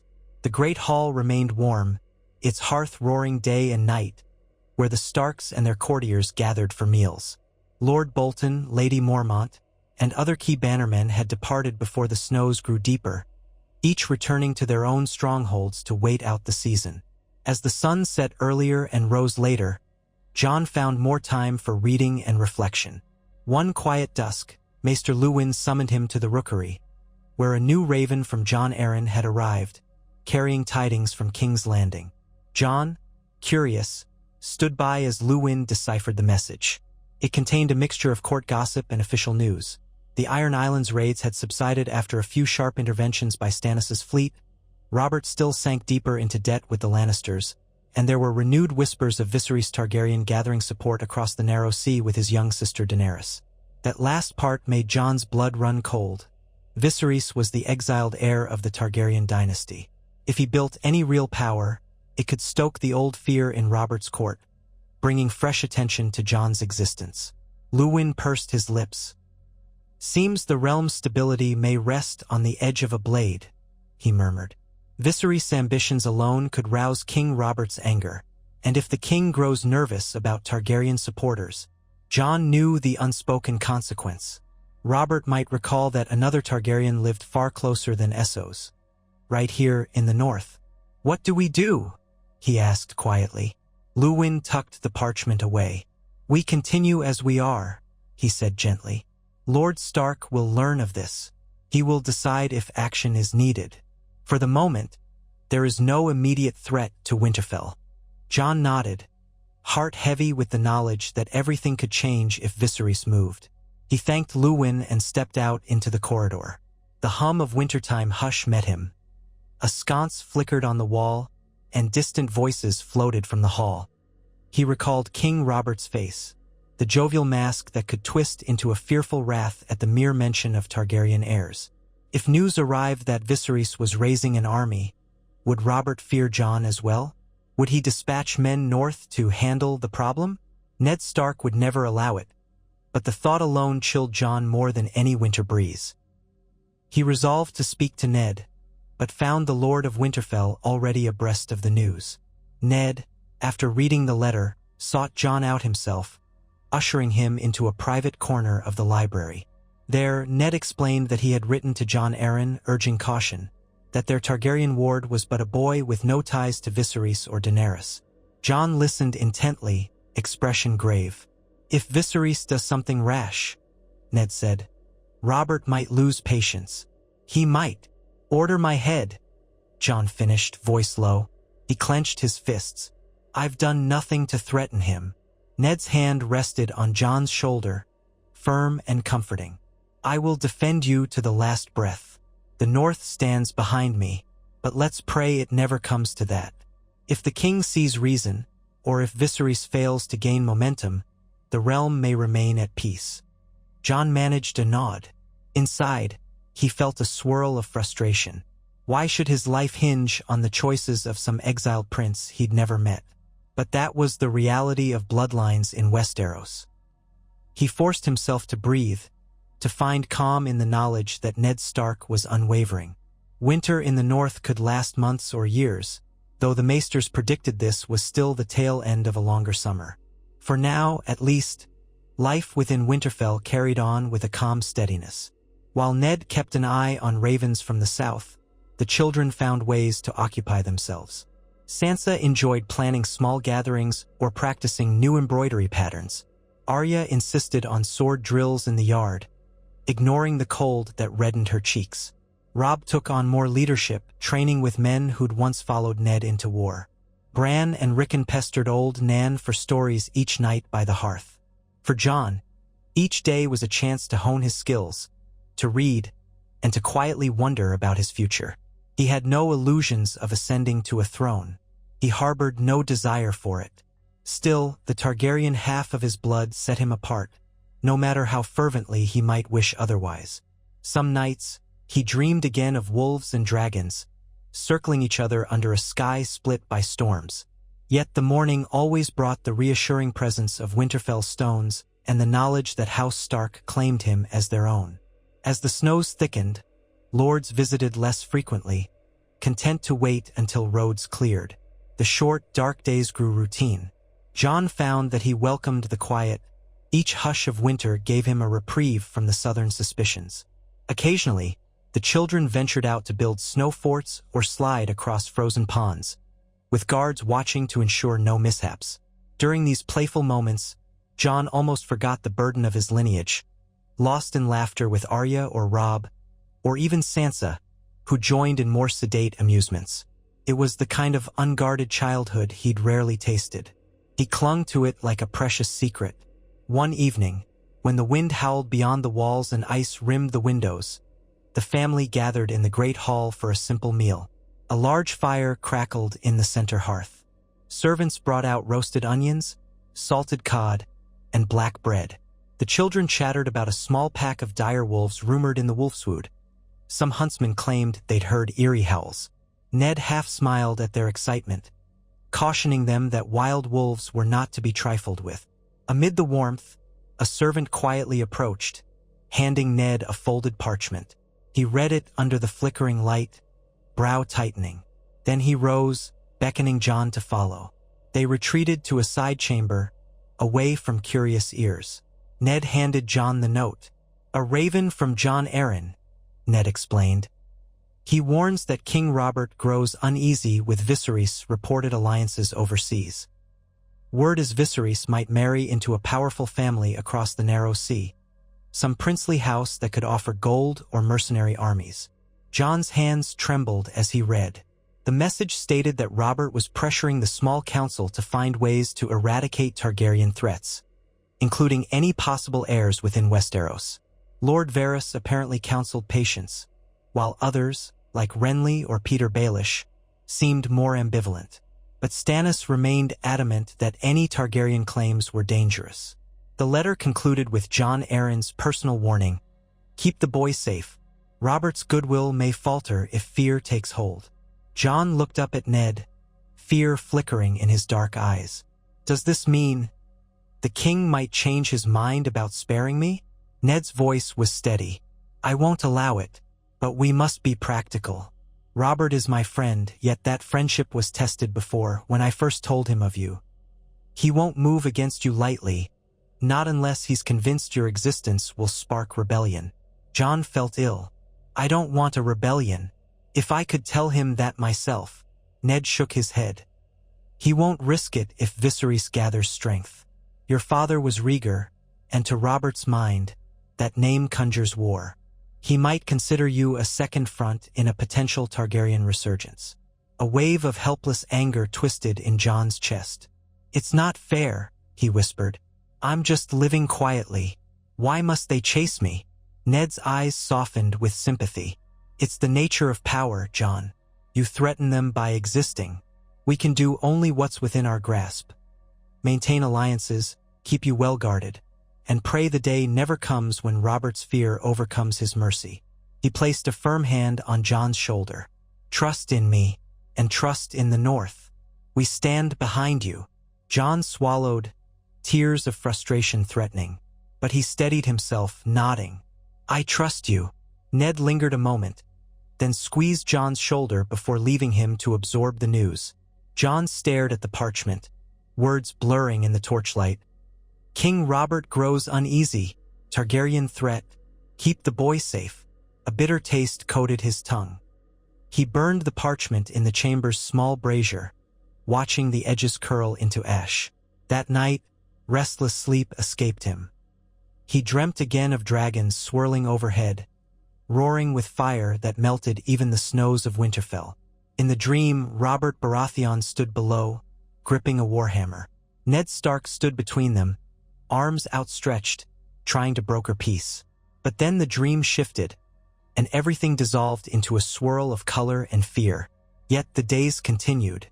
Winter's gloom might press upon them, but daily routines endured. The castle staff worked to keep fires lit. The children studied, trained, or found amusements. Jon tried not to dwell on the threat from the south. He had no control over the exiled Viserys. All he could do was remain loyal to Ned and grateful for the North's protection. Even so, he sensed an undercurrent in Ned's actions. The Lord of Winterfell began quietly increasing the castle's vigilance. More guards were posted at the gates, though officially it was due to the snow and the potential for wildling strays or roaming criminals. The truth was deeper. Ned was preparing for any sudden shift, any raven that might bring news of a royal decree to seize or slay the last recognized Targaryen heir on Westerosi soil. It weighed on Ned, and Jon felt it in every furrow of his brow.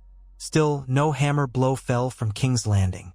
The months passed, and Robert made no official move. Perhaps the exiled Targaryens in Essos remained too distant a threat. Perhaps Robert's treasury woes and the Greyjoy question demanded more urgent attention. Whatever the reason, the North remained quiet through the remainder of that year's winter season. House Stark stayed vigilant, but day-to-day life continued with surprising normalcy. Jon even caught glimpses of genuine contentment in Ned's eyes when he watched his children thriving despite the cold. As the snows began to recede and the first hints of the next thaw approached, the castle stirred with renewed energy. Small folk ventured out to prepare fields. Lords scheduled visits again. The children, excited to see the land bloom, speculated about hunts in the Wolfswood. Arya talked about traveling to White Harbor someday. Sansa about visiting her Tully relatives at Riverrun. Robb consulted with Ned about a journey to the Barrowlands to reaffirm House Stark's ties with House Dustin. Jon felt both anticipation and dread for what spring might bring from the south. When the roads cleared, ravens would fly more freely. Courtiers would gather in King's Landing with fresh plots. Yet he also felt a stirring of resolve. Whatever came, He was no longer that frightened boy cornered by a drunken knight. He had grown in skill, in understanding, in the quiet acceptance that if the realm wanted him gone, he would have to fight for the life that Lyanna Stark and Ned had secured for him. On a clear morning after the final snows melted into muddy streams, Ned called a family council in the Great Solar. The children assembled: Robb, Sansa, Arya, Bran. Rickon perched on Catelyn's lap, and Jon stood by the fireplace. Ned glanced around the room. His expression held a subtle gravity that drew them to hush.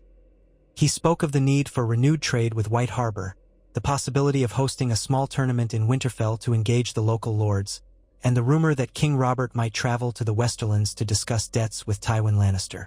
Jon noticed the flicker in Ned's eyes at that last piece, as though Robert's closeness to Tywin could further shift the realm's balance. When Ned finished, Catelyn contributed her thoughts on managing the storehouses. Robb offered to journey to White Harbor to handle business with House Manderly. Arya fidgeted, whispering to Bran about seeing real ships. The meeting ended on a note of cautious optimism. Life in the North would continue, unbroken by the storms of southern politics so long as Ned's watchful eye remained. As the children filtered out, Ned motioned for Jon to remain.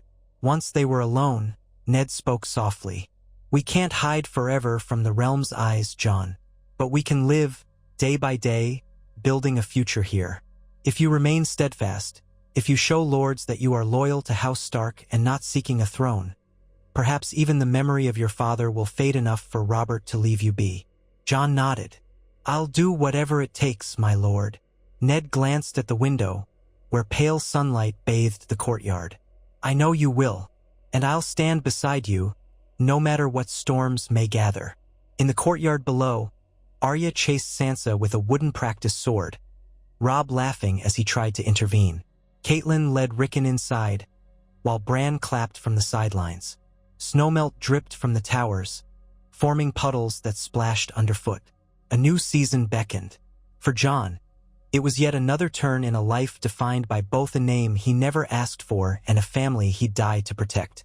Despite the weight on his shoulders, he found strength in the acceptance, hard-won but real, that he was, in many ways, just as much a Stark as anyone born in these gray walls. He stepped to the window beside Ned, gazing down at the swirl of family below. Then he looked past them, over the battlements, to the wide sky that stretched south, toward lands that still whispered of Targaryen ghosts and Rhaegar's memory. He exhaled, letting the crisp air fill his lungs. Whatever challenges might come, he had Winterfell's ancient stones beneath him, Ned's unwavering hand at his shoulder, and the unspoken support of siblings who treated him as one of their own. Even if the realm beyond these walls trembled at the name Targaryen, here, among the wolves, Jon had found his pack. And if the day arrived when fear and suspicion rose again, he would stand fast with them, a silent vow echoing in his heart.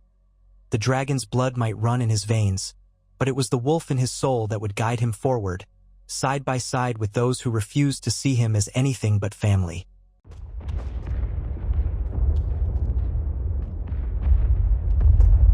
The spring thaw arrived in a hush of dripping eaves and trickling streams. Winterfell's gray walls, sheathed in crusts of old snow, gleamed once more beneath a gentler sun. The courtyard no longer lay buried in ice. Instead, scattered patches of mud and slush lingered where footprints crisscrossed the ground. Carts rumbled in and out, restocking or ferrying away remnants of winter. Despite the persistent chill in the air, the transformation lent a fresh vitality to the north. In these days, Jon Targaryen, fostered among the wolves, rose each morning and breathed in the crisp, damp breeze, reminding himself that peace still held. He was no longer the frightened boy who had stood in King's Landing, enduring stares. He had grown over the intervening months and carried himself with a steadier bearing. House Stark's armsmen and stewards accepted him as part of the household, though some still whispered. Yet here, at least, no one drew steel against him for the name Targaryen. One morning, a soft knock on Jon's door awakened him before the sun fully crested the horizon. He sat up on his cot, tugging on a woolen tunic against the lingering chill. When he opened the door, he found Arya, bed-tousled and grinning in that mischievous way of hers. "John," she breathed, sounding far too awake for such an early hour. "The roads are better now. Father says we can ride south a little to see if any early blooms are opening in the forest. I want to practice tracking. Rob promised to come, but I want you too." He rubbed sleep from his eyes and gave a small smile. "At dawn? Are you sure?" Arya laughed. "Yes, before everyone else bogs us down with tasks. Hurry." In truth, Jon welcomed the chance to shake off the remnants of winter gloom. He quickly pulled on boots, fastened a cloak lined with fur at the collar, and followed Arya through corridors faintly lit by guttering torches. By the time they reached the courtyard, the sky had lightened to a milky gray. Rob was already there, cinching the saddle on his horse, a sturdy courser with a shaggy winter coat. 2 guards looked on, stifling yawns. When they spotted Jon, Rob beckoned. "We'll ride just a league or 2 beyond the winter town," Rob explained. "Father wants the area scouted for stray wolves. The huntsmen claim a few packs have roamed closer during the deep winter, but they might be pulling back now that prey is moving again. We'll see what we can find." Arya was practically dancing in place, wooden practice sword strapped at her belt for no good reason. Jon mounted his own horse, a dark gelding that had served him well over the months. The 2 guards fanned out. They rode across the drawbridge, hooves echoing. As they cleared the gatehouse, the open fields and forests beyond Winterfell stretched before them. Dawn's light tinted the sky a pale gold. Despite the mud, the horses managed a decent pace. No stiff winter wind lashed their faces now. The air felt softer, tinged with the scent of damp earth. Jon inhaled deeply, letting a hint of optimism settle in his chest. For half the ride, they chatted about trifles. Bran's excitement over climbing the higher walls now that snowdrifts no longer threatened. Sansa's resumed interest in hosting small gatherings with neighboring families. Rickon's ongoing attempts to follow Arya around whenever she slipped outside. It was only when they neared the edge of the wolfswood that talk quieted.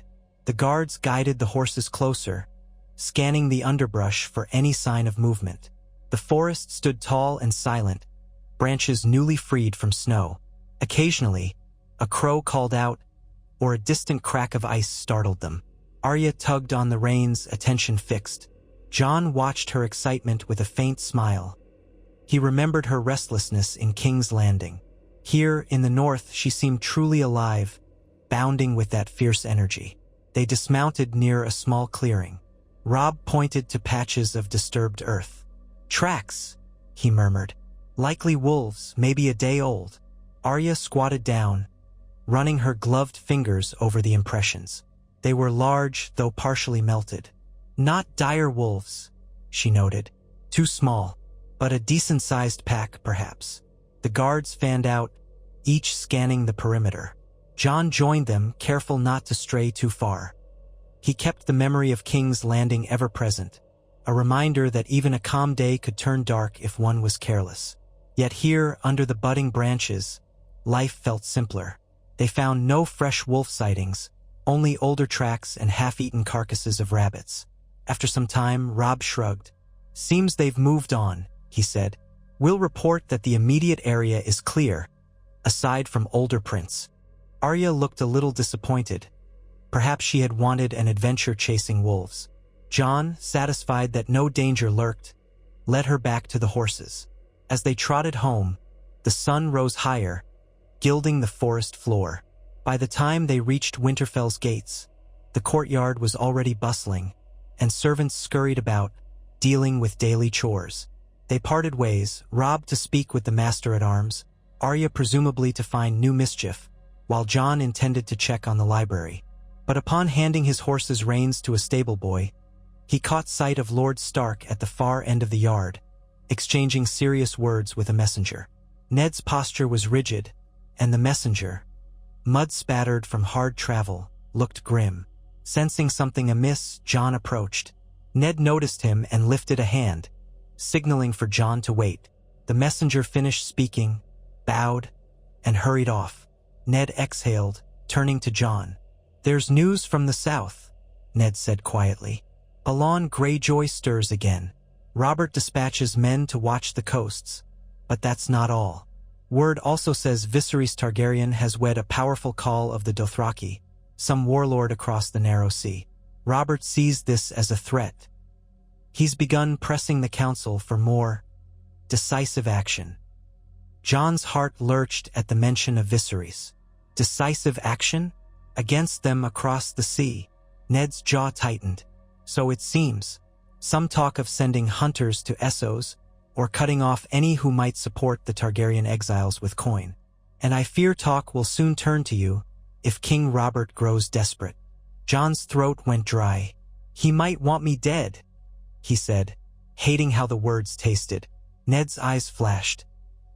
He won't do so openly, not without something to spark that final fear. But we must be vigilant. I've already corresponded with Jon Arryn about your situation. He urges patience, believing Robert won't act rashly unless there's a direct threat from across the sea. Yet the realm knows the Targaryen name is not so extinct as once believed. We have Viserys, Daenerys, and you. Jon nodded, swallowing. I understand. A silence stretched, thick with shared unease. Then Ned set a hand on Jon's shoulder, that reassuring paternal gesture Jon had come to rely on. For now, we continue as we have, quiet, peaceful. If you display no ambition, the king will have less cause to move against you. Stay close, Jon. The north is your shield. Jon lowered his eyes respectfully. Yes, my lord. Ned's mouth curved into a thin smile, and he turned away, heavy with new burdens. Jon lingered in the courtyard a moment, gazing at the receding figure of the messenger who must have ridden through the night to bring such tidings. His stomach knotted. Dothraki. He'd read scraps about them. Fierce riders who commanded armies of horsemen. If Daenerys Targaryen was married to a Khal, they might indeed become a threat to Robert's reign. And by extension, the name Targaryen would once more be whispered in fear. He exhaled, pushing that dark swirl aside. There was nothing he could do about a marriage across the sea. All he could do was remain watchful and pray Robert's fear didn't overshadow the loyalty he held, however shakily, for Eddard Stark. Days passed, and the swirl of suspicion from King's Landing remained a distant hum in Winterfell's daily life. The roads continued to improve, letting modest trade resume. Ships docked at White Harbor, bringing in southern goods. Lords visited from nearby holdfasts. The children resumed lessons, at least Sansa, Bran, and Rickon with the septa. Arya tried to slip free whenever she could, while Robb and Jon held duties that sometimes took them away from lessons altogether. One mild afternoon, Catelyn summoned Jon to a small solar near the Great Keep. Unsure of her purpose, he arrived to find her alone, examining a ledger of accounts. She looked up as he entered, her expression neutral. "Come in, Jon," she said. "Shut the door, please." He obeyed, shutting out the echo of footsteps from the corridor. Standing before her, he felt a flicker of the old anxiety. Memories of how she'd once gazed upon him with suspicion or resentment. But her face seemed more thoughtful now. "I've been looking through the household records," she explained, tapping the ledger. "We have enough resources to outfit the children with new garb for the next season. Sansa, Arya, Bran, Rickon, you as well. We neglected that over winter and you've grown. I noticed your sleeves are a bit short." Jon blinked, glancing down at his forearms. Indeed, the cuffs of his tunic no longer quite reached his wrists, revealing a sliver of skin. "Ah," he managed. I'm fine, my lady, truly." A shadow of impatience crossed her eyes. "You're as entitled to warm clothing as any child of House Stark." She paused, then let out a slow breath. "I realize it's uncomfortable for you to accept, but I can see that you're practically wearing your old garments out. We're not so poor that we cannot clothe you." He suppressed the urge to bristle. Old habits of apologizing for his presence surfaced. "If you insist, my lady." "Thank you." She nodded, glancing at the ledger again. "One of the castle tailors will measure you. That's all. You can go now unless you have something to say." He hesitated, uncertain if he should speak, but a flicker of courage spurred him on. "Just, thank you," he repeated softly. I know it hasn't always been easy having me here. Caitlyn's expression tightened. She closed the ledger with a soft thump, then folded her hands. I can't say it's been easy, but I see how you behave. You've caused no trouble, not tried to leverage your Targaryen name. You've grown loyal to this house. That matters. Perhaps we've both learned to endure each other. Though her words were blunt, Jon felt a small warmth kindle in his chest. Endure was not the same as affection, yet it was an acknowledgement of coexisting without bitterness. That's all, she concluded, motioning him to go. He bowed and exited. In the hallway, the air felt brighter somehow. Caitlyn's acceptance, truncated, cautious, but real, meant that at least under this roof, he was not cast aside. Whatever storms brewed beyond the north, at least here he found a measure of belonging. That evening, after supper, Ned called a small gathering of the older children, Robb, Jon, and Sansa, to the library. Arya would have balked at the dryness of the talk, and Bran and Rickon were too young to grasp the complexities. Seated around a broad oak table, Ned explained that the roads were clear enough for an official visit to White Harbor, where House Manderly oversaw the North's major port. I need to confirm trade arrangements, Ned said. The King's tension with the Greyjoys could affect shipping routes. I'll be leading a small party. Robb, I want you to come and learn. Sansa, you too. There will be a chance to meet the Manderly ladies, who might prove good friends or alliances for the future. Then his gaze shifted to Jon. You'll come as well if you wish. Jon tensed. Are you sure, my lord? Would the Manderlys be comfortable hosting a Targaryen under their roof? Ned's mouth quirked with faint amusement. I believe Lord Wyman Manderly is quite pragmatic. He's known your story for years. If I trust him, so can you. And the journey will be a good chance for you to see more of the north. White Harbor is our gateway to the south by sea. A flutter of excitement warred with caution in Jon's chest. He had traveled the King's Road before, but never as far east as White Harbor. I'd be honored, he said softly. Robb grinned. We'll sail the river, perhaps. Sansa looked more uncertain, likely because traveling to a seaport seemed more an adventure than the refined gatherings she preferred. Still, she nodded acceptance. If you think it wise, father. Ned confirmed the plan. They would depart in a week, bringing a modest retinue of guards and household staff. The entire trip might last a moon's turn, depending on negotiations and any invitations to feasts. The days leading up to the journey flickered by in a bustle of preparations. Tailors measured Jon for new tunics and breeches, ensuring he had something presentable for meeting with House Manderly. Sansa fussed over her gowns, wanting to make a good impression on the Manderly ladies, rumored to enjoy southern fashions. Robb consulted the master-at-arms about which men to bring. Ned pored over ledgers with Maester Luwin, strategizing how to secure better shipping rates for grain and fish. Finally, the day of departure arrived. A crisp morning sun gilded Winterfell's battlements as Ned, Robb, Sansa, Jon, and about 30 men-at-arms assembled in the courtyard.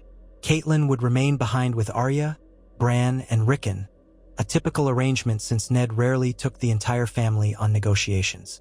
She bade them farewell, though her expression softened slightly when she told Jon, "Travel safely. We'll see you soon." They rode out beneath Winterfell's raised portcullis, the clatter of hooves echoing. The early spring roads were passable, though muddy in places, forcing them to pick careful routes.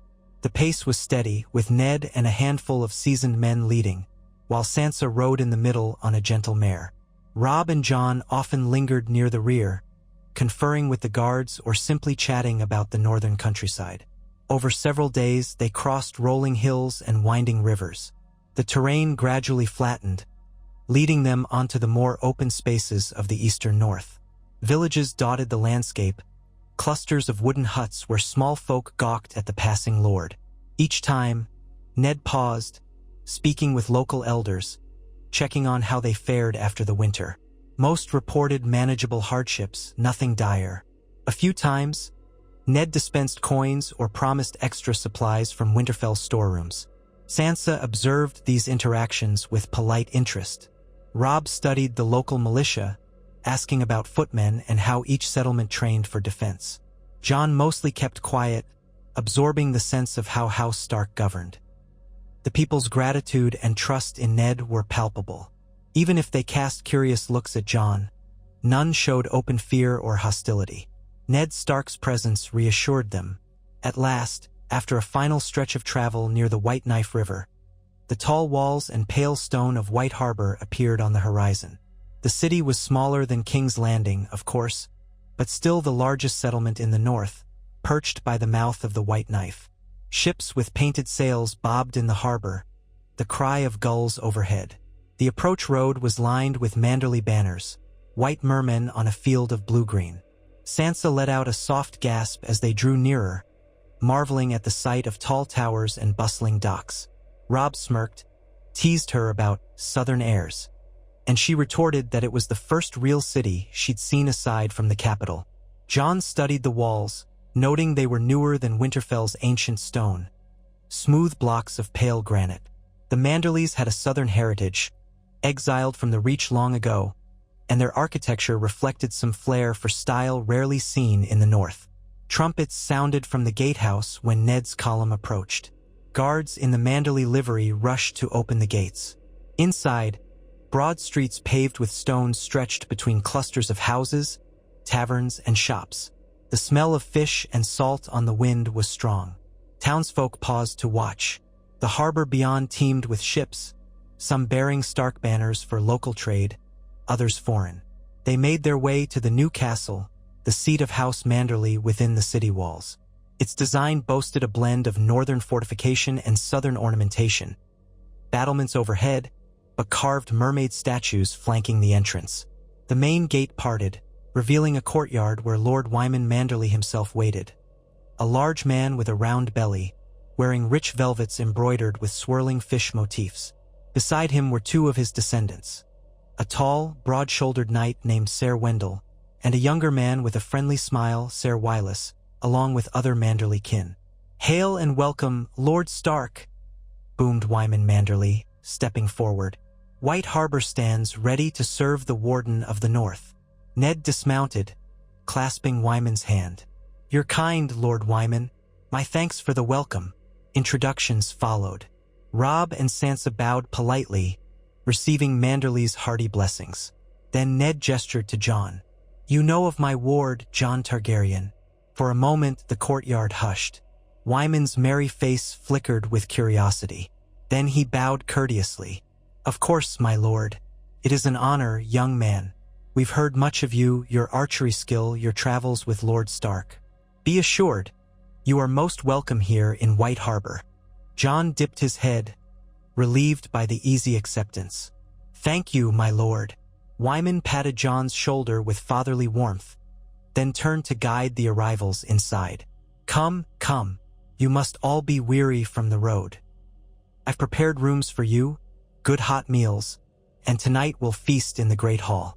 After that, we'll talk business, Lord Stark, trade, shipping, all those matters that keep me awake at night." As they entered the new castle, Jon marveled at the difference from Winterfell. Tapestries depicting sea life adorned the corridors, and decorative mosaics of shells and wave patterns lined the floors. In the main hall, windows faced the harbor, letting in bright light and the tang of brine. Servants scurried to carry baggage and stable the horses.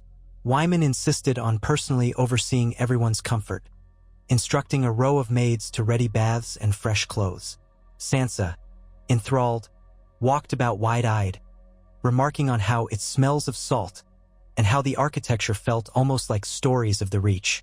Robb joked that the place was too fancy for him, though he admired the martial displays along the walls, ornate swords and shields that told the Manderly story.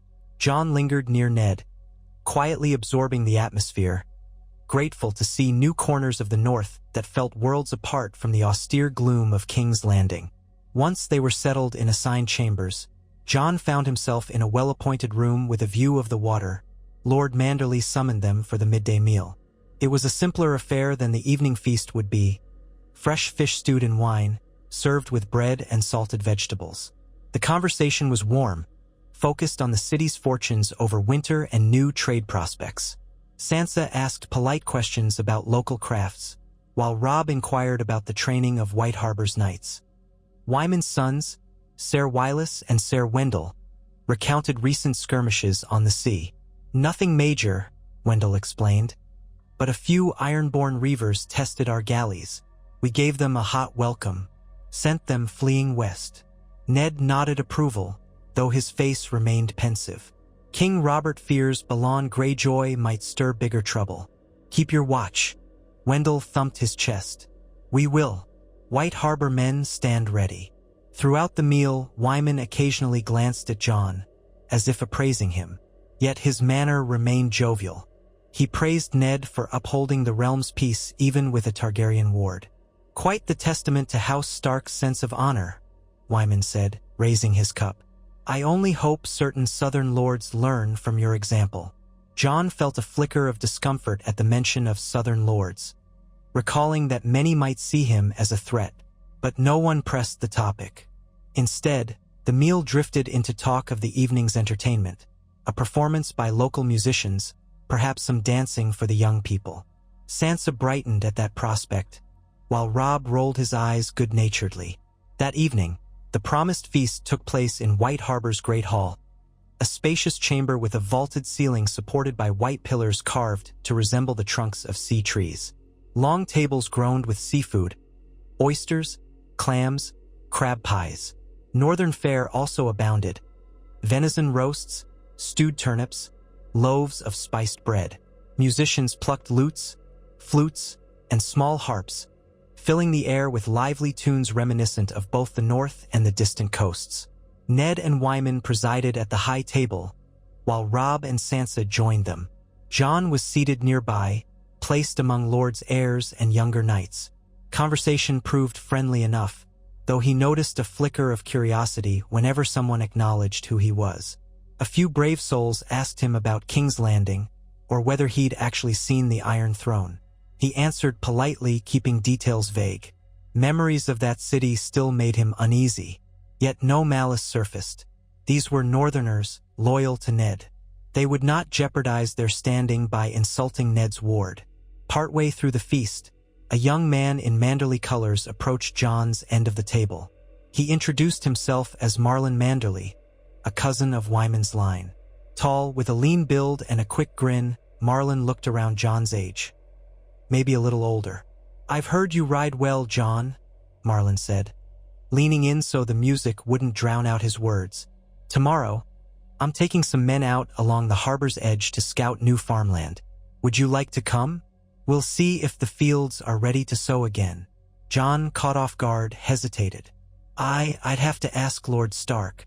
Marlon nodded, his grin never wavering. Of course, but do think on it. It's not every day we get a a Stark ward visiting.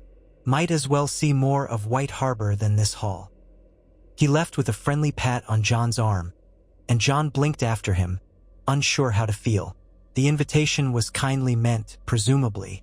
Before he could dwell on it, the music shifted, and Sansa and Robb were drawn into dancing by Manderly cousins.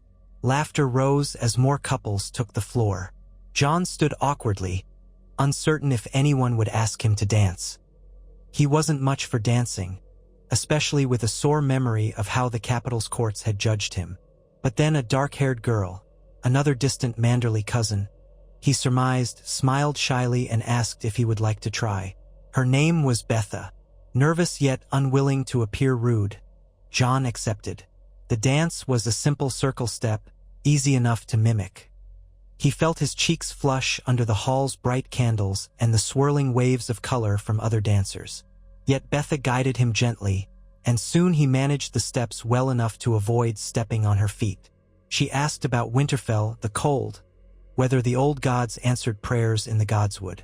He responded haltingly, explaining how the old gods offered quiet reflection. The entire conversation felt surreal.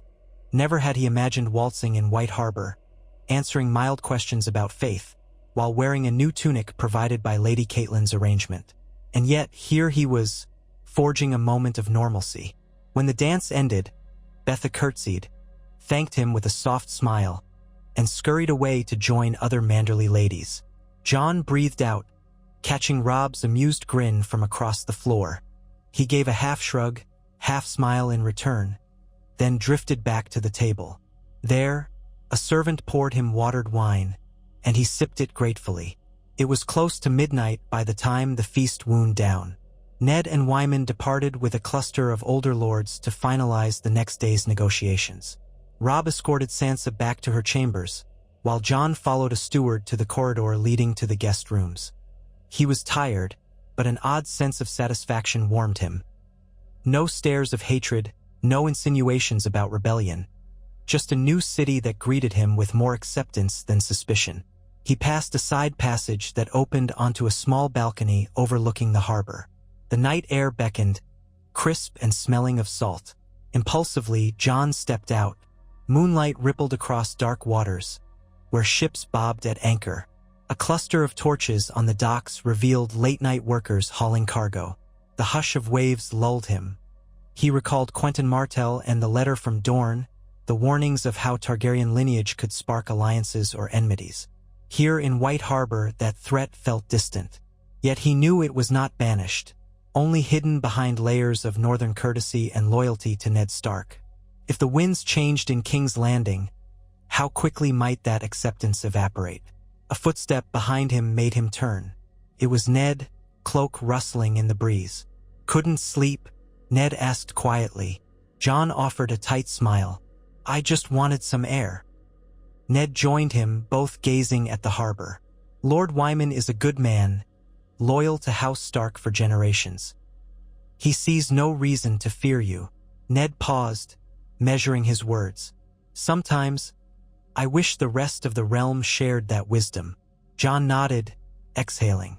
"It's been easier than I expected, being here. I half expected stares or mutters." Ned placed a reassuring hand on his shoulder. "You are in the north, Jon. As long as you carry yourself with honor, most here will accept you. Let tomorrow's troubles wait until they arrive." Jon managed a more relaxed smile.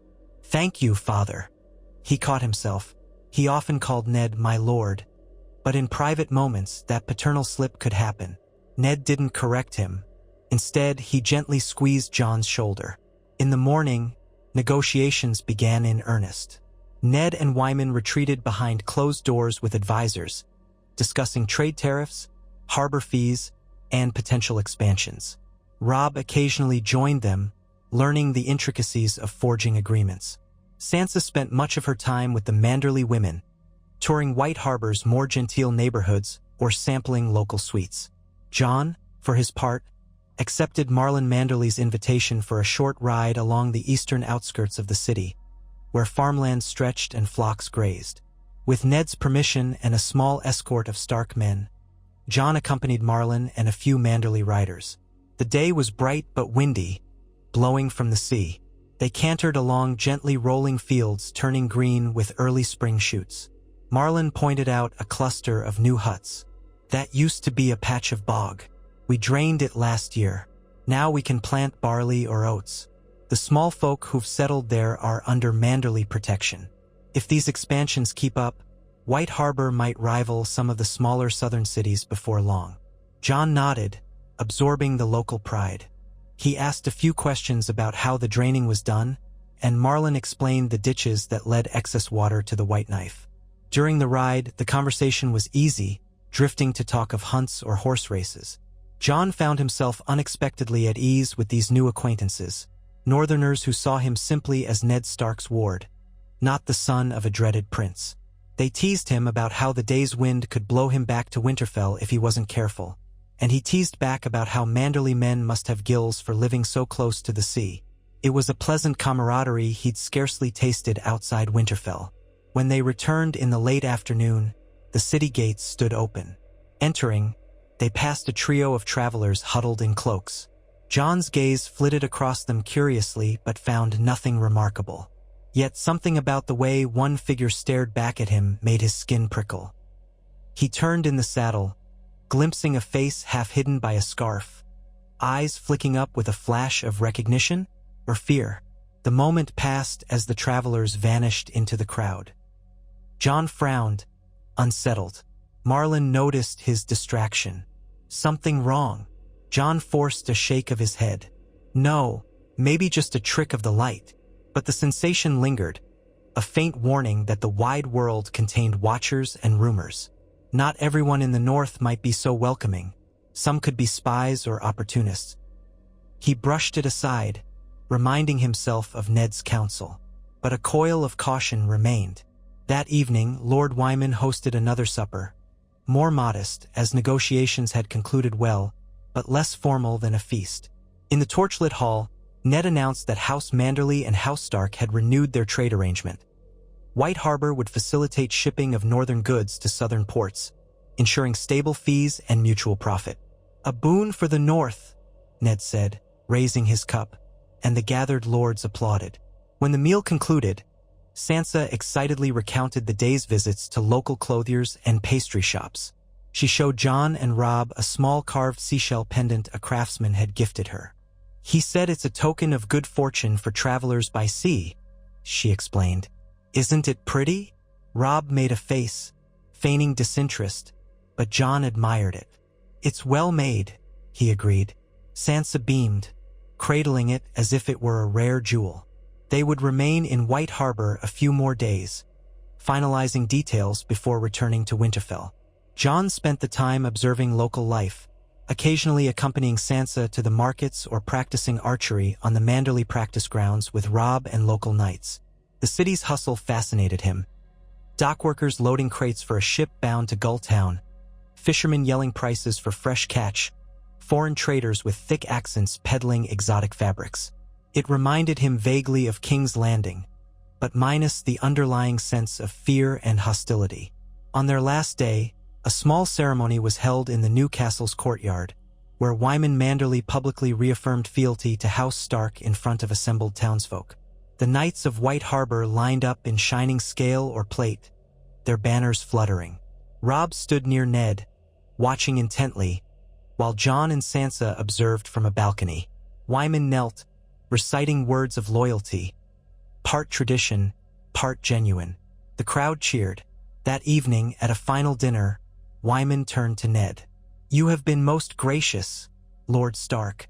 It does my heart good to see the realm's business proceed peacefully, even with the storms rumored in the south. I pray the king does not drag the north into another war.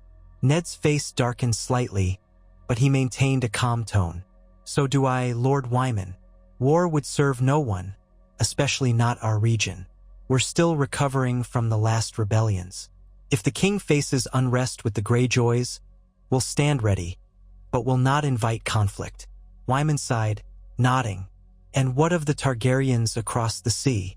Rumor says Viserys wedded some Dothraki warlord. Robert must be losing sleep. A hush fell. Ned carefully replied, The king monitors the situation. For now, we trust the exiles remain across the sea. Their presence changes little for us here, unless the Dothraki learn to sail. A few polite chuckles broke the tension, though it was a forced levity. Jon felt the weight of those words. Each mention of Targaryens hammered home how precarious his own existence remained. Yet Wyman cast Jon a gentle look, as if to say, You are not your father's ghost. The conversation moved on. They departed White Harbor at dawn, amid warm farewells. Sansa wore her seashell pendant. Robb praised the city's knights, and Ned thanked Wyman profusely for his hospitality. The ride back west proved smoother, the roads drier. Along the way, Sansa peppered them with talk of the wonders she'd seen. Jon contributed occasional remarks about farmland expansions or the variety of ships in the harbor. Robb teased that all Sansa really cared about were pastries and cloth. Sansa turned red, calling him a clod. A few days from Winterfell, they stopped at a modest village for the night.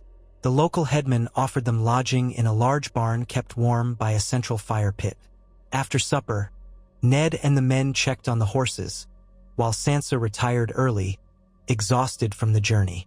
Robb and Jon stayed outside, enjoying the crisp starry night.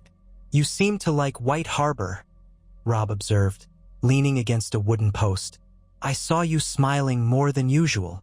Jon shrugged. It was interesting. Good people. Robb nodded. We might have to do more visits. Father wants me to learn all corners of the north. He hesitated, then nudged Jon's arm lightly. You're part of that, you know. Father considers you a part of this family in all but name. And if the realm tries to cast you out, Jon swallowed a knot of gratitude. Thank you, Robb. That means a lot. A comfortable silence followed, the only sounds being the crackling of the barn's nearby fire and the faint rustle of wind through the eaves. Jon felt a pang of longing for a simpler world, one that wouldn't threaten him because of a father he never knew. He took strength from Robb's words, reminding himself that the North closed ranks around its own. They reached Winterfell without incident, greeted by the wide smiling faces of Arya and Bran, and Rickon tugging at Ned's cloak. Catelyn seemed relieved to see them back safely. Over the following days, life returned to normal. Ned shared details of the new trade deals with Maester Luwin, who recorded them meticulously. Arya demanded stories of the city's wonders, half jealous that she hadn't gone. Sansa showed her seashell pendant to Catelyn, recounting every detail of Manderley hospitality.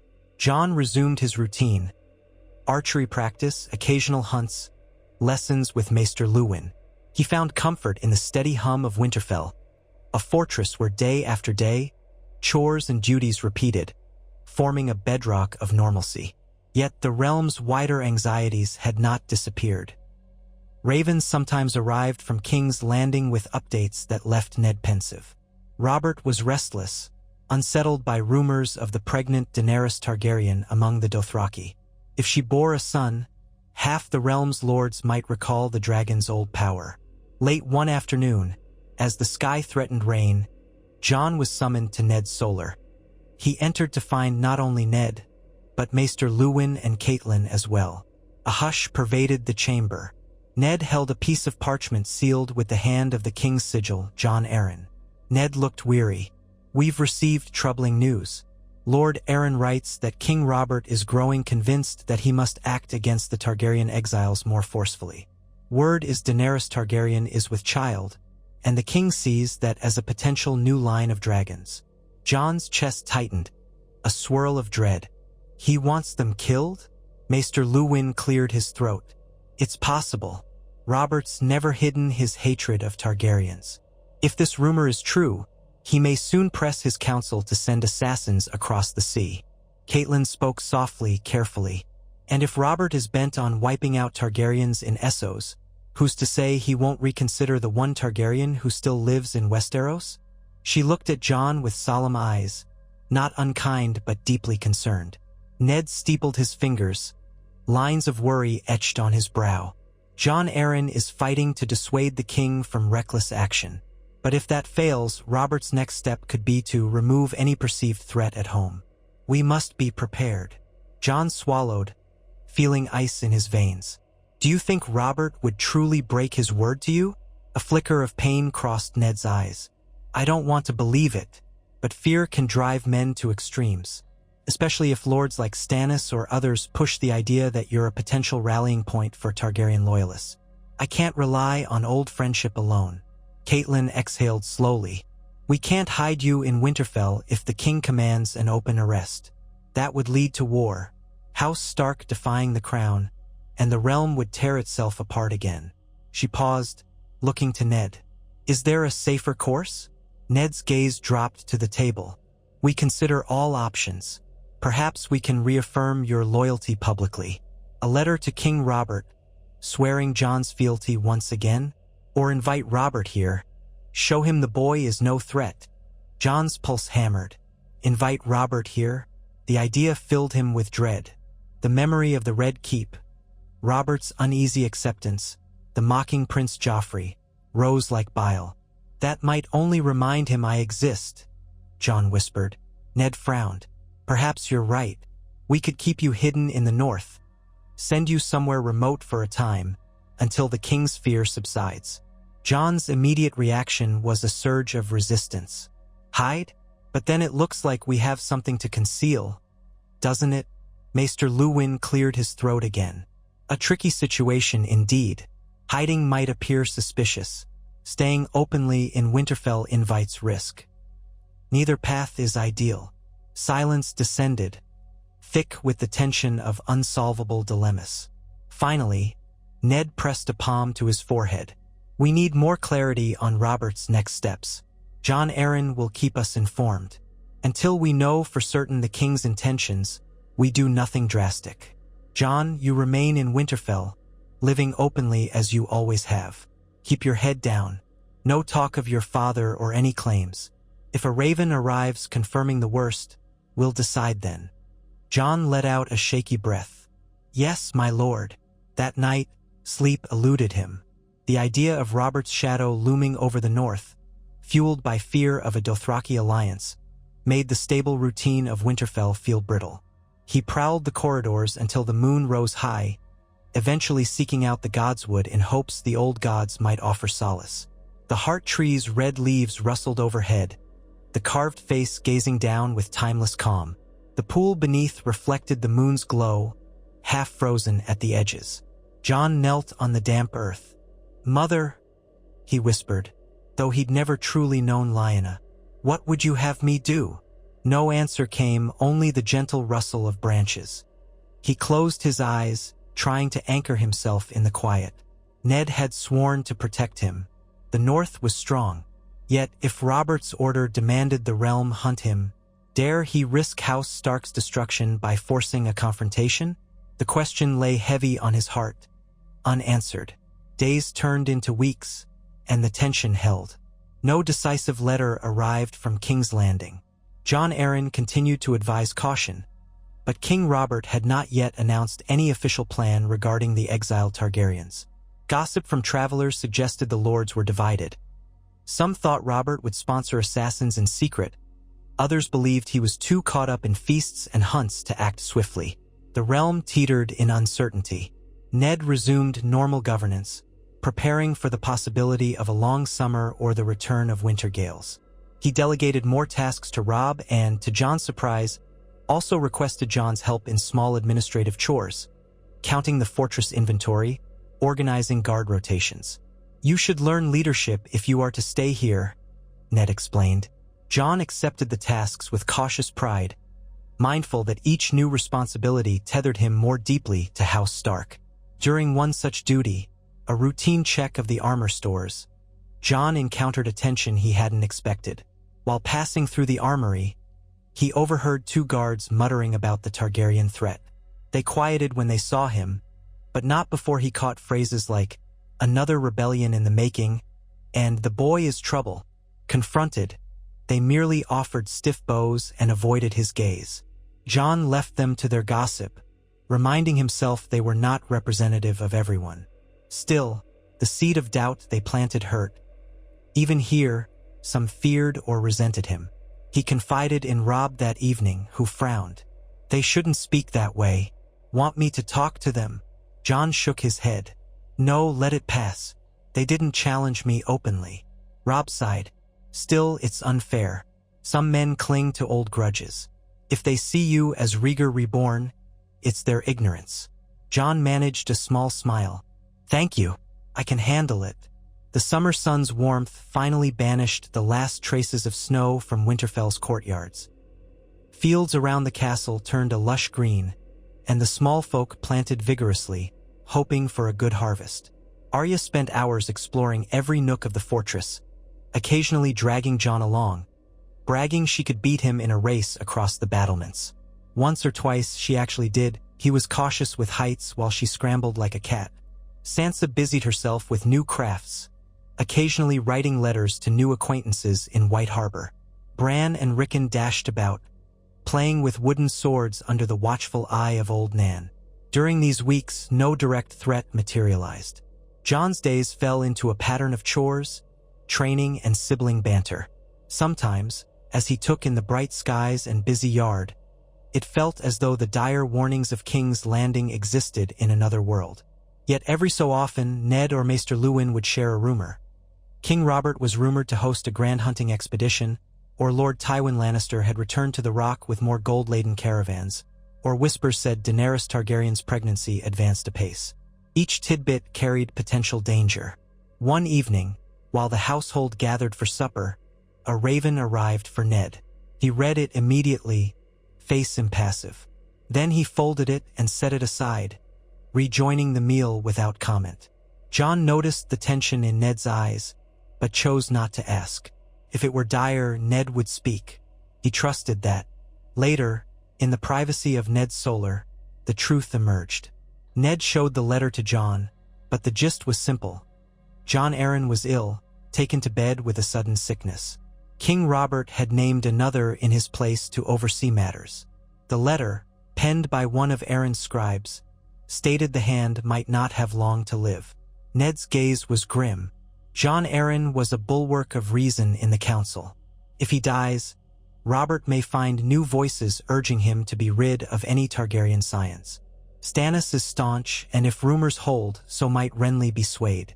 Baelish and Varys play their own games. Without Arryn, the king's ear may bend. A chill crawled along Jon's spine. He recalled the events of his childhood. How Jon Arryn's calm wisdom had sometimes mediated between Robert and Ned during the rebellion's aftermath. If that mediator was gone, who would counsel restraint? Ned rubbed his temples. We can do little but wait for more news. Perhaps Lord Arryn will recover. The maesters in King's Landing are skilled. But days later, a raven arrived that forced all illusions to crumble. Jon Arryn was dead. The official message from the capital was that the hand had succumbed to a fever. King Robert mourned publicly, swearing a grand funeral. Rumors swirled that the Lannisters had grown in influence, for Queen Cersei's father, Lord Tywin, and brother Jaime would be near to the king's side. Robert had yet to name a new hand.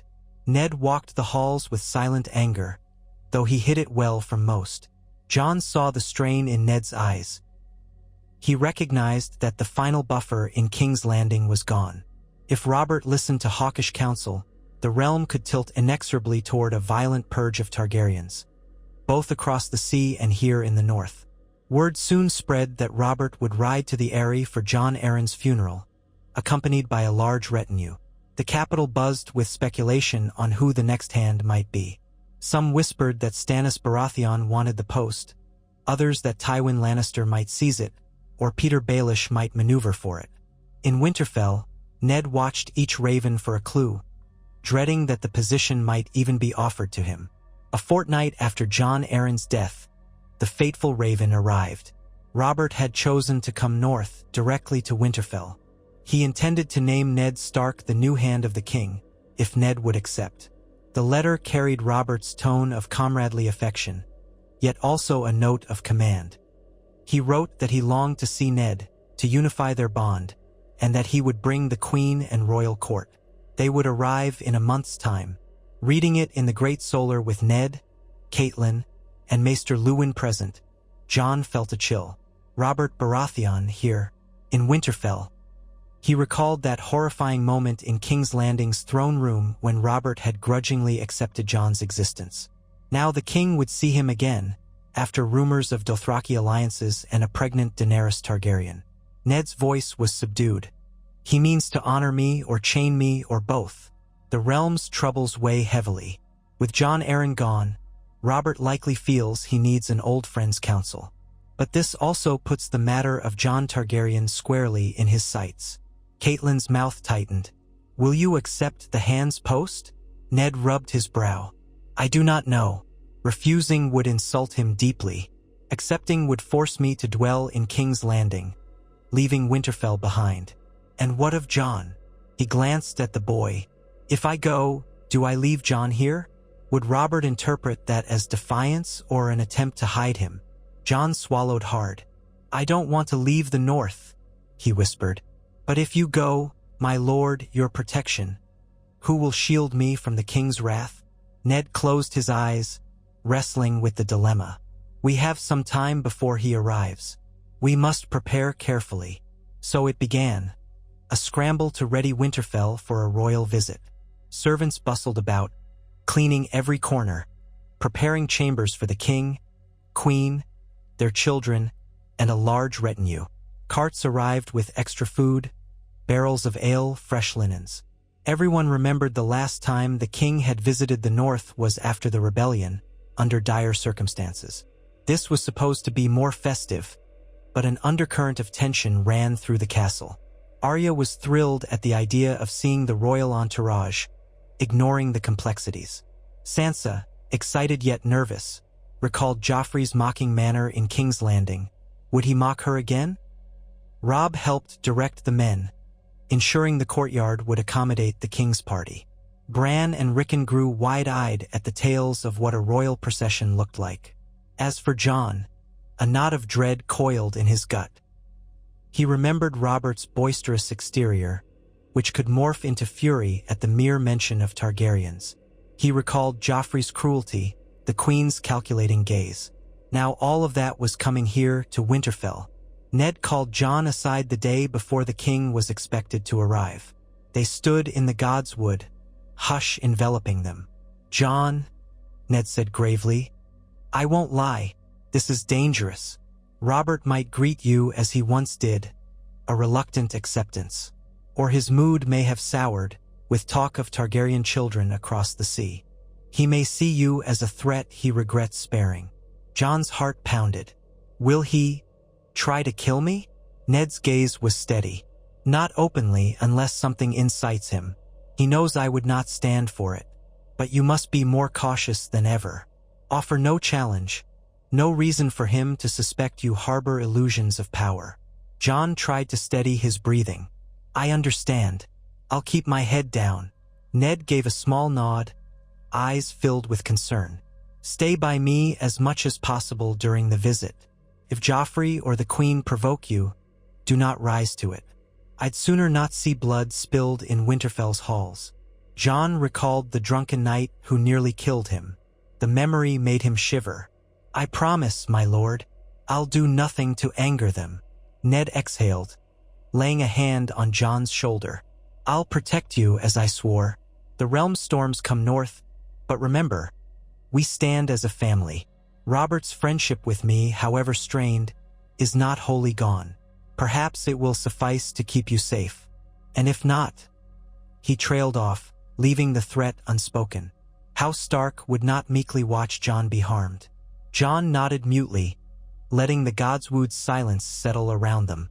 The heart tree loomed overhead, red leaves whispering. He felt Lyanna's spirit near, a reminder that her last wish was his protection. They would not fail her, or so he prayed. The next morning dawned bright, with banners snapping on Winterfell's ramparts. The entire household stirred early, anticipating the king's arrival by midday. Servants lined the courtyard, knights polished armor, stable boys readied stalls for royal horses. A hush of expectation hovered in the air. Jon dressed in a simple but fine gray tunic Ned had provided, trimmed with wolf fur. No dragon emblems anywhere, of course, just a subtle dire wolf stitched at the cuff. He kept his posture upright, mindful that he might soon stand before King Robert again. Anxiety churned in his gut, but he steeled himself with the memory of White Harbor's acceptance, the knowledge that he was not alone. At last, a shout went up from the watchtower. Riders spotted on the horizon. The main gates were opened wide. Ned and Catelyn led their children to stand in front, in official formation, with House Stark's banner unfurled. Jon took a place just behind Ned's left, partially obscured from direct view. He saw the column cresting the ridge, a grand procession of gold and red banners, the crowned stag of House Baratheon dominating. Robert rode at the front, as large and barrel-chested as Jon remembered, hair shot with more gray now, wearing rich leathers. The Queen, Cersei Lannister, rode at his side, golden hair braided around a jeweled circlet. Behind them trailed an array of courtiers, guards in gold cloaks, knights in shining mail, and a train of glittering carriages presumably carrying the royal children and other highborn ladies. The thunder of hooves filled the air. They drew up before Winterfell's gate. Ned stepped forward. Robert dismounted heavily, a grin plastered on his face, though lines of fatigue framed his eyes. "Ned!" he boomed, spreading his arms wide. "It's been too long." Ned bowed, polite but not subservient. "Your Grace, welcome to Winterfell. You honor us with your presence." Robert let out a booming laugh and embraced Ned in a rough hug, ignoring protocol for a moment. He turned to Catelyn, giving a polite kiss on her cheek, then eyed the row of Stark children. 7 hells they've grown. Which is which? Robb, I remember you from the cradle. And these pretty ones must be Sansa and Arya. He nodded to them. Arya scowled, which made Robert chuckle. Sansa curtsied politely. Then Robert's gaze flicked behind Ned, scanning for something. Jon felt a jolt of dread. He forced himself to step forward, a respectful bow. Robert's eyes landed on him, and for a moment, the courtyard seemed to hush. "Jon," Robert said in a quieter voice. Jon kept his head bowed. "Your Grace." Robert let out a slight grunt, expression unreadable. "You've grown too, I see." He glanced at Ned, then back to Jon, searching his face for signs of rigor. The tension lasted but a heartbeat. Then Robert waved a hand dismissively. "Well then, let's get inside before I melt in this damned sun." The road was long. Ned signaled the gates. The Queen dismounted, regal and cool, her green eyes sweeping the courtyard. Joffrey emerged from a carriage, tall and golden-haired, wearing princely attire. He cast a sneering glance at the assembled Starks. Arya glowered back. Myrcella and Tommen followed, younger, more innocent. A host of lords and knights poured in as well. Jaime Lannister, radiant in gilded armor. Tyrion Lannister, the dwarf brother, wandering with a half-smile. And others, each with their own retinues. Jon hung back, letting the flurry of greetings pass him by. He saw Joffrey's gaze flick his way. No immediate jibe, but a flicker of recognition. The Queen, too, made brief eye contact with Jon, her lips pursing in a faint smirk. Then they swept on, following Ned into the castle. And so it began. King Robert, the royal family, and the weight of the realm had arrived in Winterfell. A swirl of courtesies and tensions would fill the halls for days. Jon's heart hammered. There was no turning back. The deciding moment of how the king would treat him. Would he still tolerate Ned's Targaryen ward, or would fear push him to a final decision, now hung on a razor's edge? As the courtyard emptied, Jon took a steadying breath. He remembered Ned's words. Remain calm, do nothing to provoke them. He murmured a prayer to the old gods that Robert's bitterness would not drown out his friendship with Ned. For if it did, Jon knew Winterfell's ancient stones might soon bear witness to a tragedy that could shatter the North, and the fragile peace that let him call this place home.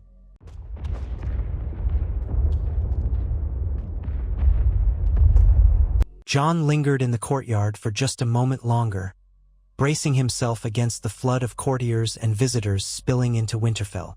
All around, servants and guards hurried to meet the royal party's needs. The king's baggage train rattling in behind the columns of gold cloaks and knights. Horses snorted, and hounds barked, vying for space amid the chaos. Under his breath, Jon whispered another fervent prayer to the old gods. May the realm's frayed peace endure, for himself and for the sake of House Stark. He released a measured breath, steeling his resolve, and then headed inside. He found Ned, Catelyn, and their children in the Great Hall, guiding King Robert, Queen Cersei, and several high lords to seats of honor. The courtiers around them moved in a swirl of bright silks, polished steel, and snapping banners. Voices echoed off the high rafters. At the dais, servants were busily laying out a midday repast, trenches of bread, roasted fowl, cheese, and ale. The smell of warm food mingled with the damp, stony chill of the castle interior. Jon slipped to the edge of the hall, half concealed behind a column. He did not want to thrust himself forward until Ned or Catelyn called. Around him, knights doffed their helms, wiping sweat after the ride. Ladies set aside their gloves, fanning themselves with embroidered handkerchiefs. Already, gossip flitted in hushed undertones. Look at the size of him. Robert's become a bear. The Queen's gaze is sharper than ever. Still can't believe they'd ride all this way. Something must be urgent. Jon swallowed. If half these courtiers suspected the real tension, the question of Targaryen children across the sea, and the presence of one here in Winterfell, they might well quake or slink away to curry favor with the king. His stomach churned at the memory of King's Landing, but he forced himself not to dwell on it. He was no trembling boy any longer. He had grown in skill, in caution, and in the knowledge that House Stark stood between him and ruin. Robert's boisterous laugh cut through the chatter. "Ale! By the gods! Ned, let's have some ale before I collapse." He lumbered to a seat at the center of the dais, dropping into it with the weary relief of a man who'd spent too long in the saddle. 7 hells, the north is vast. Every league felt like 100. Ned gave a measured nod, beckoning a servant to bring ale. Catelyn murmured something to one of her ladies, and more servants came forward with pitchers. Queen Cersei remained standing, regal in emeralds and gold, her eyes scanning the hall for vantage points and threats. Her long golden hair was twisted in an elaborate style, pinned with a net of gemstones. She caught sight of Sansa, beckoning the girl forward with a gesture. A small laugh rippled through the hall. Ned moved to Robert's side. "We've prepared the royal chambers, Your Grace. My men will show you the way. There'll be time for a meal and rest before tonight's welcoming feast." Robert nodded appreciatively, then shot Ned a knowing look. "We'll have words, old friend. Important words. But not now." The roads rattled my brain. Ned inclined his head. "As you will, Your Grace." He stepped down from the dais, beckoning Jon and Robb over. "Help the stewards with the guests," he told them quietly. "We have many lords needing quarters. Jon, you can guide them through the guest wing if you like." "Yes, father," Robb said, while Jon nodded in deference. As the king stood, the entire hall rustled in respect. Robert handed his goblet to a servant and strode out, flanked by gold cloaks, Cersei beside him, and Joffrey trailing with a sneer. The Lannister siblings followed. Jaime in shining armor, Tyrion in simpler clothing but with sharp eyes flicking around in wry amusement. The courtyard filled once more with the bustle of royals and retinues searching for lodging. Jon approached one knot of lesser lords, offering to show them to their assigned chambers. He forced politeness, ignoring the occasional stares when they realized who he was. If some recognized him as Targaryen, they kept silent, likely wishing to avoid angering Ned Stark. Amid the swirl of arrivals, Jon glimpsed a pair of eyes lingering on him, petulant, green. Joffrey stood near a stable archway, speaking with a cluster of young knights. When Jon's gaze caught him, the prince's mouth twisted, half scornful, half intrigued. Jon quickly turned away, continuing his tasks. He did not want a confrontation on the first day. For the next few hours, the castle was in uproar. Horses needed stabling, wagons of baggage required unloading. Ladies claimed the best chambers, guards set up watch rotations, and servants rushed to fetch water for baths. Arya fled the chaos, presumably off to some hidden corner. Sansa tried to remain near the queen's ladies, though she looked out of place among their southern silks. Catelyn oversaw the broader coordination, directing staff with a firm hand. Jon and Robb found themselves carrying messages back and forth, which lords were assigned to which tower rooms, which ladies wanted to dine privately. When at last the commotion eased, many of the newly arrived guests retreated to their rooms to freshen up. Robert, presumably, immersed himself in a hot bath to soak away the dust of travel. Ned had quietly withdrawn to an antechamber, possibly preparing for the conversation that Robert insisted they have. The hush that settled over the keep was tense, like a lull before a storm. Jon found a moment to breathe in the library. He let the stillness calm his nerves. If the king summoned him soon— no, that was unlikely. Robert would speak to Ned first, no doubt. That, at least, gave Jon time to compose himself. He stared at the spines of old tomes, histories of the North, genealogies, a few treatises on dragon lore. That last category set his stomach twisting. Best not to dwell. His respite ended when a steward hurried in, calling for Jon. The man said the queen desired to see the Stark children to discuss seating arrangements for the evening feast. A polite order, but an order nonetheless. Jon thanked him dully, heading for the great hall. He found Sansa and Arya there, both looking uncomfortable in the presence of Queen Cersei's ladies, who wore lavish gowns of Lannister red and Baratheon gold. The queen herself stood at the dais, speaking in hushed tones with one lady, then motioning Sansa forward. A court scribe hovered, ready to note the knight's seating plan. Jon approached carefully, bowing.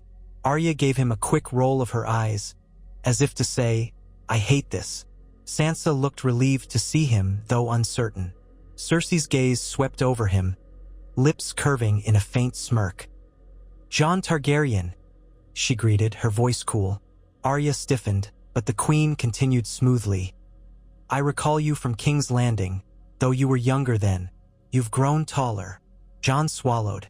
He forced composure. "Yes, your grace." Cersei studied him a moment, as if searching for evidence of Targaryen madness. Then she turned to the scribe. "He'll sit near Lord Eddard's end, with the other wards and older children. Keep him well in sight, Her tone was edged. Jon nodded, uncertain if speaking further would help. He sensed tension in the air, as though the queen's tolerance of him was a flimsy facade. Arya bristled beside him, clearly wanting to speak out. Sansa gave a tiny shake of her head at Arya, warning her not to. "All is arranged, then," Cersei said with finality. She dismissed them with a regal tilt of her chin. "The feast will begin at sunset. See that you all appear suitably attired. We must not disappoint the king." "Yes, your grace," Sansa murmured, bobbing a curtsy. Arya glowered but followed suit with a jerk of her head that passed for a bow. Cersei's ladies tittered softly as the Stark children withdrew. Once out of earshot, Arya burst into muffled curses. "She's vile," she spat, "acting like she owns us. I can't stand the way she looks at you, Jon." Jon managed a thin smile, touched by Arya's protectiveness. "She's the queen," he said quietly. "Best not give her reason to hate us more." Sansa nodded in agreement. "Yes, Arya, do be careful. You know how easily they take offense." Arya blew air through her teeth. "I'll be in the practice yard. This is all too stifling." She stomped off, leaving Sansa and Jon standing in the corridor. After a beat, Sansa smoothed her skirts. "I'd best find a maid to help me dress. Mother wants me to wear the green gown with silver trim. She says it's more formal." Jon nodded. "I'll see you at the feast, then." She gave him a small, sympathetic smile. "Don't let them trouble you, Jon." He sighed. "I'll try not to. Good luck." As Sansa glided away, Jon felt a tug of tension in his chest. The queen's direct address, calling him Targaryen so openly, made it plain. She had not forgotten. She might say nothing overtly hostile, but she was marking him, reminding him that Robert's court recognized his identity. He would have to remain vigilant. That evening, the great hall blazed with torches and hearth fires. Tables groaned under the weight of roasted meats, stewed vegetables, fresh bread, and barrels of ale and wine. Trestles for lesser lords and knights lined the space, while the dais at the front boasted a central high table for King Robert, Queen Cersei, Ned, Catelyn, and a few other luminaries. The next table down was for the royal children and the Stark children. Jon arrived early, clad in the nicest garments he owned, dark gray breeches, a matching tunic with subtle embroidered patterns along the hem, and a short cloak fastened with a simple wolf's head clasp. He took a seat at the designated table, near Robb and Joffrey. His stomach twisted to see the prince so close. Joffrey sat with an air of smug boredom, wearing a polished doublet of crimson and gold, a small golden circlet resting on his fair locks. Sansa was across from them, looking lovely but nervous. Arya, relegated to the same table, squirmed in her seat, clearly itching to escape. Myrcella and Tommen sat beside Joffrey, fidgeting. The Hound loomed behind Joffrey, arms folded. Jon dared a glance at Joffrey. The prince raised an eyebrow and let out a soft scoff. "They seat you here, do they?" he said in a low voice, not loud enough for the entire table to hear but audible to Jon and Robb. Jon forced a polite tone. "I go where Lord Stark tells me." Joffrey snorted, swirling the wine in his goblet. "A Targaryen in the north. Don't know what father was thinking, sparing you. Probably Eddard Stark's meddling." Robb stiffened, ready to retort, but Jon pressed a light hand on Robb's forearm. He remembered Ned's warning. Do not provoke them. I harbor no threat to you or your father, Jon said quietly, ignoring the spike of anger in his chest. I serve House Stark. Joffrey smirked. So meek. If only your sire had been so meek, half the realm wouldn't have bled. Arya gripped the table edge, but Sansa intervened, forcing a bright, if trembling, smile. Prince Joffrey, will you sample the trout tonight? It's fresh from the white knife, I believe. Her attempt to redirect conversation was clumsy but earnest. Joffrey rolled his eyes and turned away. The Queen and King took their seats at the high table, the entire hall rising briefly in respect before resuming seats.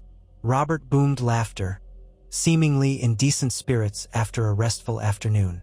Beside him, Queen Cersei maintained a poised, unreadable smile. Ned offered thanks to the old gods, leading the assembly in a short moment of solemnity before the meal commenced. Servers hustled about, pouring drinks, slicing meats, laying out trays of greens and pies. Musicians struck up a soft tune at the back of the hall. The hum of conversation rose, lords and ladies exchanging news or idle remarks about the day's travel. At the children's table, Tommen and Myrcella engaged in pleasant chatter with Sansa about the North's differences from King's Landing. Arya poked at her food, occasionally glaring at Joffrey, who mostly ignored them all. Robb tried to keep the peace, conversing about training yards or hunts to fill the awkward silences. Jon ate sparingly, each bite tasteless as he wrestled with tension. He kept half an ear on Joffrey's muttered jabs, words about cold savage land or stark dullness, yet none were aimed directly at Jon again. Perhaps that was a small mercy. As the meal wore on, King Robert drained cup after cup of ale, growing increasingly loud. He demanded the musicians switch to bawdier songs, leaning back in his chair, thick arms resting on the armrests. Ned, seated at his right, tried to moderate. Cersei wore a stiff smile, exchanging occasional remarks with other highborn ladies. Eventually, Robert slammed his mug down, calling for a hush. The hall quieted. He stood, swaying slightly, but his voice was firm. "We've come north to see old friends," he declared, "but also to ask a boon of Lord Eddard Stark." He turned to Ned. "You knew I'd come for you, didn't you?" Ned rose more gracefully, brows drawn. "Your Grace." Robert spread his hands wide, ignoring the ale sloshing in his mug. "The realm needs a hand. Jon Arryn is gone. Gods rest his soul. No man I trust more, Ned, than you. Serve me as hand of the king, I beg you. Help me keep this realm from falling apart." A ripple of chatter swept the hall. Some lords had anticipated this, others seemed surprised. Ned, face tight, inclined his head. "Your Grace honors me. I must speak with my family." Robert barked a laugh. "You'll speak with them, yes, but don't keep me waiting. The realm can't wait. We'll talk more on the morrow. For tonight, let's drink and be merry, as best we can." A smattering of applause followed. Some courtiers raised goblets, toasting Ned. Others eyed him with a mix of envy and pity. Everyone knew how perilous the position of hand could be. Cersei's expression gave little away. Jaime Lannister, standing behind the Queen, wore a half-smile. Ned resumed his seat, posture rigid. Catelyn gazed at him with concern. The tension at the dais was palpable. Dishes were cleared, replaced by sweet wines and pastries, but conversation remained hushed. Near the children's table, Joffrey snorted. "Lord Stark, the hand? Well, that means he'll bring half his brood to King's Landing, I suppose." His glance flicked to Sansa with a disinterested air, then to Jon. "Perhaps the Targaryen ward will stay behind. Wouldn't do to have him near the Iron Throne, no?" Jon's stomach nodded. He forced himself to keep silent. Sansa looked alarmed.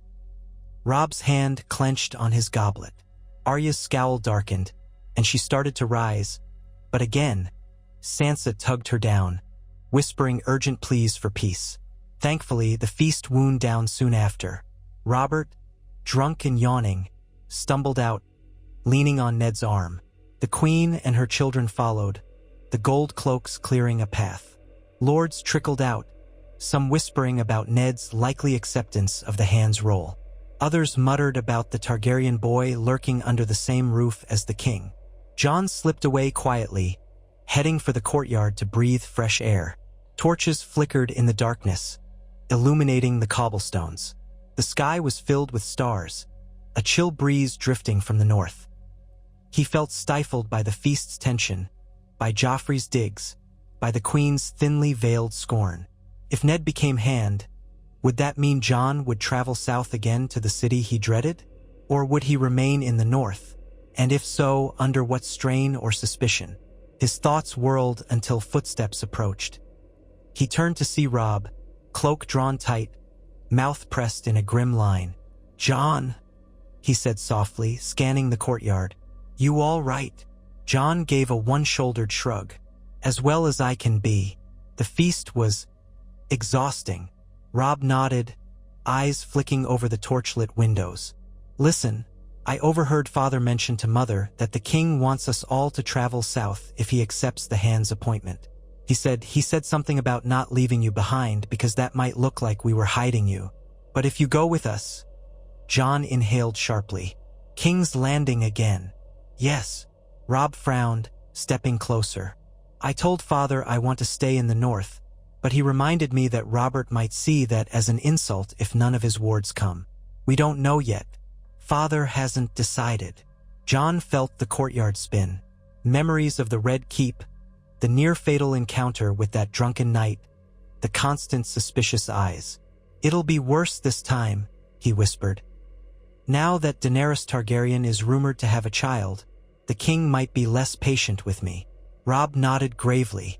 "I know, but Father won't let them harm you. You're under Stark protection." Jon mustered a faint smile. "I trust him, but it's still frightening." Robb rested a hand on Jon's shoulder. "We'll face it together if it comes to that. The North stands with you." Jon closed his eyes, letting that promise anchor him. "Thank you, Robb." The two parted soon after, each weighed by thoughts of how drastically life might change if Ned agreed to be Hand. Jon retreated to his small bedchamber, though sleep eluded him. He lay awake, listening to the distant echoes of the king's guards carousing in Winterfell's corridors.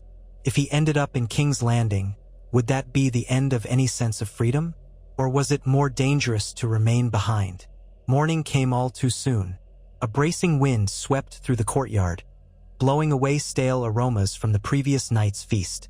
Jon ventured out, hoping to slip into the godswood for solitude.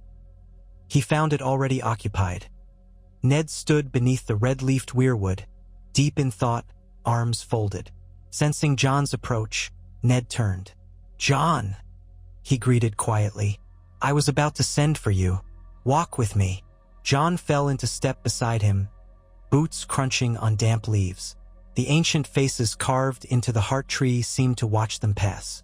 A bird cawed overhead, flitting among crimson branches. For a time, they walked in silence. Then Ned said, "Robert demands an answer soon. He's heading to the crypts this afternoon to pay respects to Lyanna, which weighs heavy on him. I suspect he'll corner me soon after." Jon's throat tightened at the mention of Lyanna. "What will you say?" Ned let out a slow breath. "I cannot refuse him lightly. The realm stands on a knife's edge. Greyjoys, Targaryen exiles, Lannisters jockeying for power. If I remain here, Robert might place a different man as Hand, someone more likely to push for drastic measures. That might imperil you at once." Jon clenched his hands. "But if you go, you'll be in the midst of all that conflict. And so will I if I come along." Ned nodded, meeting Jon's gaze. "It's a risk, but having me in King's Landing might temper Robert's impulses. If I keep my friend's trust, I can argue against rash decisions, protect you from the heart of the realm's power. If we stay in the north, a misguided rumor or a manipulative whisper could prompt Robert to send men, like the Lannister soldiers, to do his bidding anyway." Jon swallowed. "So you intend to accept?" Ned's expression was anguished. "I see little choice for the good of the realm and for you. You'll be safer near me than left behind. But I won't force you south if you truly dread it. My heart wants to keep you here, safe behind these walls. Jon considered, recalling how men in King's Landing had nearly killed him once. But the memory of Baelish and Varys whispering in the stables also returned. Treachery lurked everywhere. At least by Ned's side, he would have immediate protection. And if Ned believed he could shield Jon from Robert's worst impulses, perhaps that was best. He took a breath. "I'll go with you, if that's what you think is wisest, my lord. I trust your judgment." Ned's eyes betrayed flickers of relief and sorrow. "Thank you, Jon." He rested a hand on Jon's shoulder. "I'll talk to Robert after he visits the crypts. The next days may be tense." They left the Godswood, returning to the busy castle wards. Indeed, tension soon mounted. Robert insisted on descending into the Stark family crypts, accompanied by Ned, Catelyn, and a small retinue of gold cloaks. Rumor said he wanted to pay homage to Lyanna Stark's tomb, a grim tradition whenever he ventured north. The event left the rest of the castle buzzing, uncertain how the king would emerge from those dark halls. Some said it always soured his mood. Others guessed he might relish old memories of a love lost. Sure enough, by late afternoon, Robert returned from the crypts in a somber haze, face dark with old grief. He drank heavily at an informal meal, spoke little, then demanded Ned attend him alone in the solar. Catelyn tried to accompany Ned, but Robert waved her off. The door closed behind them. Anxious speculation rippled through Winterfell's corridors.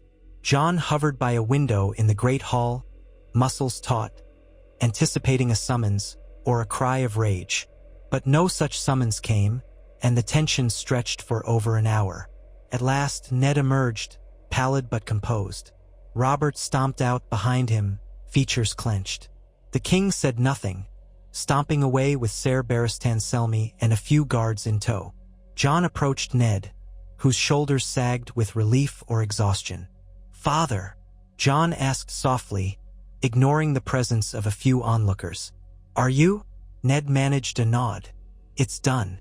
I accepted the post. We ride south in a fortnight.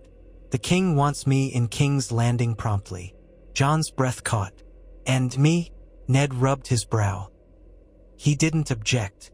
Then, with a hint of a grim smile, he added, "I made it clear your place is at my side, as part of my household." Robert wasn't pleased, but he did not forbid it. "He claims you owe him no trouble or he'll reconsider. But he's allowing it." Jon's chest fluttered with a mix of relief and foreboding. "So, we leave in 2 weeks." "Yes," Ned confirmed. "We'll gather the household, prepare. Robb will remain to manage Winterfell as my heir. Bran, Rickon, and Arya come with me. Sansa, too. And you. If we appear uncertain, Robert and the Lannisters sense weakness. We must stand with quiet strength." "Understood." Jon nodded, summoning the stoicism he'd learned among the wolves. The next days brought a swirl of arrangements. Robert spent time hunting in the nearby forests, sometimes accompanied by Ned. The Queen and her retinue prowled Winterfell's halls, complaining about the cold. Catelyn oversaw the practicalities of outfitting a large party for the journey south. Arya muttered about hating the idea of returning to the capital, while Sansa feigned excitement, hoping perhaps to see the splendors of the city again. Robb tried to mask his disappointment at being left behind to rule in Ned's stead. Jon busied himself helping the stewards pack supplies and personal effects. He tried not to dwell on King's Landing's dangers, but each mention of the place sent a shiver through him. He recalled the labyrinthine corridors, the suspicious stairs, the pungent stench of the city. He dreaded living there for any length of time. Yet if this was the only way to stave off Robert's fear turning lethal, he would endure it. One morning, as the Stark men loaded wagons, Jon ran into Tyrion Lannister in the courtyard. The dwarf was leaning against a wall, observing the bustle with sardonic amusement. Spotting Jon, Tyrion gave a little bow. "Ah, Lord Stark's Targaryen ward," he said lightly. "Preparing for a grand expedition, are we?" Jon paused, uncertain if he should respond. Tyrion's wit and cunning were famous. "Yes, my lord," he replied carefully. Tyrion cocked his head, sharp eyes glinting. You'll be traveling to the capital, I hear. I'd watch your step there if I were you. His tone was not unkind, more a wry warning. People in that nest of scorpions delight in stinging the unfamiliar. Jon nodded, stiff. I survived once. I can manage again. Tyrion's mouth twitched into a smile. Confidence. Good. You'll need it. Take a word of advice, though. When the vipers start hissing, keep your mouth shut. And watch your back. He paused, scanning Jon's face as if searching for signs of the Targaryen madness rumored in old stories. I suspect there's more wolf in you than dragon, but that might not stop some from seeing only the latter. Jon frowned. I know. Tyrion shrugged. Just remember, not everyone at court is your enemy. Some are merely self-serving. A wise man uses that to his advantage. With a short bow, the dwarf turned and strolled away, leaving Jon with a swirl of uneasy gratitude. At last, the day of departure arrived for the royal party. Robert had demanded Ned join him on the road south, so a portion of House Stark would travel as well. Robb stood solemn in the courtyard, prepared to watch them depart. Ned gave final instructions to his heir, enumerating which lords to consult if trouble arose. Catelyn wore a mask of composure, though her eyes shone with apprehension about leaving part of her family behind. Jon mounted a sturdy chestnut horse. Arya gripped the reins of a smaller mare, pouting. Sansa was astride a palfrey, all proper posture. Bran and Rickon clung to each other beside Catelyn. But Ned had decided at the last moment that Rickon was too young to make the journey. He would remain in Winterfell with Robb. Bran, though still a boy, would ride with them. Ned wanted him to see more of the realm. The boy was bursting with curiosity, though he looked pained about leaving Robb and Rickon. Joffrey, Myrcella, and Tommen had their own horses, accompanied by the Hound and a line of gold cloaks.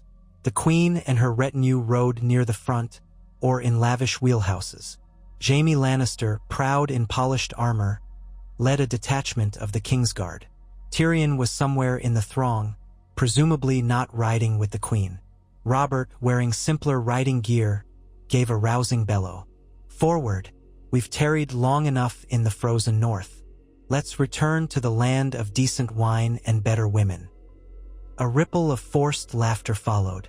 Ned exchanged a final look with Robb, who stood by the gates with stoic acceptance. Then the procession rumbled out.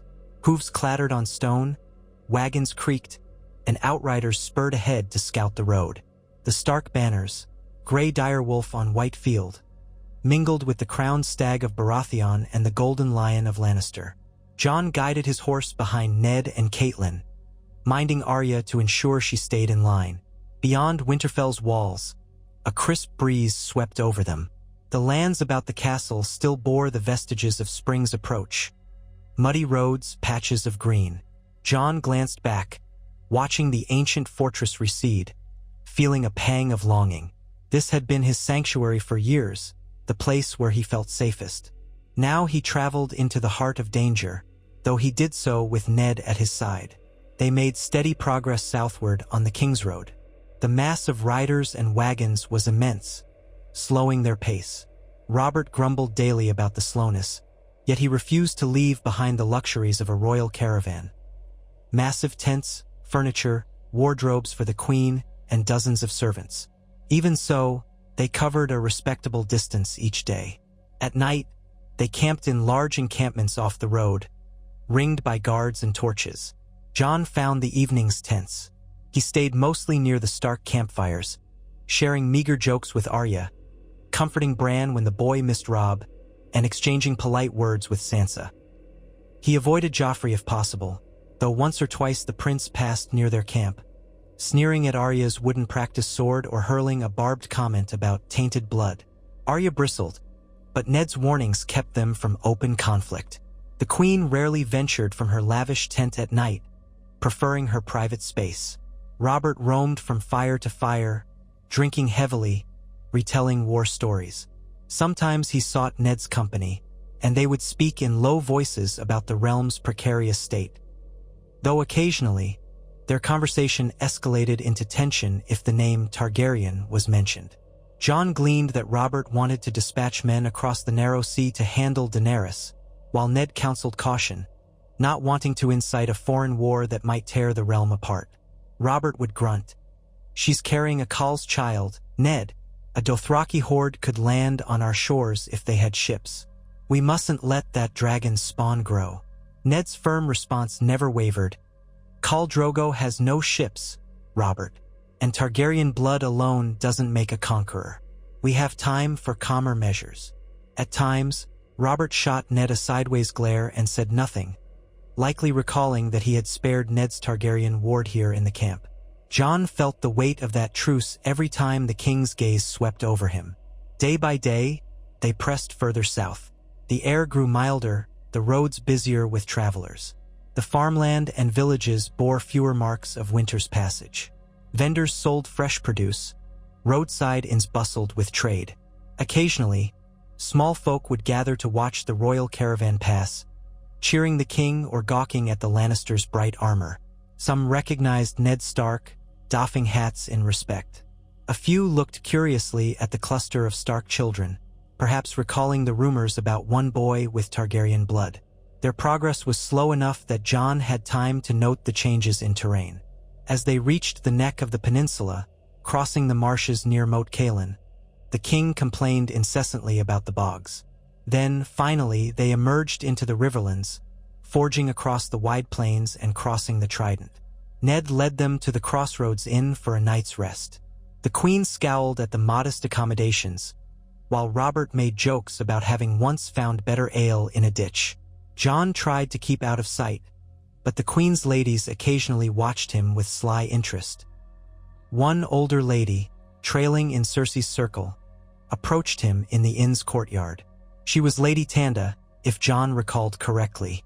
She peered at him over a lace fan, saying, "You're quite the curiosity, dear boy. One wonders if you favor your father or your mother more. A pity we never saw the wedding. Was it in secret? Or was it a war scandal?" She giggled as though it were a harmless question. Jon stiffened, not sure how to respond. My mother was Lyanna Stark. My father was Prince Rhaegar. They weren't married in the eyes of the realm, so far as I know. But I'm told there was some form of union. That was more than he usually divulged." Lady Tandit sked, swirling her fan. "Tragic business. But how lucky you are that Lord Stark shows such devotion. At least the Starks have a sense of honor. The Targaryens, well, their madness is famed." She offered a tight smile and flounced off, leaving Jon feeling as though he'd been pinned like a specimen. The next morning, they resumed travel, the specter of Rhaegar's reputation hovering around Jon like a dark cloud. At times, he overheard men swapping tales of the rebellion, praising Robert's hammer blow that slew Rhaegar on the Trident. Other times, they cursed the Targaryen dynasty for all the bloodshed. Jon tried to let the words wash over him, reminding himself that he was not Rhaegar, but it was not always easy. As the caravan neared Harrenhal's looming ruins, visible in the distance, a melted fortress of blackened stone, Robert declared a day of rest. The queen insisted on better lodging than the castle's rumored haunted halls, so they set up an expansive camp outside the fortress. Tents ringed the black-laked site, and some bold lords ventured in to gawk at the enormous towers warped by dragonfire centuries ago. Arya wanted to explore, but Ned forbade it, citing the place's dangers. Jon walked along the lakeshore, skirting patches of reed and soggy ground. He marveled at Harrenhal's shattered spires, a testament to the old Targaryen conquest. A few other travelers studied the ruins from afar, telling ghost stories about Harren the Black. The sun dipped behind the fortress, casting long shadows that made the place all the more eerie. Suddenly, footsteps behind him. He turned to see Joffrey, flanked by the Hound, approaching with a slight sneer. Jon stiffened, heart pounding. The wide stretch of lakeshore was deserted, aside from a few men farther off collecting driftwood. "Admiring your forebears' handiwork?" Joffrey asked, gesturing at the melted towers.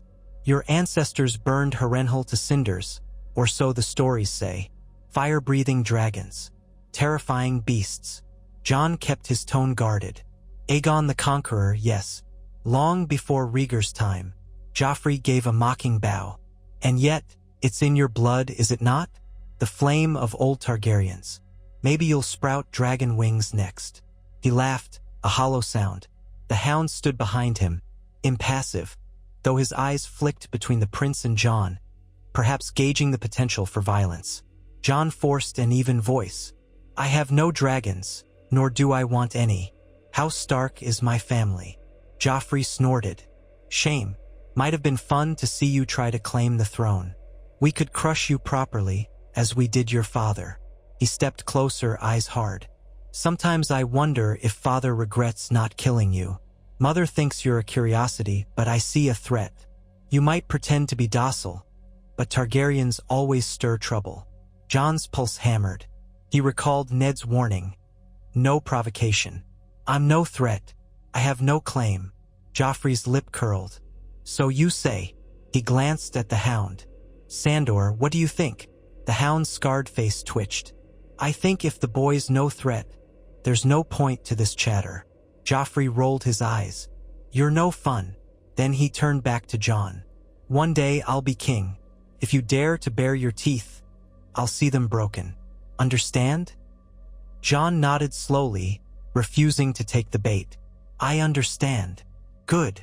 With that, Joffrey spat into the lake, pivoted, and strode away.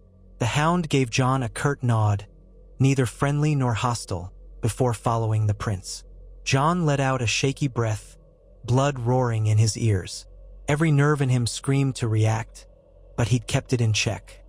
He stared at Harrenhal's jagged silhouette, remembering how easily dragons had broken that fortress. Now he was the one threatened with destruction. He squeezed his fists and turned away, heading back to camp. For the next few days, tension with Joffrey simmered beneath the surface.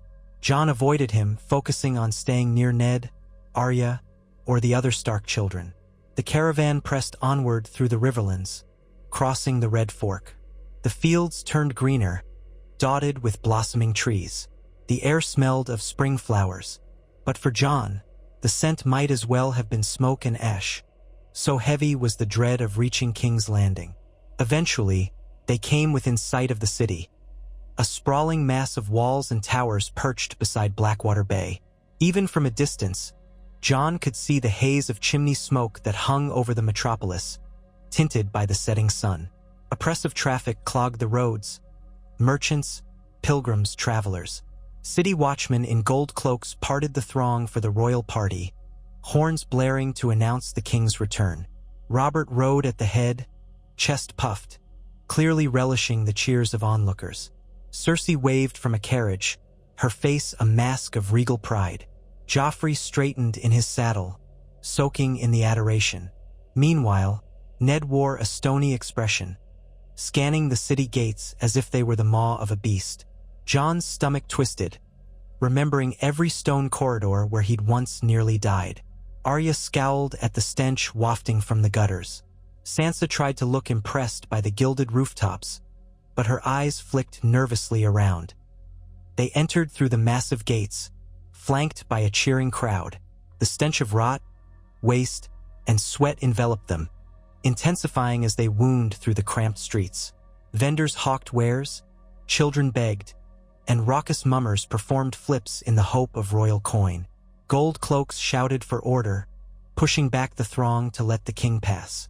At last, the Red Keep loomed on its hill, a fortress of red stone and spiked battlements. The caravan wound its way up the sloping roads and through the keep's main gate. In the broad courtyard, Jon dismounted with trembling legs. Memories assaulted him. The day Ned first presented him as a Targaryen ward, the hush of shock, the near-fatal clash with that drunken knight. He felt older now, yet just as vulnerable. This was the center of Robert's power, and by extension, the place where Robert could decide Jon's fate. Ned quickly gathered his children, instructing them to remain close. Sansa and Arya flanked Catelyn, who eyed the Red Keep's walls with distaste. Guards ushered them forward, guiding them to assigned chambers. The Queen's retinue bustled off in a different direction, Joffrey among them, throwing Jon a final haughty look before disappearing. Jon, heart pounding, followed Ned up a flight of stone stairs. Robb was not here to anchor him, left behind in Winterfell. He had only his own resolve, the quiet presence of Arya and the others. Ned had arranged for a cluster of rooms in the keep's residential wing, close enough for them to gather easily. The corridor reeked of fresh paint, as though someone had tried to redecorate in haste for the new hand. They reached their chambers. Servants scurried to drop off luggage.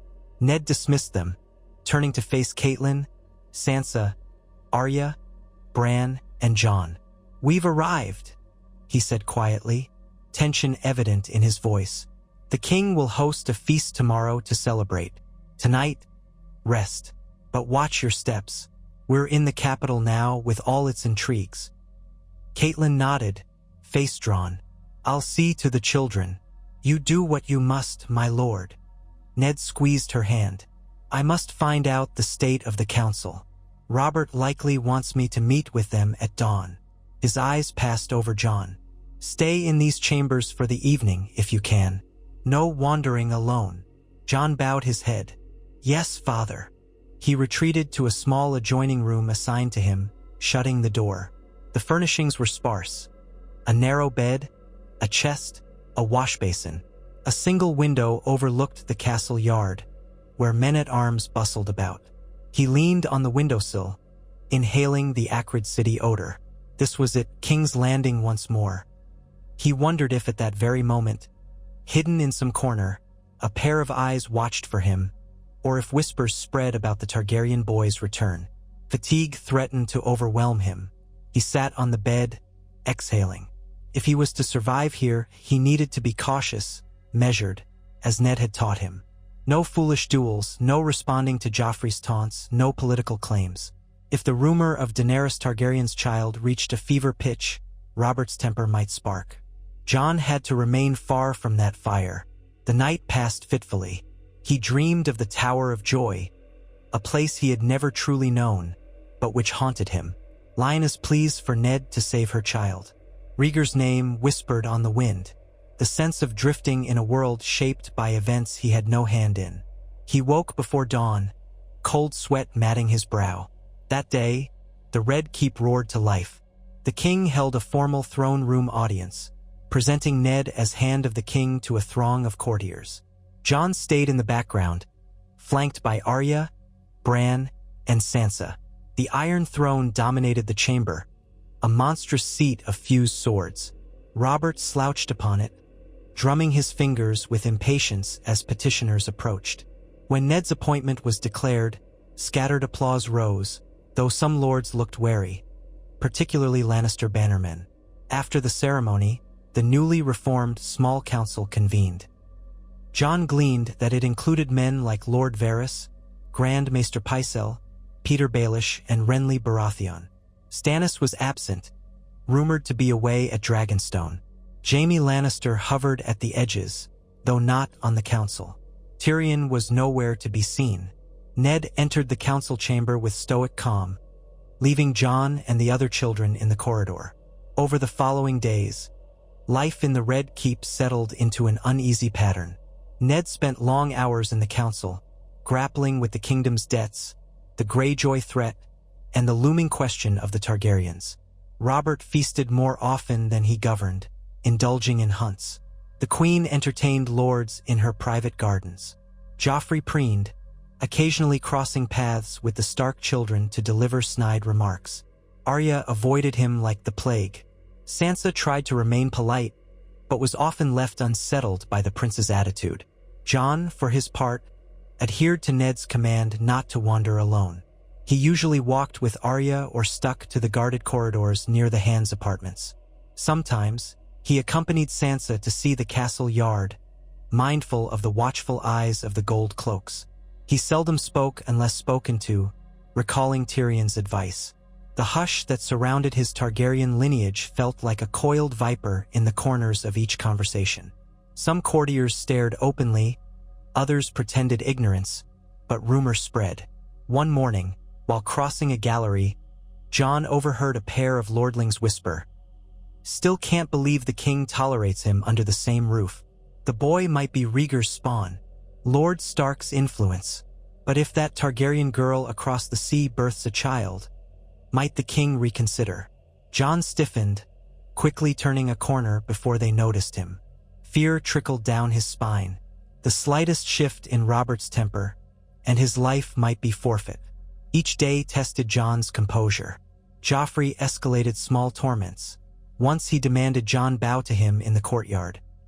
Jon complied with a stiff inclination of his head, ignoring the prince's mocking laugh. Another time, Joffrey sneered that Targaryens were known for incest. "So keep your distance from my sister, half-dragon." Sansa overheard, turned white with shock, but said nothing. Arya fumed, and that night, Ned had to admonish her not to challenge the prince. Weeks passed in this manner. Ned discovered the kingdom's finances were dire, with enormous debts to the Lannisters. Robert refused to curb his spending, pouring gold into feasts and tournaments. The question of Daenerys remained a dark cloud. Some insisted she was near childbirth. If she bore a son, would the Dothraki rally to invade Westeros? Or was that paranoia? Robert railed that he wouldn't wait to find out, pressing the council to hire cutthroats in Essos. Ned argued furiously against murdering a pregnant girl, calling it dishonorable and unworthy of a just king.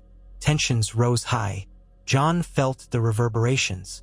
He watched Ned return from council sessions each day, face ashen with conflict.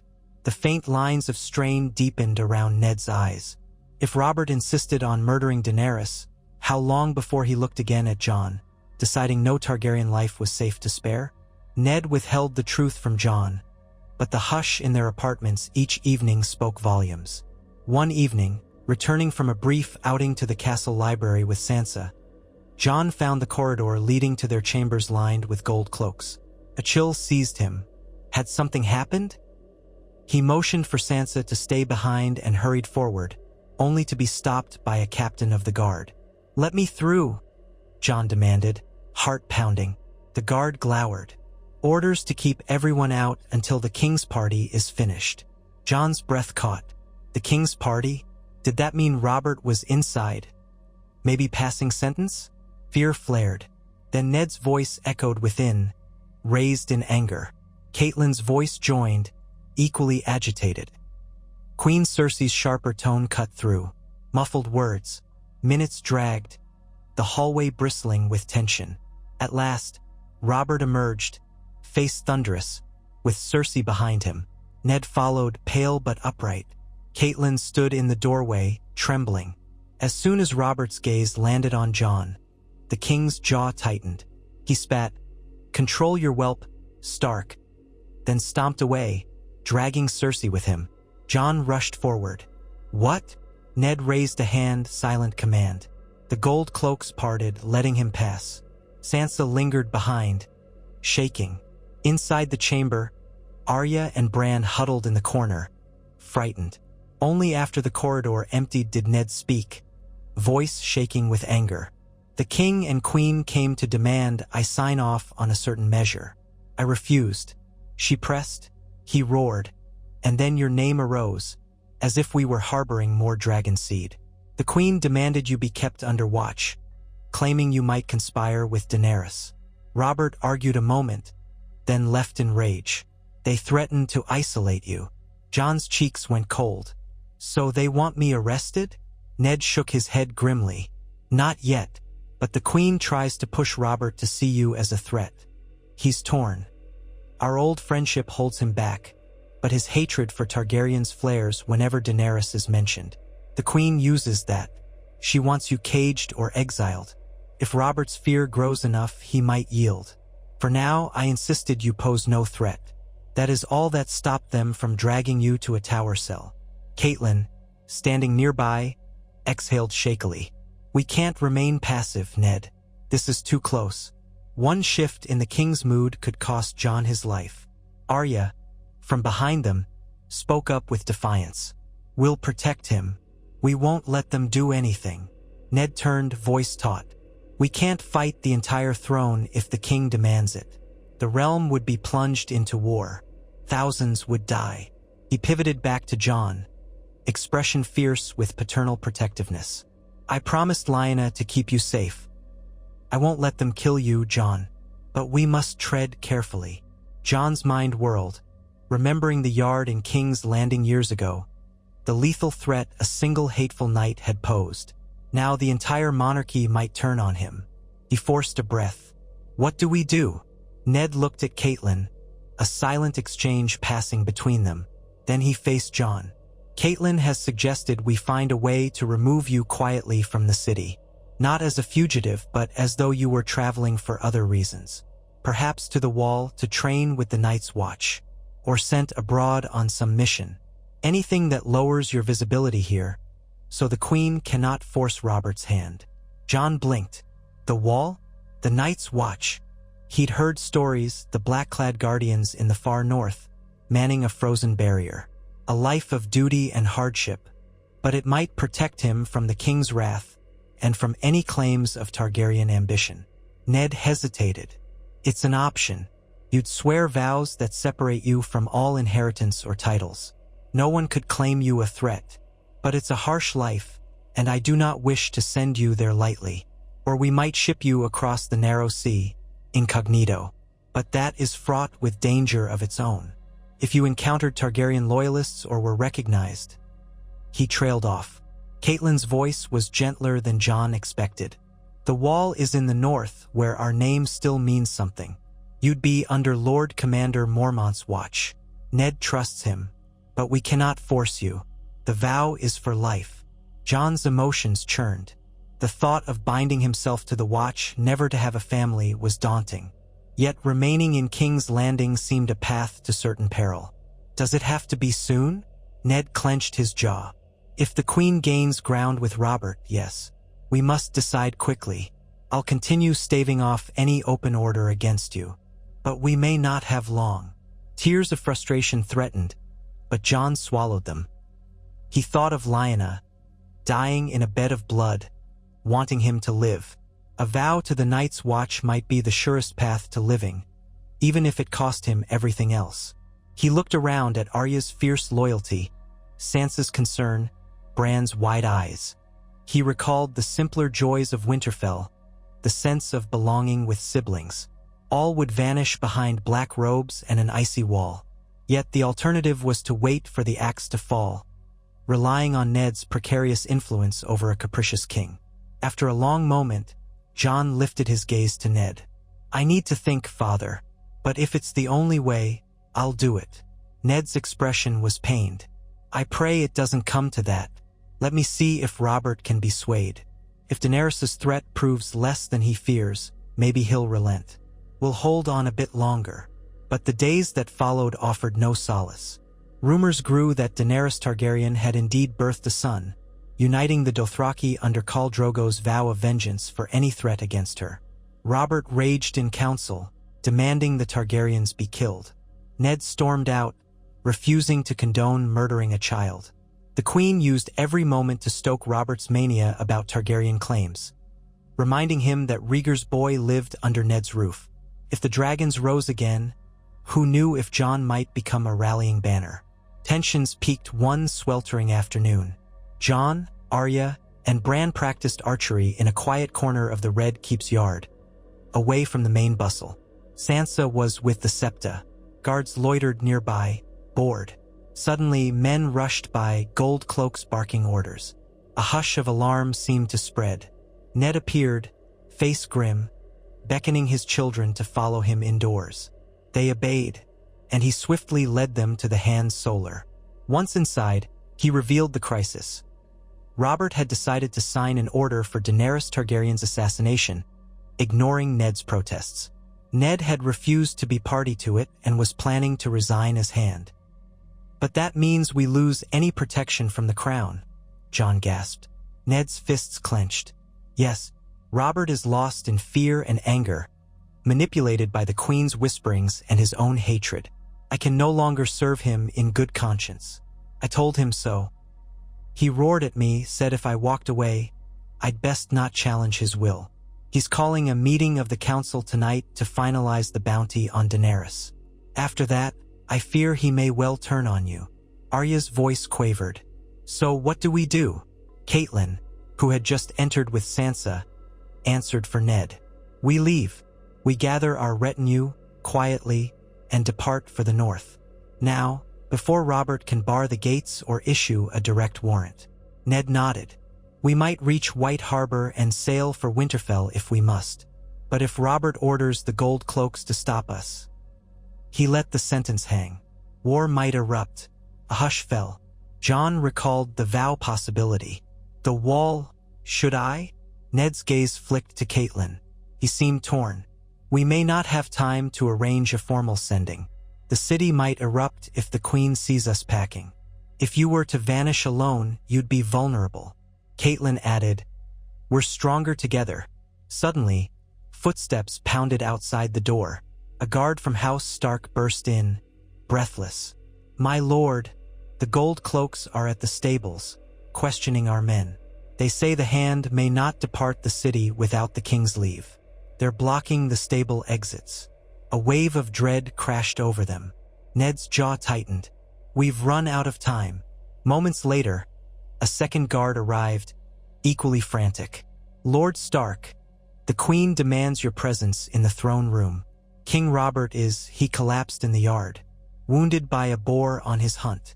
Gravely injured.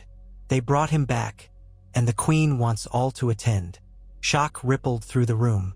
Robert, undone by a hunting accident? Fate or the Queen's plot? Ned inhaled sharply, exchanging a look with Catelyn. "Stay here," he commanded the children. "Guard them. I must see what's happened." Jon stepped forward. "Father, be careful."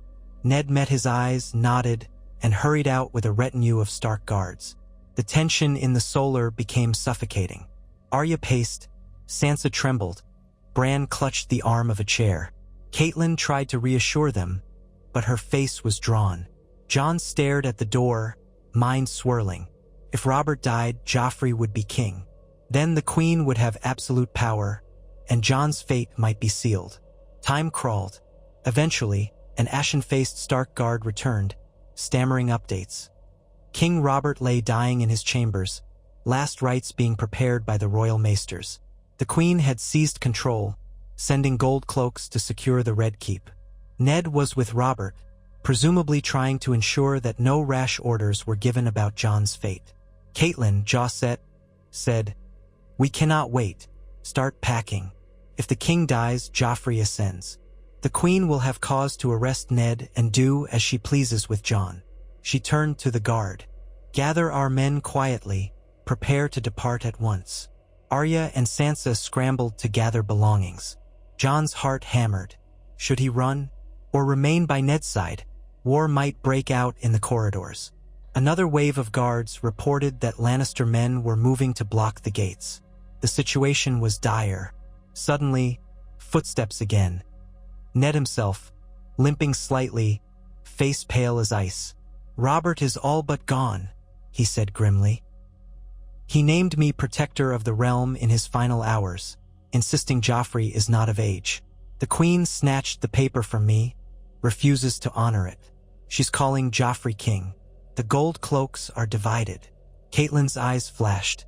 "We must flee." Ned closed his eyes. "Yes, gather the children.